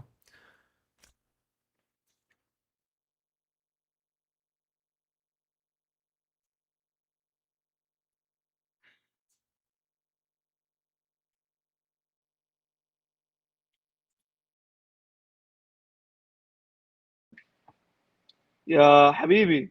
Habibi. Where are you from? California. Now, where are you actually from? America. Why you put Arab? Oh, you're asking my ethnicity. Yeah. Oh, yeah, I'm part Syrian. Really? I'm Syrian. Really? I thought you were like in Saudi Arabia. Saudi. I'm not. I live in Saudi, but I'm not Saudi. Gotcha. Where are you from in Syria? Well, I'm from America, but I have some ancestors that were in Syria. Oh, really? I was born in California. Really? Yeah. And I'm Syrian, and I born in Saudi Arabia. Gotcha. Are you a citizen of Saudi Arabia? Do they give you citizenship? No. So you can be born there and they don't give you citizenship? Like, for example, if I have like Saudi passport. No, I don't have Saudi passport. Ouch. Isn't that apartheid? Yeah. I don't know, but Really? the rules here. How many people live in Saudi Arabia do you think that are like born there, live there, but don't get citizenship? Like what percentage would you say that is? Oh, a lot, really a lot. I wonder. Let me ask. I'm actually curious. I'm gonna ask, what percentage of Saudi Arabia are people that were born in Saudi Arabia and live there but are not given citizenship? Not just people that live there, specifically born there. Yeah, it doesn't say an official statistic for specifically born, but it does say that expatriates and non-citizens make up roughly 40%. Dang, that's a lot. I wonder why everyone claims Israel is apartheid, but they don't talk about that. Like, you love Israel or you hate it? I understand Israel. You must hate it, man. They kill innocent people. Okay. Israel's very, very strong with their responses. That's true. Yeah. But we should also maybe stop attacking them if they're going to respond back with such a strong force. Yeah, but it's like attacking a lion. You know what I mean? Why would you do that? You know you're going to lose. No, and okay, for example, they steal the land of Palestine. They stole it. If you go to No, search. Habibi, yeah, I got you, but let's be honest, the Yahud, they were there before. The Arabs. Search. Habibi, it's in our Quran. It's Bani Israel. Bani Israel. Yeah. Okay. You're right. But like the land, they was in the Palestine. Yeah. They are not. It was in Palestine. It says it in the Quran, Habibi. It says. Yeah, but it's not. Are you Muslim? I'm looking into it. Really? Oh, good for you, man. It says right here. Hold on, I have it right here. It says in Surah 5, Ayah 20 and 21. It says to Musa, O people, recall God's bounty upon you when he set up prophets among you and made you kings and bestowed upon you what he bestowed upon no other human beings. Then it says to the Jews, O people, enter the Holy Land, which God has marked out for you, and do not go back to your old ways only to end up as losers. Where's the Holy Land? Palestine, yeah? Look, I'm not good at this conversation. I'm not good in English. You know, I don't know how to answer, but What I'm saying is the Quran says that the Yahud were in the Holy Land, Al-Quds, Jerusalem. I can't. I know. I don't know how to respond in English. This is why. Do you understand what I'm saying, though? I'm understand, but like, Do for you specific. believe the Jews were in the land before the Arabs? Okay, look. The Jewish it was before. Yeah, it's right, but after Musa, they go to another countries. No, Yeah, that was after the like Romans. That was after Isa. let me search something. Okay. That was after Isa. They were kicked out by the Romans, and then yes, they went to other countries. Some of them stayed. Okay, search about Israel before 1948. Okay. Search where are they? Okay, I'm looking. Yeah, so it says before 1948 it was controlled by the British. Exactly. Right, the British are And it was Europeans. yeah, but it was before 1948. It was Palestine. There's no No, it says it Israel was. country. Look, I'm looking. It says it was called Eretz Israel and the British Mandate for Palestine. So it was both. From 1922 to 1948. Yeah, after the War Two. Yeah. The British they sent and they helped the Jewish people to like steal Palestine. What do you think it'll say if I look up Palestinian independence date? Because it says Israel's independence is May 14th, 1948. What happens if I look up Palestinian independence date? Yeah, it says November 15th, 1988. Huh. It's weird. Do you know why it says that? You might know the history better than I do. November? It says November 15th, 1988. So that's 40 years after Israel. Man, you're so strong. So strong. I just typed How in you Palestinian. press like that and you search it correct? Nah, man. I'm just good at typing. It says in Algiers, Yasser Arafat and the Palestinian leadership. I'll look it up on my phone because I can't show you right here. I'll look it up on my phone. Palestinian independence date. It's gonna be backwards because the camera's backwards, but see, it says 1988 right there. Let me search. It says, I'll read it. Palestine declared independence on November 15th, 1988. The Palestinian Declaration of Independence was proclaimed by Yasser Arafat in Algiers, but it remains a symbolic and diplomatic statehood rather than an enforcement of full territorial sovereignty. I'm not lying, Habibi. Habibi, wallahi, look, I'm not good with this conversation, but like for we Muslims, we step with Muslim people. No, of course, yes, of course. Yeah, and like I the Israel, like when you see now Israel, like how they kill the children, the old people.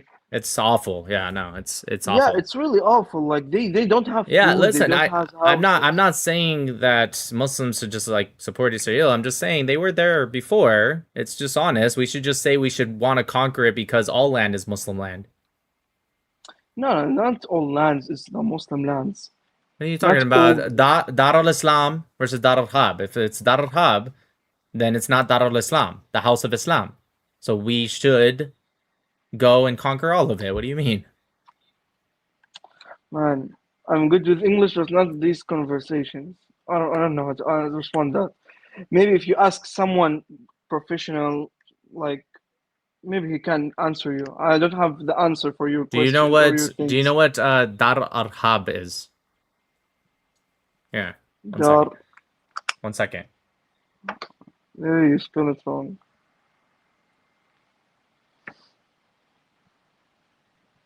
Right here. Listen. دار الحرب. Do you hear that? دار الحرب. Ah. دار الحرب.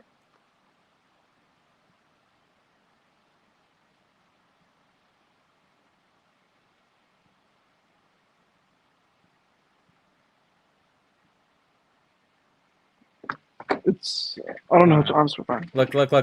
That's like this right here. I'm gonna reverse it so you can see it normally. This word right here.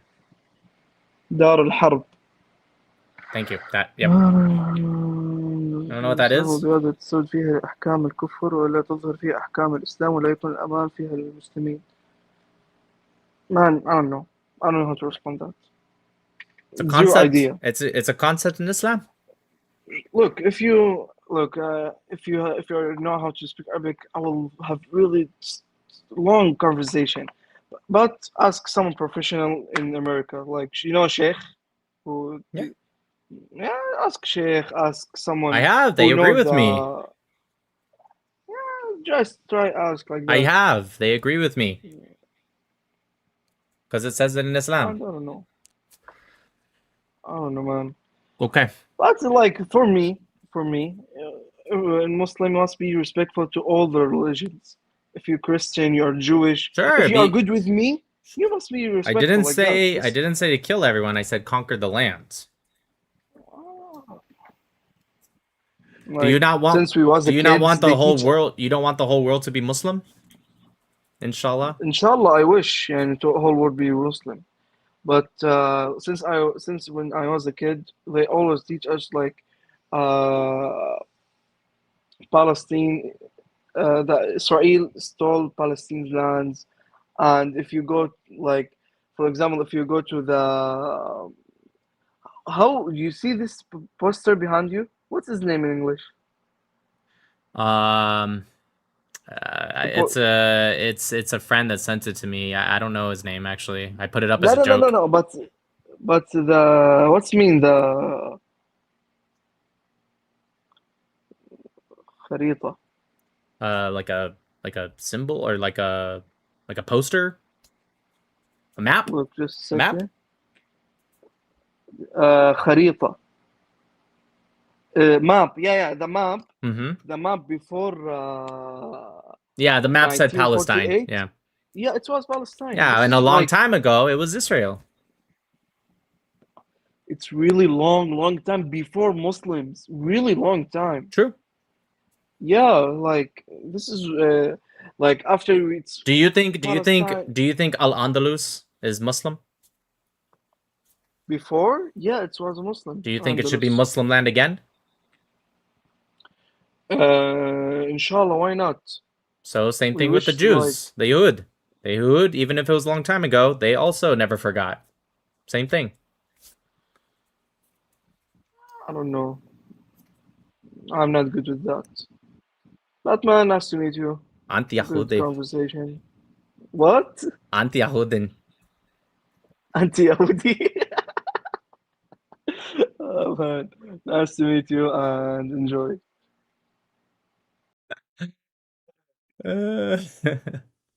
Hello. Hi. How are you?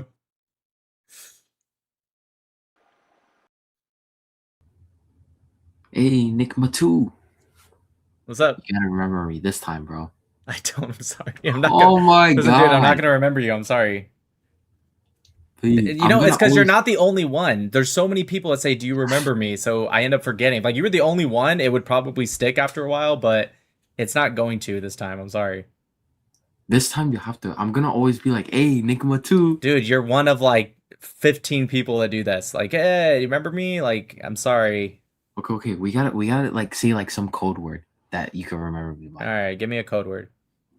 The chosen one. I'm gonna call you the chosen one. No, don't do that. That's idolatry a little bit. Let's go with. No, but it like makes sense though. No, you know? but I don't like that. I don't. You are the chosen one. No, stop it. Literally, I don't Come like on, it. bro. I don't like that. It's very much riding that line of idolatry, which is very bad. So don't do that. Okay. Let's go. Let's just say, Nick, do you remember me? Aisha. Just say Aisha. That'll probably remind me. Aisha, really? Yeah. Why that name? I don't know. Actually, I hear it too much. I probably won't. Code word is Zut. Say Zut. What does that mean? It's like the Al Zut. It's the people that rode the Prophet all night long. No. Let's say like just call me I'll be like I'm the penny man. You know, like let's say like throw Penny a penny man. All right, perfect. Yeah, Penny go man. pick it up. Yeah, wait, why are you saying that? You think I'm a Jew or something? Are you making fun of Jews right now? No. All right, say Penny man. I'll try. Probably won't even remember, but all right. Pineapple. Yeah, that's good. Pineapple. Pineapple. All right, good. I'll still forget Good. probably.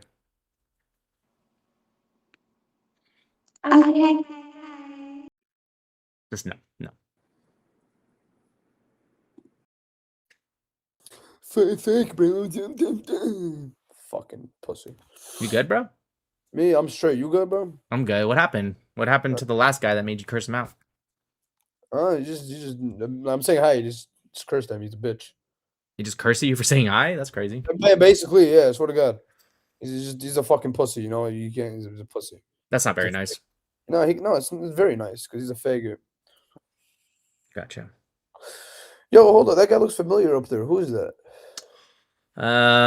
My friend sent it to me I put it up as a joke. Oh no, wait, because he looks like this guy, right? What's his name? Oh fuck. Bro, this is the same guy that looked just like him. I doubt you know him. No, not him. Like Oh. his look-alike. You know what I'm talking about? Doppelganger. Yeah, there we go. Fuck, what was his name? I think you know him. His name's like the Zionist. Some shit. I don't fucking know. He's a Zio. No, that's his name. It's like the Zion. I forgot what the fuck his name was. Yeah, I forgot his name. I'm not gonna lie to you. Zionist. He'd be on the set. He'd be like sitting on his brown couch with like a little microphone. I have no idea what you're talking about. I'm gonna be real with you. Bro, fuck, bro. I forgot his fucking name, but he was a cool ass guy, and I forgot his name. You're a Zionist? Me, fuck no. Oh, you just said that he was a cool ass guy. I mean, he's cool, yeah, because he talks about real stuff. He's not as. This is his name, just because his name doesn't base him off stuff. Him right here, yo, him. This guy right here. Oh, I know that guy. His name's Angry Zionist. Angry Yeah, Zionist. yeah. You see what? Yeah, that's what his name was. Yeah, that's what it looked like a little bit. I'm not gonna lie. Guess a little bit, yeah. Except that guy's a lot darker, but yeah. Anyways, why aren't you a Zionist? I'm bro now because it's free fucking Palestine. Free Palestine. On phone him. Got 22 shots in his Glock and his bitch would jump off. He looked up and he saw fucking ghost. No. Yo, long live Lil Jeff. Can you tell me long live Lil Jeff, bro? Like I'm Bloodhound, that's the gang. I don't know who that is. I'm gonna be real with you. Hey, what's up? Hello. Hi, how are you? I'm good. How are you? Good. Mhm. Canadian and in politics? Uh-oh. Are you here debating? I do debates, yeah. Okay. What do you debate about usually? Usually Israel-Palestine, actually, but I debate politics sometimes. And what is your stance on Israel and Palestine? I'm pro-Israel. LOL. Did you just say LOL? Yeah, pro-imperialism, pro... I mean, are you Jewish? No, but wait, hold on. How is Israel an imperialist? It's just like the powers that be is working with America. America is the ruling empire of this time. They will crush anyone who, if it's convenient for them. There's really no moral argument, in my opinion, that Israel has. It's all fucking bullshit and mirrors and storylines. And what really is happening is they want to kill them because it's gonna. Are you saying America? Just real quick, you're saying America is the mother entity, and they caused the creation of Israel in 1948? I would say that what caused the creation of Israel is a combination of factors. Like what? For example, I have a degree in Middle Eastern history, so I'm very interested to hear what you have to say. I mean, I don't have a degree in Middle Eastern No, history. that's why I'm asking. I want to hear your perspective. It's interesting to hear other people's perspective. I mean, I am actually studying history right now. Nice. But it's European history. It's a lot older than Israel. No, Well, Israeli history is definitely a lot older than European history for sure. I mean, if you go back to like the Indo-Europeans, like the linguistic group that led later okay. to the. Go ahead. But when I say Israel, I'm referring to like the modern iteration. Well, that's like saying European history is not that old if you start with the modern states. Like, well, yeah, but obviously you would want to go back farther. That's why it's called history, right? Yes, Okay, you're no. correct. It is older than 1948. That's true. Israel came and it was created and By who? in working together, like the English people, and because the land was owned by the English. The British abstained from the Partition Plan 181 vote. And then it was some sort of peace treaty or whatever. Yeah, that's the Partition 181 vote. The British actually abstained from that vote. And the Zionists accepted it, and the Arabs said no and started a war. Okay, and the Jews got the like, the land was cut into. No, it wasn't. It didn't go through because the Arabs said no. And then they started a war where they surrounded Israel, and then Israel was outmanned, outgunned, and then the Czech were like the only people that helped them and gave them old World War II guns. In fact, some of them still had like Nazi memorabilia on it and stuff. And they used that to actually defeat 10 different Arab factions in 1948 to 49 when the armistice was signed. So what part, you said that the start of Israel was all bullshit stories. Which part was bullshit? I'm not saying that the start of Israel is all bullshit stories. I'm saying the storyline that is being fed now to justify why they're killing all these people and giving it some sort of deep moral justification. Gotcha. So you're talking about contemporary times.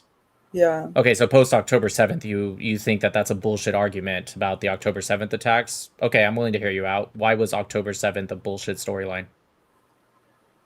Because I think it's highly convenient that October 7th happened when the border between Palestine and Israel is so heavily surveillanced.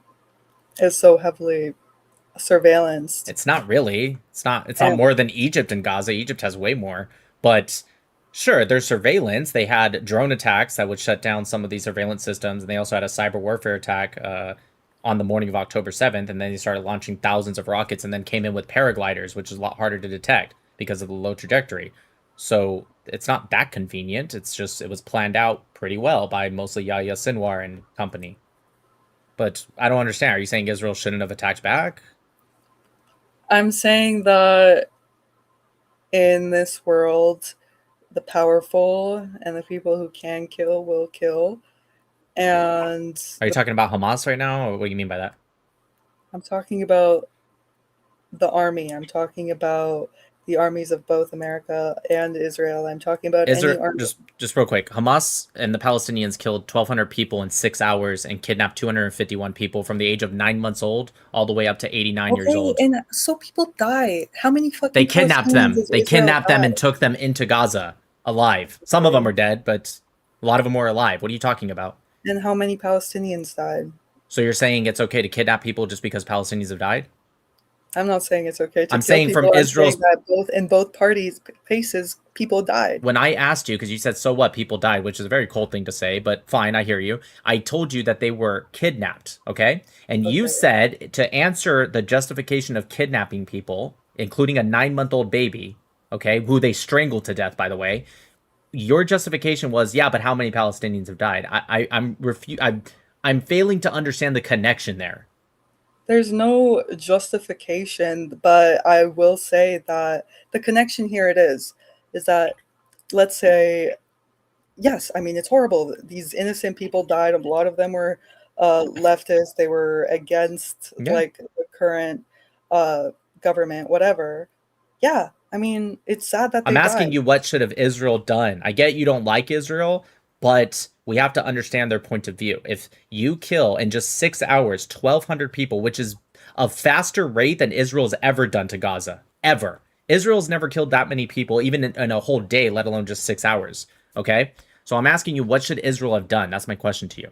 instead What of what they did because you didn't like it? I think that Israel did the same thing that that America did after 9/11, where How about they Saudi Arabia? Saudi Arabia is still attacking Yemen to this very day. They have been for over a decade. They have starved out about 250,000 children and women who have died from starvation because of the blockade. That doesn't even count how many they bombed and killed. Why are you only picking on America and Israel? Why not the Arab countries? I'm not really. I mean, none of all of these people dying affect me in the same way, and that's So why are you picking? You're Canadian. Why specifically pick America and Israel? Do you agree with Arab imperialism? because I'll tell you why. Because America is right beneath me, and its politics and Israel's not. its well-being. But Israel is its greatest ally. It's its eyes in the Middle East. So if Israel wasn't an ally of America, you wouldn't care what they were doing in Gaza?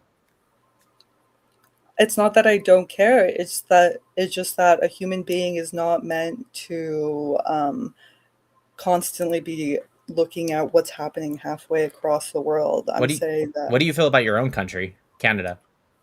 I feel that it is not the greatest to live in.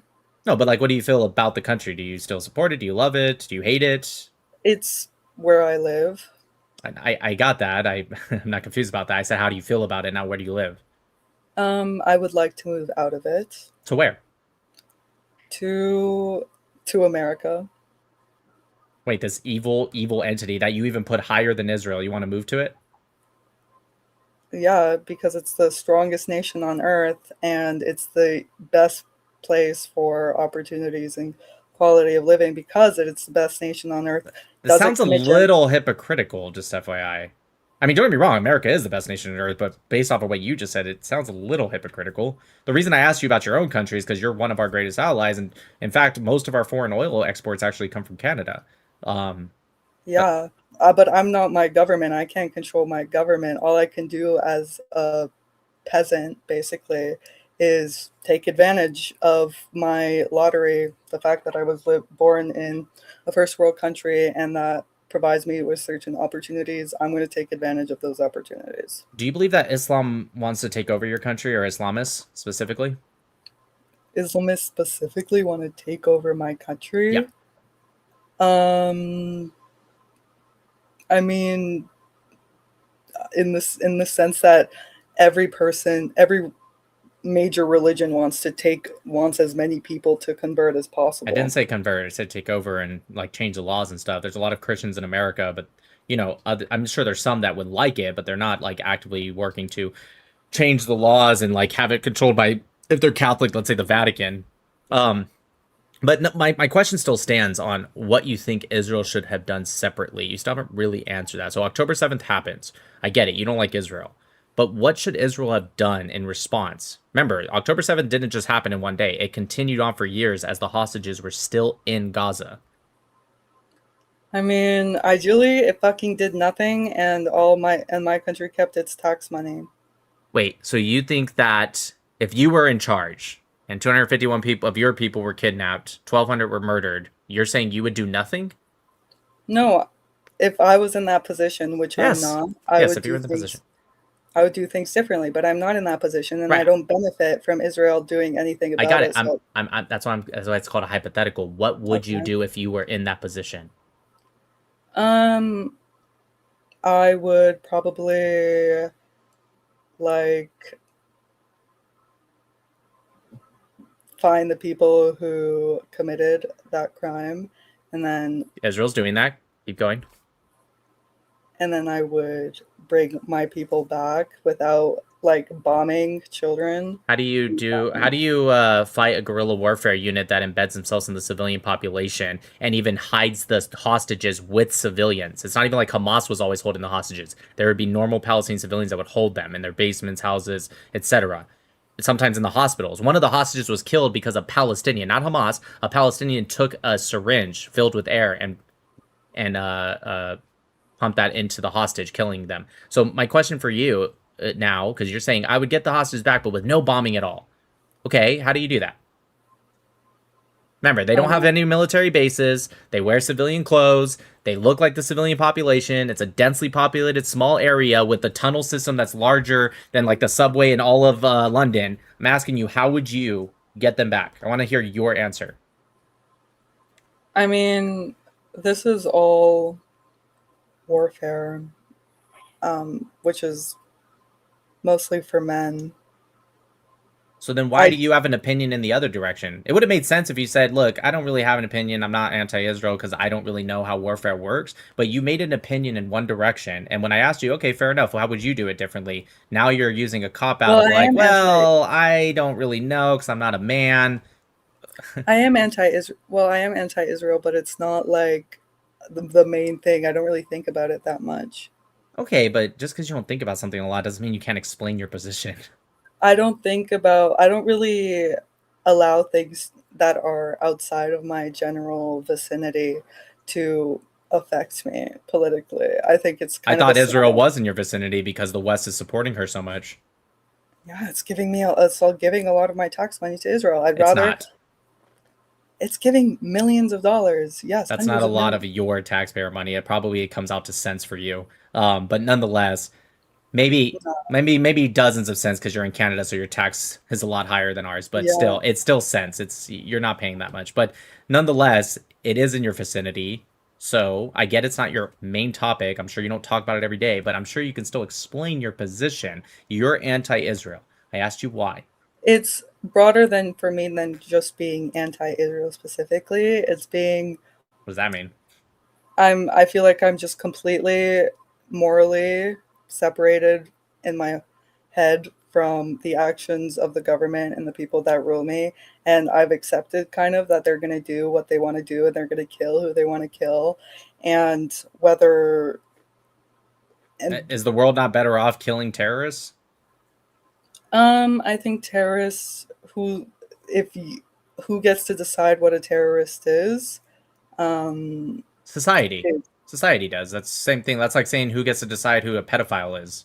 Society. Right?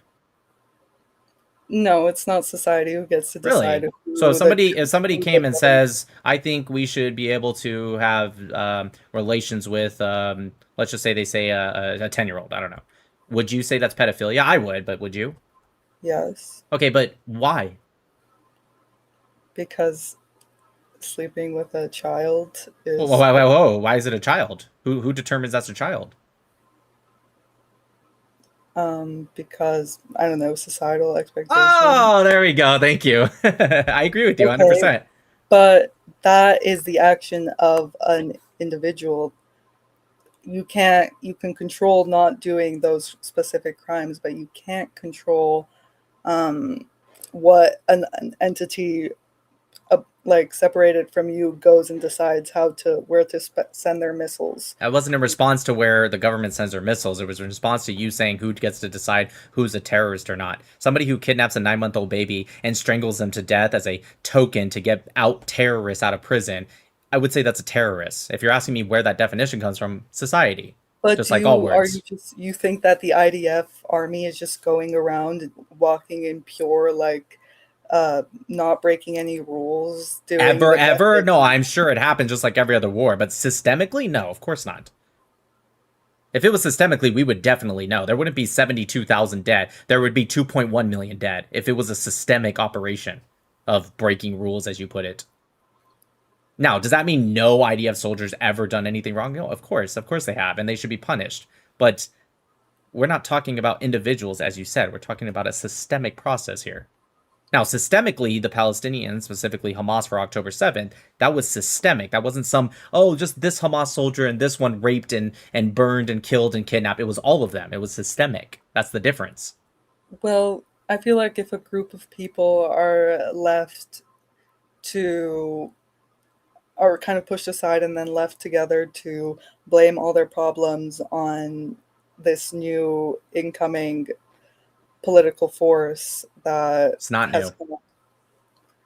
What? Because it's ancient?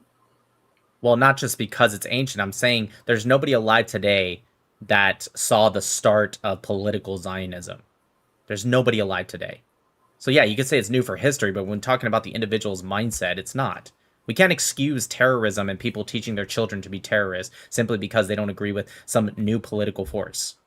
You can't excuse it, but you can see how it, I mean, Nope. a couple hundred years really is not that much. Just a few generations. That's not trauma that is just erased. Okay, well, I don't really particularly believe in that concept, and there's many different types of trauma. There's in World War II, there was Germans who were kicked out of Poland. Not the Germans that occupied Poland. We're talking about Germans that lived there for hundreds and hundreds and hundreds of years, and hundreds of thousands of them were kicked out simply because they were German. There were Germans that were put in internment camps. Japanese people were put in internment camps. We sent 2 sons into Japan. We also bombed the shit out of Dresden that would make Gaza look like Mickey Mouse and Disneyland, right? And they didn't go back and start the Fourth Reich. The Japanese didn't go back to imperialistic Japan where they thought the emperor was a god on earth, right? So why do we give this somehow bigotry of low expectation to Muslims as if, oh, well, it's because they were bombed and they're mistreated, so that's why they're terrorists? How come nobody else seemed to have done that? Or relatively nobody else. I'm sure you can find some examples, but it's pretty low.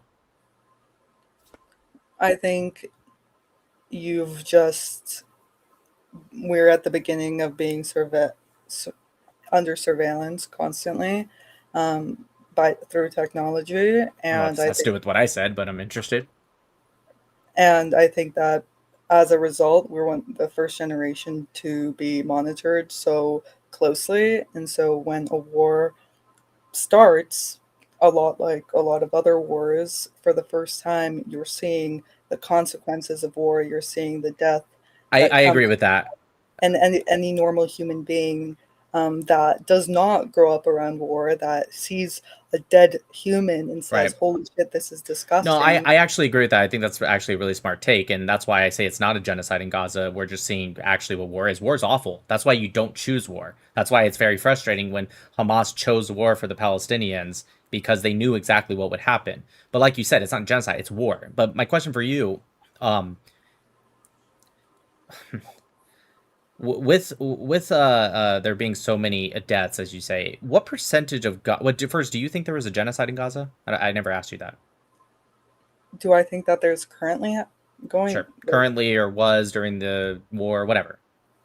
I think that Israel would find it very convenient for them to all be gone from the land. Okay, that's not really what I asked, but let me ask you, what percentage of Gaza do you think, even if you include all terrorist deaths, all Hamas, PIJ, all of them, what percentage of Gaza do you think were killed? Like, in that lived currently while it was happening? From October 7, 2023 to today, what percentage of Gaza do you think was killed? Not even talking about how many were born, none of that, just killed. And you can include all terrorist deaths even, and all collaborators, all civilians combined. I don't know, probably like 20%. 3%. 3%? Yep. And by the way, in the first year alone, they had more births than the entire death toll over 3 years. So they've actually grown in population. But if we're just going with deaths alone, it's about a little over 3% of the entire population. And by the way, that's assuming Hamas's numbers are correct. We don't actually even know if that's even true. But using Hamas's numbers of about 75 to 80,000, divide that by, you have a computer, divide that by 2.2 million, right? Which is about the population of Gaza. And then times it by 100, you'll get about maybe 3.5%. I'm just doing quick math in my head. Yeah, I'll do it with you. So, family reaching 73,000 people died? I'm using 75,000, so I'm actually rounding up, right? So 75,000 people died, and this is as a result of 3.4%. people dying? I just did the math. 3.4%. 75,000. I did 75,000, not even 73. 75,000 divided by the 2.2 million. Sometimes it says 2.3, sometimes it says 2.1, so I just say 2.2 million, and then times it by 100, because that's how you get a percentage. So 75,000 people died as a result of how many people dying? Well, okay, you got to understand the context here. 75,000 in about 3 years versus 1,200 in 6 hours. Let me ask you this. If Israel were to have killed at the same rate Hamas did, which was about 1,200 people in 6 hours, how fast do you think you'd take to get to 75,000? Hamas would not ever be capable of such a thing, though. They did. They literally did. No, they did it for one day, but they're not going to do it. Like, I'm not asking that. My question is, if Israel were to kill, which, like you said, Israel has way more capability. I'm not even asking for a higher rate, just the same rate. If Israel were to kill at the same rate Hamas did, how fast do you think it would take to get to 75,000? I don't know, a few days. A little more than that, a couple weeks. It's been 3 years.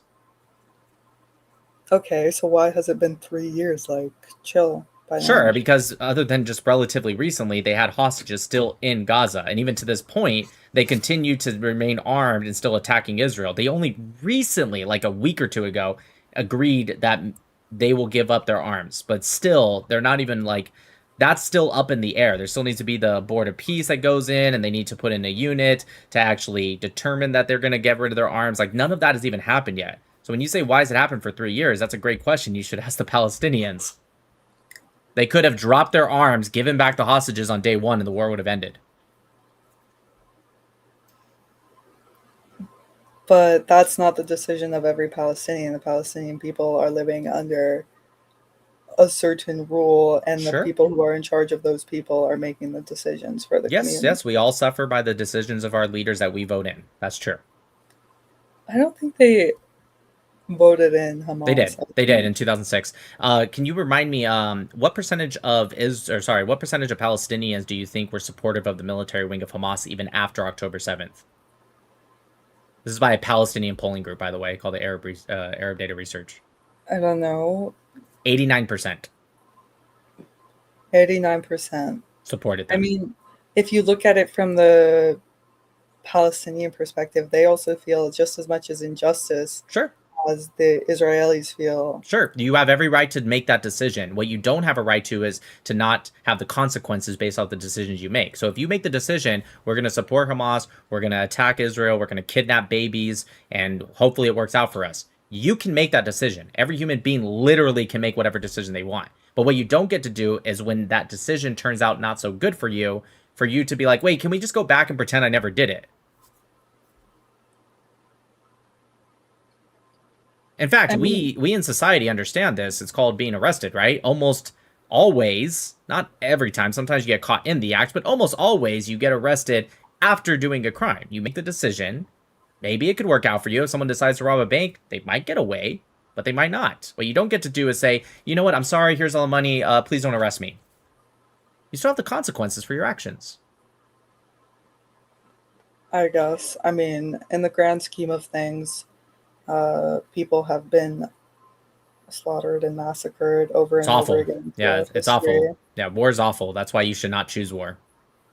Yeah, but like when you're looking at this sort of thing, I look at it less as like who's right and who's wrong, and I look at it more so as I don't want, this is not my battle, this is not my coconuts. I don't really care, to be honest, that it's so far away from me. I want my country to keep my money to help the people that surround me and to help my quality of life. I don't like, genuinely, the quality of life of other people beyond me and my loved ones. That's I get that point of view if you were just like neutral to Israel, but you came in saying that you're anti-Israel.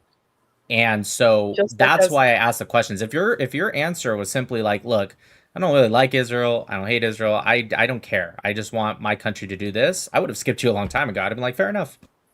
I'm against Israel in the sense of, I think that everyone who is in charge of leading this planet currently is corrupted in multiple ways, and I don't trust them. And I have just one more question for you, since you called Israel and America imperialistic and evil.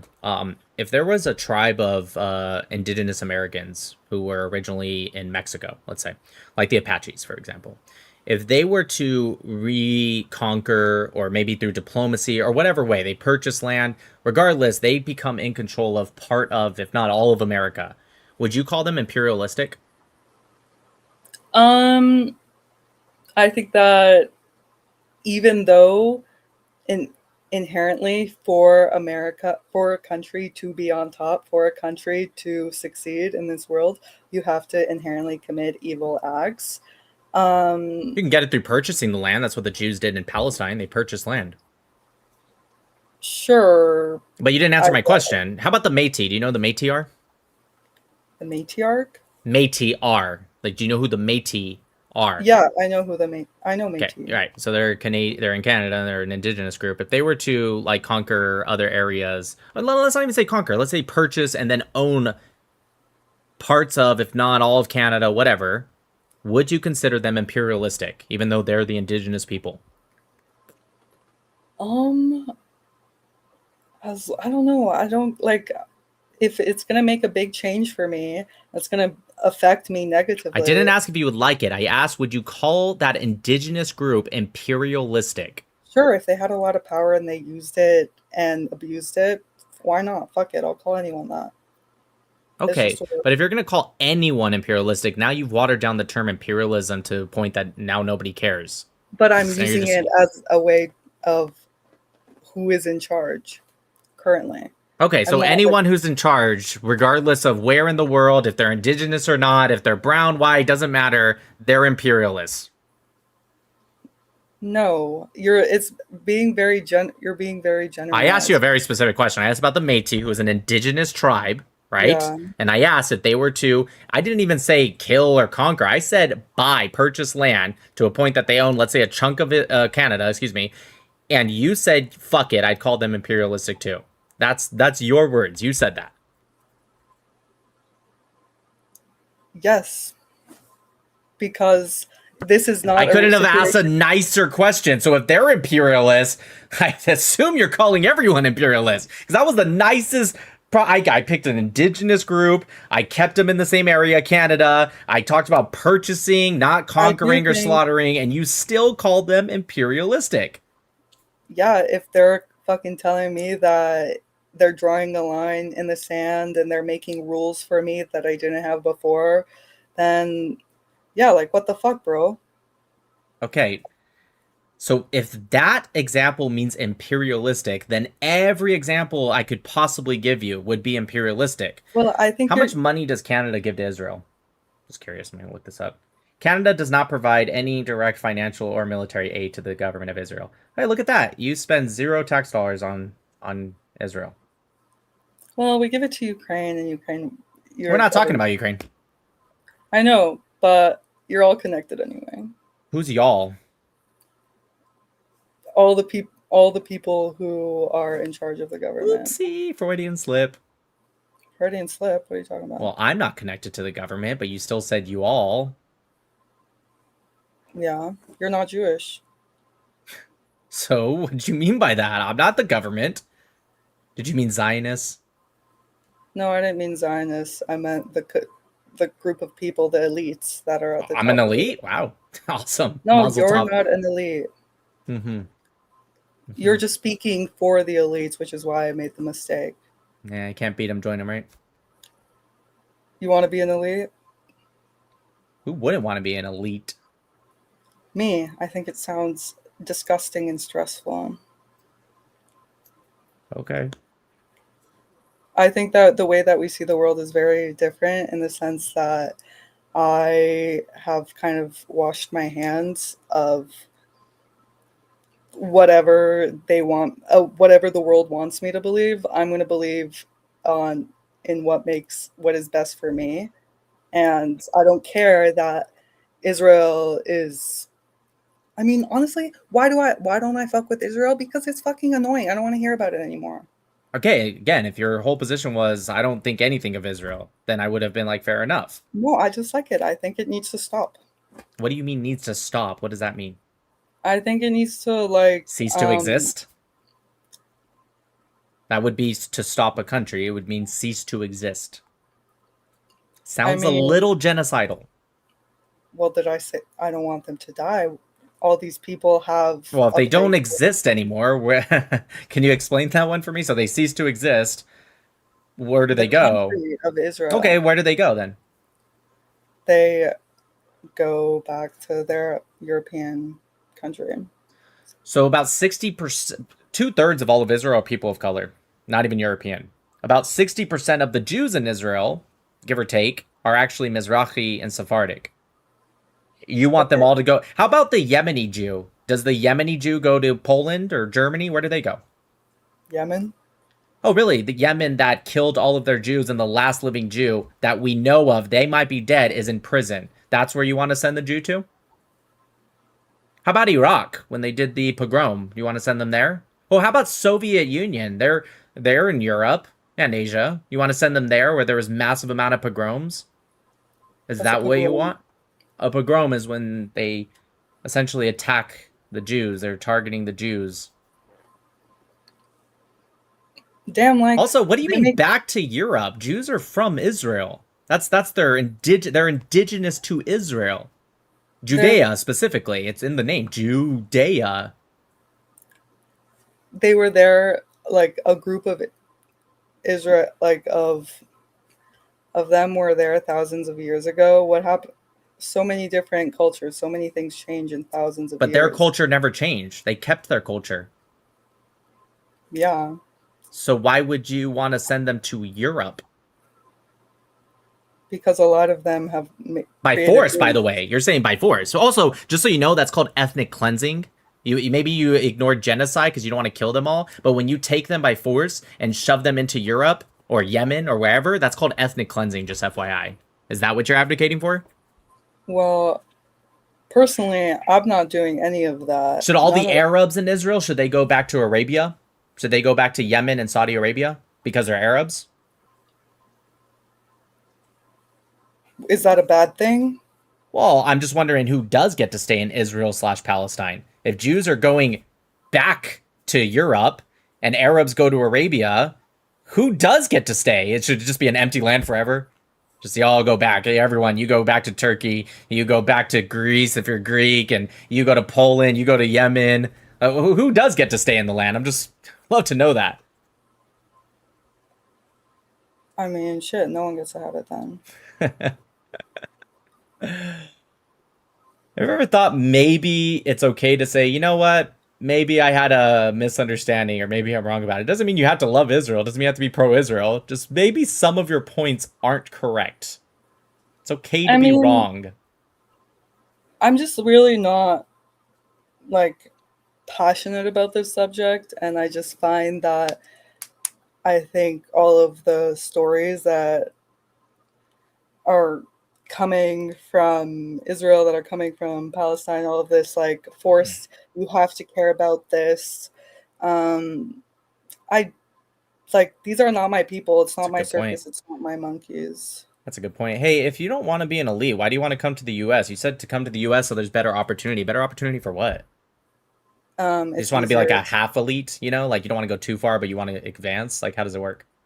Yeah, I mean, I think everyone to some extent has like a lottery of birth, of where you're born, what kind of family you're born into, what your level of like income is.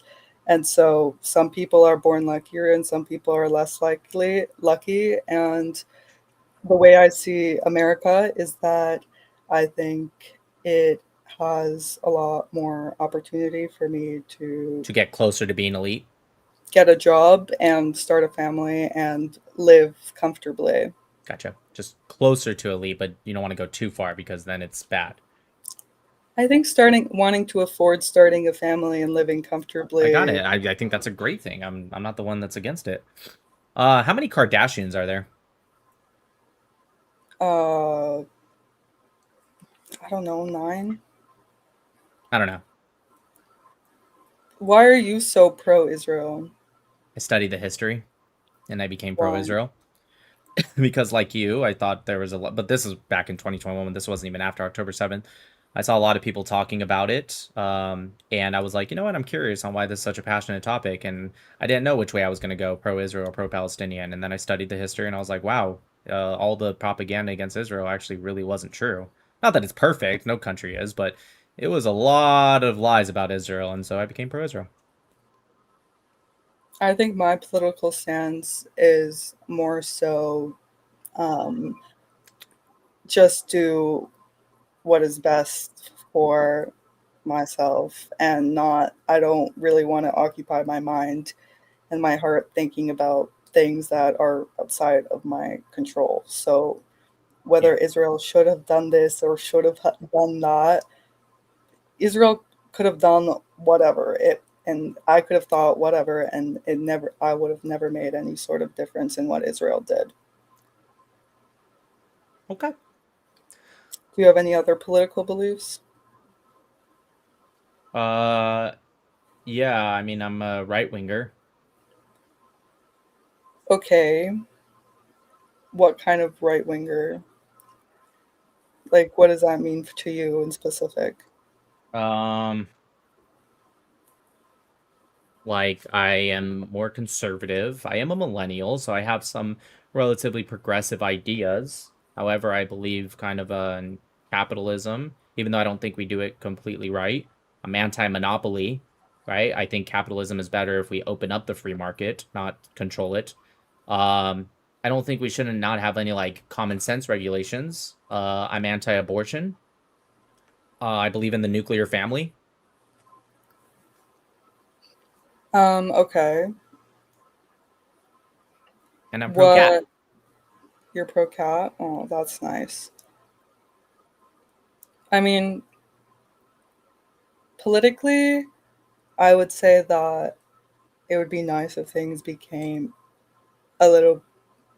I think the only way forward is to kind of just reject the rigid boundaries of you believe this, so you belong in this group, and you believe this, so you belong in another group. And I kind of reject the idea that these people who have these political opinions are actually the people who are actively killing each other, or like actively the people who are harming society. I think your tax bracket and being in the same tax bracket as someone else will give you infinitely more in common than any sort of political belief you may have. In some senses, yeah. I believe we are more separated by class than we are by at least race, I would say, in some cases. However, it just depends. There's different types of political beliefs. There's those that are based off of values, which I will not waver on, and there's those that are based off of maybe like let's say ideas that maybe somebody can completely shift me or at least shift a little bit with.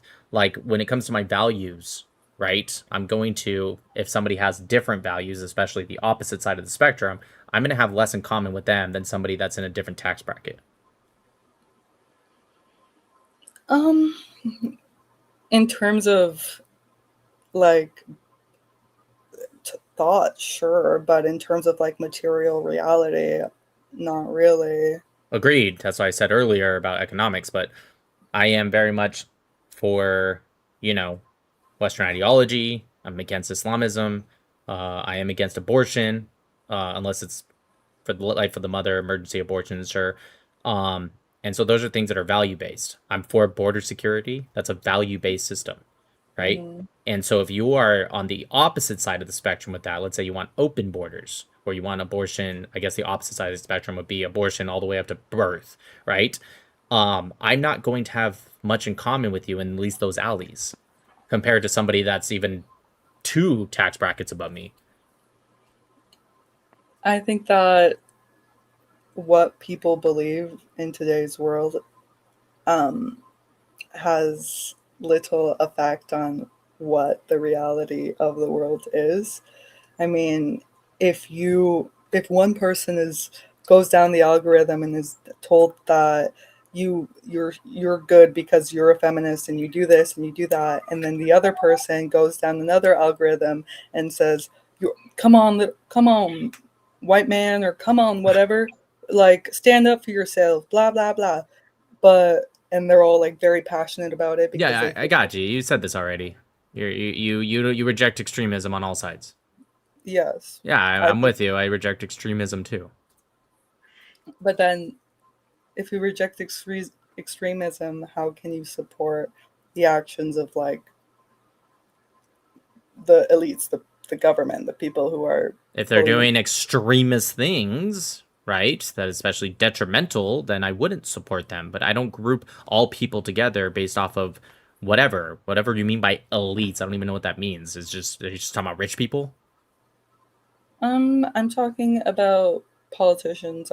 Yeah, and I think If a rich people. politician does something very bad, then I'll reject it. But I'm not going to automatically assume that about somebody just because they're a politician. Although, generally speaking, I probably disagree with more politicians than I don't. But again, I don't believe it. I reject this like Marxist bullshit liberal idea that it's like we should just hate people because they're, you know, a billionaire or a president or a politician or whatever. But these people just don't. Why shouldn't you want their bananas for yourself? Why would I want to take somebody else's? It's called theft. Because if they earned it they and don't they need all of it. They simply don't need it. So what? There's a lot of things you don't need. You still have. You're in the Western world. You're in the top 10% of wealth worldwide. You might Yeah. feel like you're not in the top or elite in terms of your country, but you are in terms of the whole world. So why don't you give up some No. of your stuff and go give it to people, let's say in Africa? No, I mean, I definitely got very lucky Okay, so why don't you give some of it up? because You don't need all of it. I mean, I guess you could ask the same question for everyone that you should be No, giving I'd them. only ask it to somebody that just asked me, why would I want to take their bananas? Well, why don't you give some of your bananas to people that don't have any bananas? Because I got 50 Ah. clean bananas in my bank account and they got billions. Okay, so for thee, not for me. Got it. You're in the top 10% of the entire world. You understand that, right? Yeah, and so are they. And they still have Right. more, like, way So, more. okay, so where's the cutoff? Where's the cutoff? Where's the cutoff? Yeah, when do you get to decide, hey, your bananas need to go to this person, but not me. No, not me. I just meant, like, you know, above me. Like, where's that cutoff at? You're in the top 10%. Is it the top 5%? The top 2%? Where's the cutoff? I think money only has meaning because humans give it meaning. True, but and irrelevant. Where's the cutoff? Where's the cutoff? You want a specific number? Yes, of, like, yes, because earnings you're the per one, year? you're in the top 10%. You don't find yourself to be the elite. Okay, so where's the cutoff? When you should steal from somebody else who earned their money, what not for you. You don't want, not you, just them. Where's that cutoff? I would say that once you have like $100 million, that's basically enough. Gotcha. So some arbitrary number. Yeah. Gotcha. That's very interesting. Yeah. Sounds a little hypocritical. Hypocritical? Yeah, because to somebody in certain villages, they would see you like an Elon Musk. How you see Elon Musk, they see you that way. So I bet you they probably feel just like how you feel about people like Elon Musk or Bezos or Zuckerberg. Sure. Yeah, so it's hypocritical. Sure. There's a lot of things you don't need. A lot. I bet most things in your life you don't need, actually. By far, most. I bet 95% of the things in your room, your life, you don't need. To live? Yeah, sure, you're right. So you don't find that hypocritical? That I think that people are hoarding money and at one point it just becomes you. monopoly. Yeah, I you. think- You're part of that. I mean, sure, on some level, yeah, we're all part of it. We're all cogs in the machine. So do you deserve the things you have? Not necessarily. I got lucky. I think you deserve them. Did you work for them? Maybe I should ask that first. You didn't like steal any of them or were given. Did you work for the stuff that you have, at least mostly? I mean, no, I was born into it. Like, I live with my mom. How old are you? 22. Oh, okay, good. I thought you were a minor. I was about to be like, I don't like arguing with minors, you know? Okay, so you're 22. Yeah. Okay, got it. So you everything was bought for you. Okay, when you do move out and you get a job, right? You go buy a house, whatever, you have a family. Would you deserve that stuff? You worked for it, not your mom gave it to you. You worked for that stuff. Do you deserve it? I mean, like, yeah, I guess it's my, if I'm going to be a good little slave and go and do work and get my cute little, like, little section You of, understand how like cold it sounds for you to say be a good little slave when slavery still exists today? Like actual slaves? You Yeah. understand how fucked up you sound? Slavery exists in many different forms. No, slavery, like actual slavery. Like they send them to the Arab countries, they take away their passport, they don't let them leave, they kidnap them and force them to work until a lot of times they die. I'm talking about that. And for you to say, yeah, if I want to be a good little slave, how do you think that person would feel hearing that? The person that's actually a slave in the Arab slave trade today. How do you think they feel hearing that? Well, they don't hear it. You're the equivalent of someone that has food and it's like, gosh, if I just want to be so starving and there's like literal starving children in Yemen and Africa, like you're that person. And you're supposed to be the leftist. I'm supposed to be the conservative. I thought we were the assholes. It's like, it's I'm insane. not a leftist. Oh, well, you sound like one. I'm not. You're just getting like. I just think it's insane how insensitive people that are. You're definitely more left wing than me. That I think like you're getting passionate, and I think you're forgetting that I'm just a girl, and that I'm not like. My opinions don't really affect much. no, I agree. I'm not calling for your like elimination or arrest. I'm simply answering. I'm But giving you're you making a little lot of assumptions. assumptions based off of your words. Off of my words, because who like I'm not fucking. I don't give a fuck about what's happening like outside of my country. What am I supposed to do? They're slaves. Oh my god! Like No, okay. I'm not saying you should feel bad for it. I just think it's so funny that you're calling your life about to be, at least when you leave your house, your mom's house. You called it slavery, and I just find that so funny. It's just a word that you use. I got you. Because I got you. Have to work. I think that. Yeah. You live in a society. We live in a society built by men. For men. Anyways, before we end the conversation, I just want to know: yes, you're a slave. You work. You pay for your stuff. Will you deserve that stuff that you pay for you and your family? Why not? Yeah, I'd say absolutely 100%. But I deserve more. I agree. Listen, you and you're the one that said all this stuff. I think if you work harder and you make more money, you deserve all of that, and you should deserve the best healthcare, the best food, the best house, the best TV, all that, because you worked for it. You're the one saying, well, their bananas are too much, so they need to give to these people. I don't agree with that, but you're the one that said it, so I'm just kind of exposing a little bit of a hypocrisy here. Well, the thing is, I don't want to have a job, and I want to chill. The left-wing person that wants to steal from the rich doesn't want a job. I'm so shocked. I want to steal from the rich. I'm so shocked. Yeah. The Elon Musk, I want you to pay for me and I don't want a job. Wow, I didn't see that coming. That's crazy. Yeah, I think Elon Musk should definitely give me $5 million. I'd be good. All right. Why not? Have a good one, okay? Okay, bye. Bye.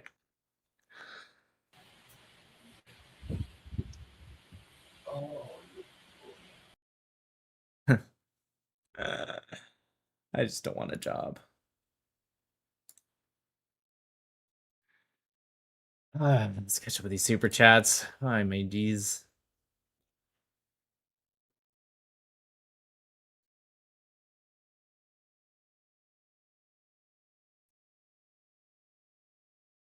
Let's see. This is the last one I think I read. Miss Duna Glows says, hi Nick, love your content, bro. Love from oh wait, I read that one, but thank you again. Free J says, I won't make you feel awkward with praise, but just keep doing what you know is morally right. Facts don't rely on feelings. Thank you, Free. Grumpy says, I think they call you Sneaky Nick because you cook Sneako. Thank you. Chaim says, not gonna lie, this is the weirdest you mingle stream right now. Yeah, it was. Legima, it got good at the end though. Legima, there's this political cartoon that does an impression of women in Abaya and Gaza. When they talk, it sounds like a turkey clucking. It sounds just like Korra, and I am laughing my ass off. Blade says, ask her why she wants to leave Canada. Eval says that these people are so effing stupid. Deborah says, as a woman, this right here is why I would never, ever want a woman in charge of America. Ever. Okay. Pesazars says, eat less, think more. Eval says, thanks for that membership. Didn't see who gave it. Val says, because of these people, the West is dying. Facts. Etan says, I am in favor of everyone returning to where they originally came from, but also for them to return to their original religions and beliefs in gods. They want, I guess. Subin says, since October 2023, Canada has given $500 million to Palestine. Wow, didn't know that. Wish I read that at the time. Uzi says, GM. Good May? I don't know. Thanks, YouTube R, for the gifts. Seval says, how do you get fat without a job? Corny says, are you ever going to go back to Jubilee? Sawyer, thanks for the super chat. I don't think I will. I gotta be honest with you. Like, I like the concept of Jubilee. I do.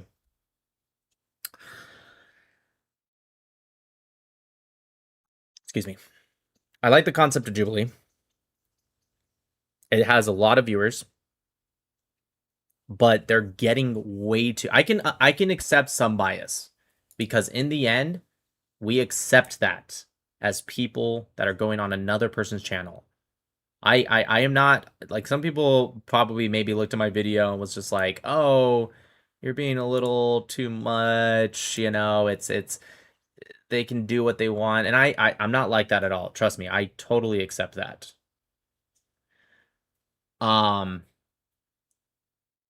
But it's a little deeper than that, right? It's not just some slight editing and some stuff that makes me go, oh, I wish they added that.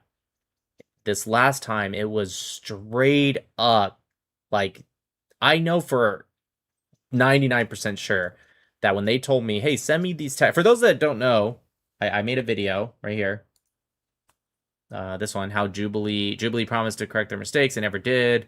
There's other titles you might see because I'm doing A/B testing. But anyways, here, I'll show you guys just the beginning, just the intro as the Jubilee episode, so you guys get what I'm saying. Israel's just indiscriminately blowing up. Indiscriminately. What percentage of buildings have been either damaged or destroyed in Gaza? Probably about 50-50. The UN has actually put it higher. The fact check, as you guys can see, says 2026 data. This was one of 3 or 4 separate times that I had to fact check the fact checkers behind the scenes during break, and she goes, yeah, you're right, they definitely messed that up, they got that wrong, send me a text. She said, we'll put a note in the episode or a disclaimer. This is from the UN's actual website. They never made that disclaimer, never showed that note, which is why unfortunately I have to make this video. So this video is not going to be another debate. Yeah, so it's only 18 minutes long, but I go into and explain kind of some of the stuff that happened behind the scenes. And again, I don't care about the whole, like, oh, did you win or did you lose that game show? I don't give a shit about that. In fact, the other side didn't even care about that. Even Dennis, like, we all laughed about it. It didn't matter. It's just about, like, I don't even blame, maybe I'm being too nice, but I don't even really fully blame the fact checkers. They're given 4 minutes to fact check. They find stuff. I think they definitely had a bias, but it's not even about blaming even the producers or even Jubilee specifically at that point.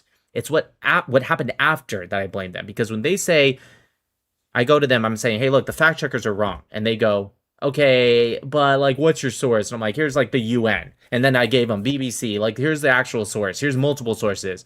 When they looked at me and they're like, okay, you're right. The fact checkers got it wrong. Send me a text. We'll put a disclaimer in. That would have been good enough for me. Seriously, it would have been good enough for me, because it still sucks, but it's like, that's fair. But they didn't do that, and that's where I'm coming from. Okay.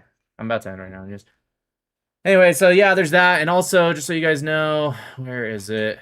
I am also...